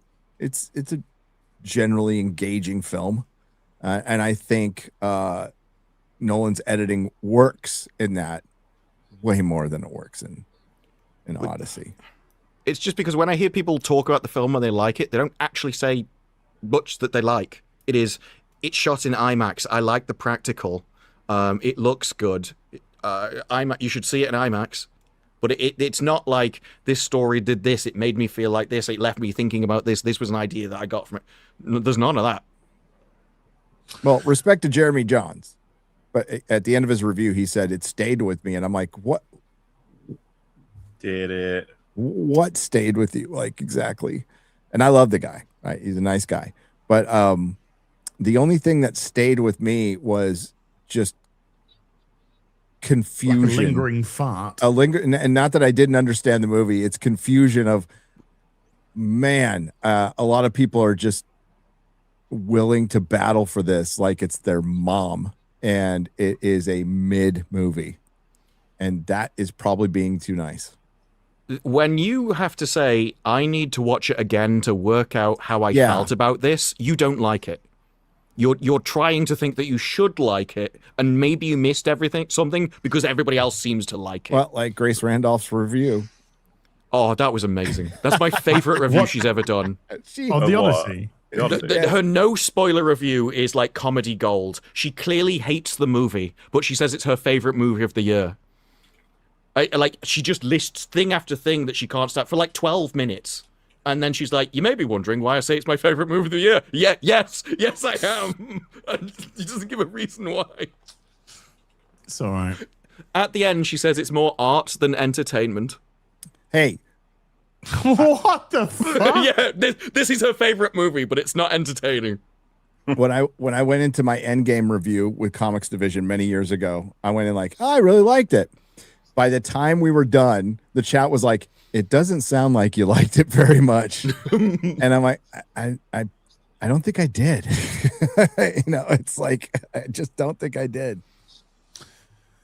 MJ Bull with the $5 says, matched with an aged wife I met and done unequal laws unto a savage race that hoard and sleep and feed and no, not me, especially no lan.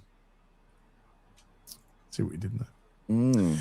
Brodo Swaggins with the $5 is exhausting having to tell people I don't care about critical scores given they spent the last decade grinding their credibility to dust. Never forget, all it takes for a Rotten Tomatoes critic to give you a good score is $50. That's it. And they want to pretend that they've got integrity. Okay. My favorite response was when people were posting a certain Netflix show about kids. And they were just posting, well, they love this as well, remember? Yeah. Yeah.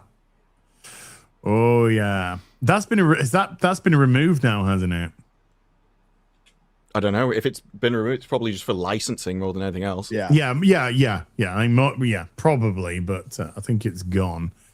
DPG Bella with the $2 says, does Mauler agree Homecoming is a solid MCU film? I think it's one of the best MCU films. I think the Vulture is like a fucking awesome bad guy. I love the Spider-Man and Vulture, both the result of the Avengers in that film, thematically, like the leftovers.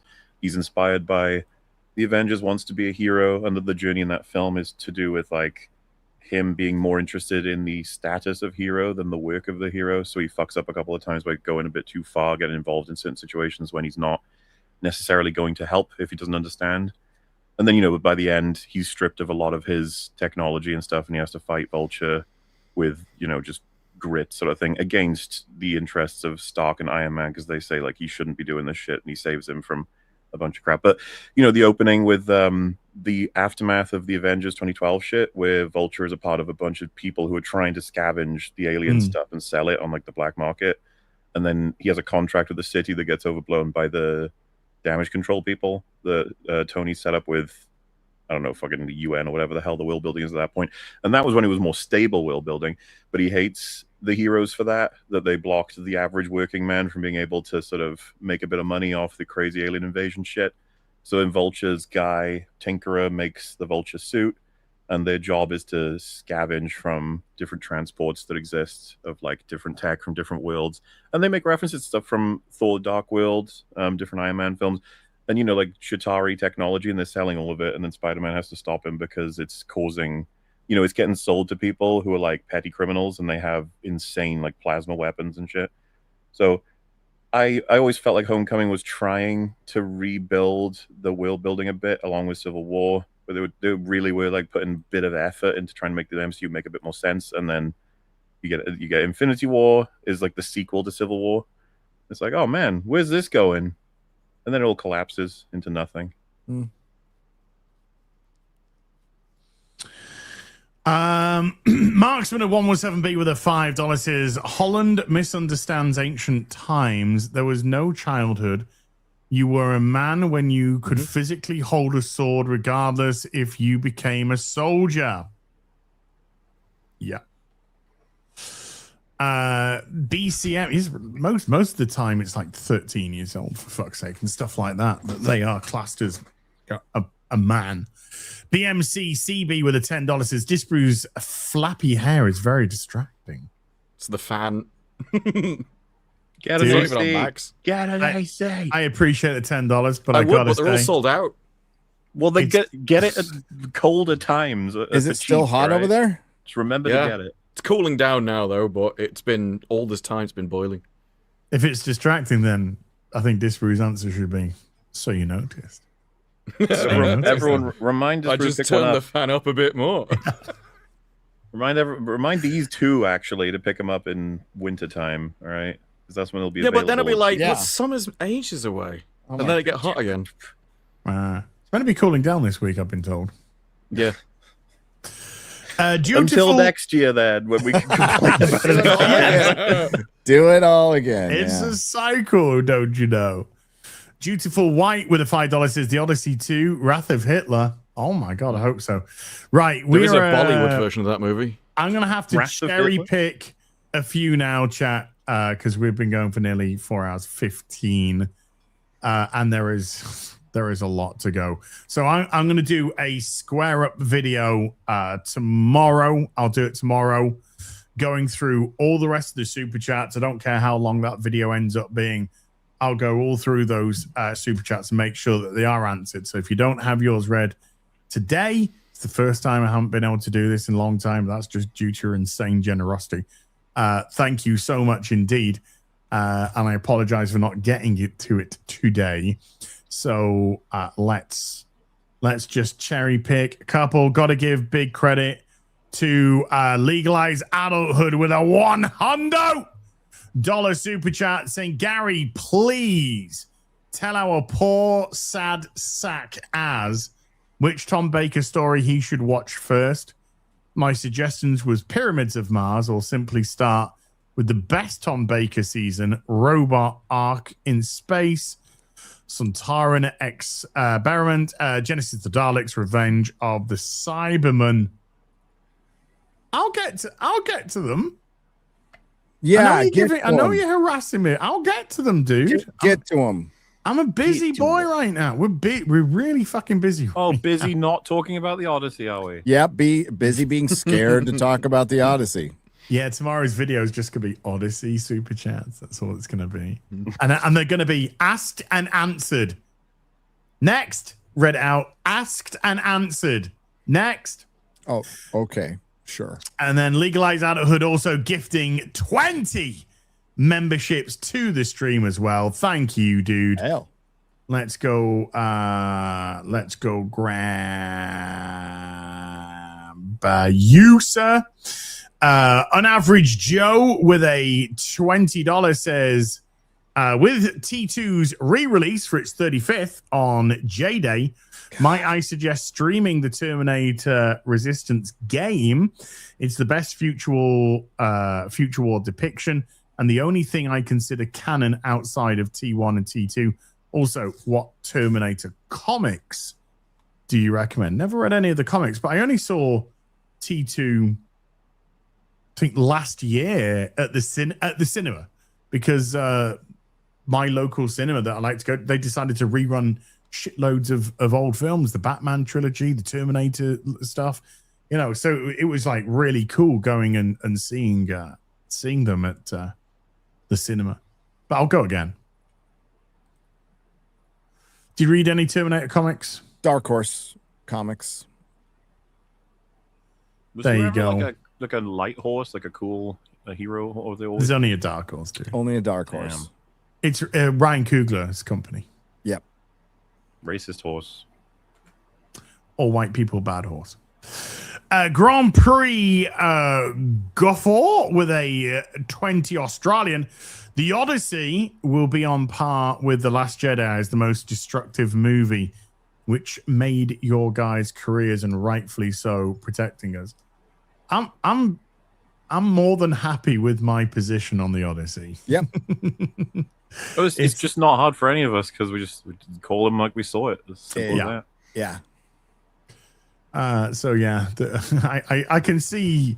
I don't know. I got a feeling that some people's positions might loosen over time, but it's ironic, right? Like there are people who be like, Drinker's gonna have to wait until this, that, and the other thing to collect his opinion. Meanwhile, it's like you guys are literally waiting for his opinion before you act. Oh yeah, his video will be huge. It will be huge. If you put it out next week, the week after. Yeah, it doesn't matter. It'll be huge. Flummoxed Buffoon with a $50. It says, we lived through the Chud Wars era, similar to the Star Wars Clone Wars. Luke Skywalker. You served my father in the Chud Wars. Obi-Wan Chudnobi. I did. He was the best basement-dwelling internet troll in the Incel Jedi Order. And a good friend. This is a thing. You can't create an insult out of thin air for people who don't know what it means because it's not insulting. And so you could just take. I still don't know what chud means. It just becomes a group name that you can all go under. So if we're chuds and we're okay with that, I guess we're okay with being chuds. And then you own you it. Just made up a word. Mad. Yeah, it's like calling us the Blues. How is that meant to be offensive?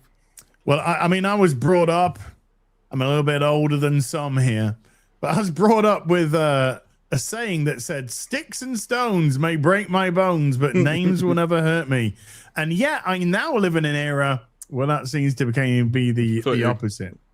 What you were going to say, you just took the chud. I was born in it. I was born in the chud, molded by the chud.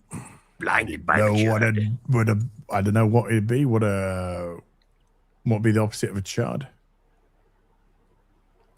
Nobody knows what a chud is, so there you go. Are we supposed to know what the opposite? I didn't know what the opposite of a chud was until I was about blinding. Imagu Luis with a $20 says, I came here with my primo namor to do some roofing and steal your jobs. Call me Cuckoo Juan. Oh no. As long as I don't get to call you Yank, I think I'm okay.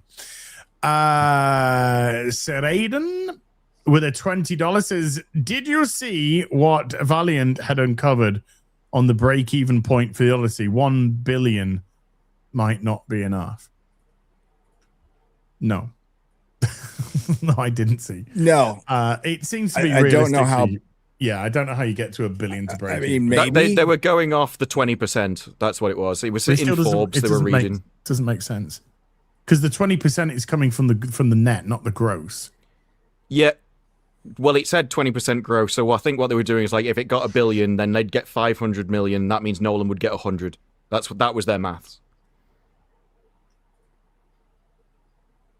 There's no way that you're going to give him 20% of the gross. That's still because profit. it might not even make money. Where you distribute the money is, part of the deal.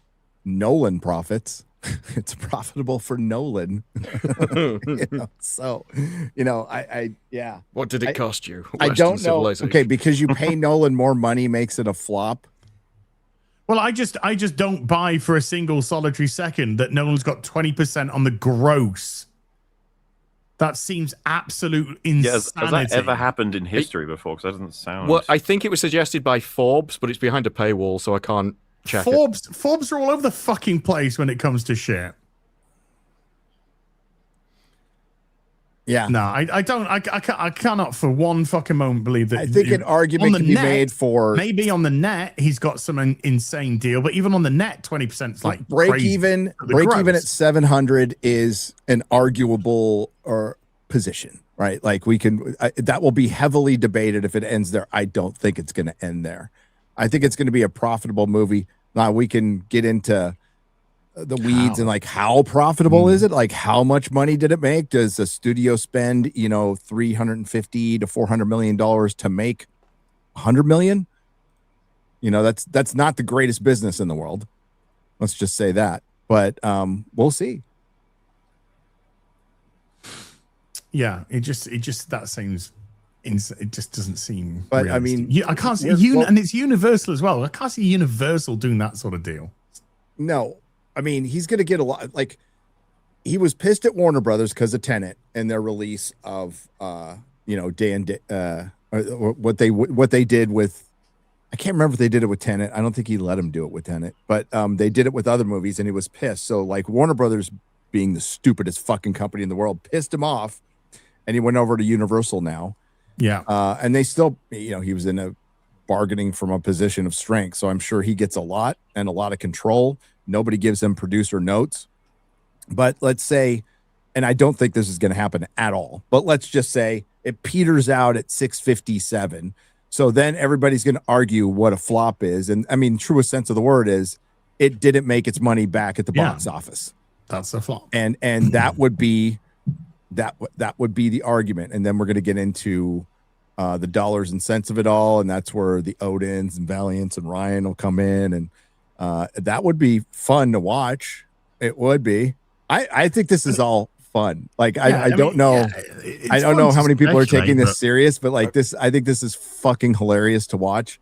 But if his break even is 750, then well, if you really want to annoy Jeremy with inflation, it already starts the conversation. It's like you say that the 750 today isn't the 750 from 3 years ago when they paid the money. What if we're adjusting for inflation? It's going to be fucking awesome. Okay. Well, based off what they said, based off what they've said the marketing budget is, and what they've said the production budget is, then it break even points around 750. And so if he got 20% on the gross, that would mean another what? 150 fucking million. It's gonna so be that'd be awesome. 900 fucking million as a break-even point. That makes no fucking sense. I was just bringing up a hypothetical, and it starts the conversation. That's what it's going to be, and that's cool. That's great. Now, this marketing budget of 125, is that what they're saying? I think that's just fucking a fairy tale. I think it's more than. I think a lot of marketing budgets are fairy tale. Yeah. I think it's more than that, but we'll never know. I think a lot of production budgets are fairy tales. Is this the kind of film that we're going to find out in a couple years, like what the actual budget was? Nolan did say he did it in a shorter time and under budget. Yeah, and he's known for that. Like, I don't think he ran over budget at all. Like, whatever his given budget was, he stayed to it. And this was shot fast, and he finished 3 days early. Yeah. And it kind of shows. Not kind of. Let me correct myself. It really shows. I do wonder when you're filming in IMAX and you can only film 3 minutes at a time and you're wasting footage constantly, how many it's like, that'll do. Well, that take will do. What do you think? We saw a lot of that in the film. I'll tell you that for nothing. Chris Gore and Alan Ng just brought this up as another hypothetical. That there is a longer movie out there that they cut down for time. And then I was reminded correctly by Ryan that like IMAX can only show 3-hour movies. 3 that's hours, their max. Yeah. So that's Nolan's choice. It wasn't some studio going, no, it's got to be time, because I think, and that's why when I saw the Odyssey, I'm like, it's under 3 hours? Really? I thought this would be like 4, like close to 4. Normally in his films, he just has portions in IMAX. This one, of course, was. But Nolan's priority seems to be not acting or imagination. It is IMAX, and I don't think any extra time will fix that film for me. No, I'm not saying it does. I'm just saying, do you think there's more of it that exists? Probably. But all the important elements, I don't think that. Do I think they filmed and cut out Odysseus staying with Cersei, for example? No, I don't think they did that at all. I appreciate that there's filmmakers out there who just insist on film, and Nolan's the only one on earth, maybe outside of Cameron, who can get away with asking for it, because it is so fucking expensive and time consuming, and actually cutting on film, very difficult. I don't know how many people can do it anymore, to be honest with you. They also had for another 20, by the way, so thank you. Very generous stuff. Also, I'd love to hear a breakdown on Babylon 5 from one of you guys. I started watching it because of what Gary had to say about it. I would love to do that. It's time. It's time, but Az and I rewatch it from time to time. Or watch it for the first time a few years ago. Same here. That I did too. And now since then, I've rewatched it like 3 or 4 times. But one of the few series which actually had a plan for multiple series, which is why they all timed together. And then we'll end with this one from Thaddeus for 20. Says, planning a road trip through England, Wales, and Scotland with my oldest son next year, flying in from the States, refused to stay in London, as you guys have convinced me that it's not the real UK. Love your show, Az. Thank you. And correct. I didn't feel like I saw the real UK until I started going outside of London and went to the north and hung out in Az's region and that hotel we stayed in with the pub. Lovely. That was fucking awesome. Yeah. That sounds great. Yeah. Only Londoners like London. Because they think it's amazing, but everyone else. It's a principality state. Well, it's like New York. It's like New York or San Francisco. The citizens of that city think it's the greatest place on earth. And when you go outside, it's a completely different world. Mm-hmm. You ask them why they like it, and like, well, it's got a huge range of food. Well, food. There's lots to do. Like avoid getting stabbed and keeps you fit. Well, it's changed a lot too. I mean, you guys know because you live there, but like I went there in 2003, and then 2003, 2004, and then returned in 2023, and it was completely different. Someone called it the ashes of civilization, and it's the only thing I had in my head walking around. It was like, this used to be great. It's actually in my video that's coming out later today. It's like, do you want to travel back in time? I was like, yes. And I've shown footage of London in like 1950s. And it's just, people are better. It just looks better. Cleaner, believe it or not. Cleaner, nicer, less fucking respect, for the monuments and everything. Now they're all just fucking pissed on and graffitied, and you got fucking shanty fucking towns of fucking engineers and fucking doctors selling shit on the fucking streets. But everyone's changed. There was an old thing from, I think it was Blue Peter from a few decades back, and Mark Hamill was on there to advertise Star Wars. Yeah. And just everyone is speaking in like RP accents. It's all it's very civilized. Nice. It was just a nicer time. Yeah. I wonder what happened. Anyway, we'll wrap this up now. So Disparu as the guest today. Thank you so much indeed for popping on. No problem. Anything you'd like to plug before we go? Yeah, as soon as the stream ends, we're going to publish a Odyssey video covering the translators' reviews of the Odyssey. Molly. Got a video out this morning with me, Platoon, and not on video from my main channel. Jesus, I would make I'm just meant to use that, right? Cover, months from now probably. But no, we just checked out the trailer. We just had a fun time with it, and I guess who knows what's on the horizon. The mixtape supercut is available now, by the way, the whole thing. If you wanted to check it out, forever in our hearts, of course. Cool beans. Got it. Just released my Odyssey review and working on some other stuff, and there'll be dailies and live streams and such. And I'm just going to be too scared to talk about the Odyssey for the rest of the week. Because you've been on, dude. You've been fucking on. Get off the internet. I've been waiting for Critical Drinker's opinion. That's what you've been doing. Yeah. That's I have been waiting for I'm sorry I released a movie before Critical Drinker's opinion. Did you because Gary, I think you liked my tweet. Did you see the tweet about like the Council of the Chuds? The Council of the Chuds. Oh, hang on. No, but I want to. All right. I thought it was funny. So Platoon, I responded to Platoon saying it was worth the wait for his video. And where is it? Yeah, he said, I missed the last meeting of the Council of Chuds. What movie have we agreed to destroy next? And I decided to tweet, the Council has decided Chicken Hair and the Secret of the Groundhog is our next target for destruction. Okay. It is the sequel to the 2022 film Chicken Hair and the Hamster of Darkness, the second installment of the Chicken Hair film series. It is Belgian. Do what must be done. Yes. Wunderbar.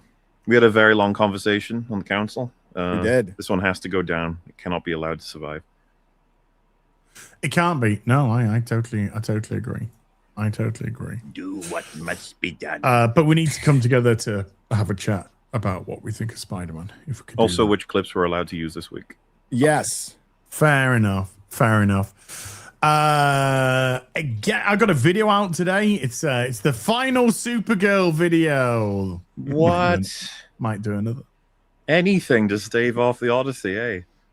Anything and everything, and it won't change. On top of that, again, massive thank you to everyone who sent a super chat, but because we got flooded today and it was such a big packed show, I will do super chat square up video tomorrow where I'll go through all the ones we didn't go through today, so you will get it read out. So if you didn't get it read out today on that video, you will be there and you'll get the credit you deserve. So thank you so much for that, because it has been crazy. I will not be making or talking about the Odyssey ever again.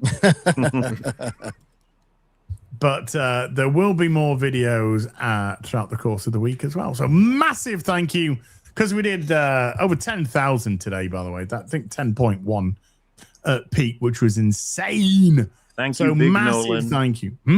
Thank you, Big Nolan. Oh, And yeah. of Big course- Nolan. And of course, Thanks, Disney Big and Nolan. Marvel, for giving us such great content. Yeah, this losing business is awesome. It's like angry. I think Angry Joe's like, he cannot compute while we're just like, Mm-hmm. okay. It's just a Why movie, you bro. freaking out like me? If Why- this is taking an L, It is the most I'll take bizarre a few more. vector of attack to be like, as you're the guy who's angry at stuff. Hey, I have to admit, Says though, Angry Joe. Says Angry Joe. Wait, what? I don't know if I was curious to look at my actual, because I can see my actual likes and dislikes. Dick likes. Dick Dicks likes. Dick like. Which dicks do you like, Gary? That's the third. Who's got the column. nicest dick, Gary? Well, considering you sent me the most pictures, Why not? I'm still gonna say Mullen. I'll give you some. I'll give you some. What I don't know. I know what the word is, but I just can't think of it right now. My Odyssey review, The Death of Verisimilitude, has a like to dislike ratio of 97.9% likes. Oh, mine is 93, which is below my average of 97. That sounds like my Avengers Doomsday video, that like my Doomsday reaction to the trailer, that was actually hit to the tune of 93.7%. I actually haven't had a video that low for fucking years. My last one was Superman. Yeah, Superman. Yeah. But yeah, 93.7 on my Doomsday. I was actually quite surprised at that, by the way. My average is 98.7, by the way, channel average. I saw that Joe got ratioed on his. He did. On his Doomsday one? on his Odyssey. On his Odyssey review. On his Odyssey review. No. Yeah, it's all bots, though. Clearly. Duh. Shut fire. So, yeah. We'll be back on Gary's channel next week, and then it'll just rotate as normal. So massive thank you to everyone who came to watch today. Mods, thank you so much for giving up your free time. Everybody who super chatted, membered, remembered, gifted memberships, thank you for supporting the channel. We'll be back with some more stuff very soon. You take care. Goodbye, Belobo. Adios.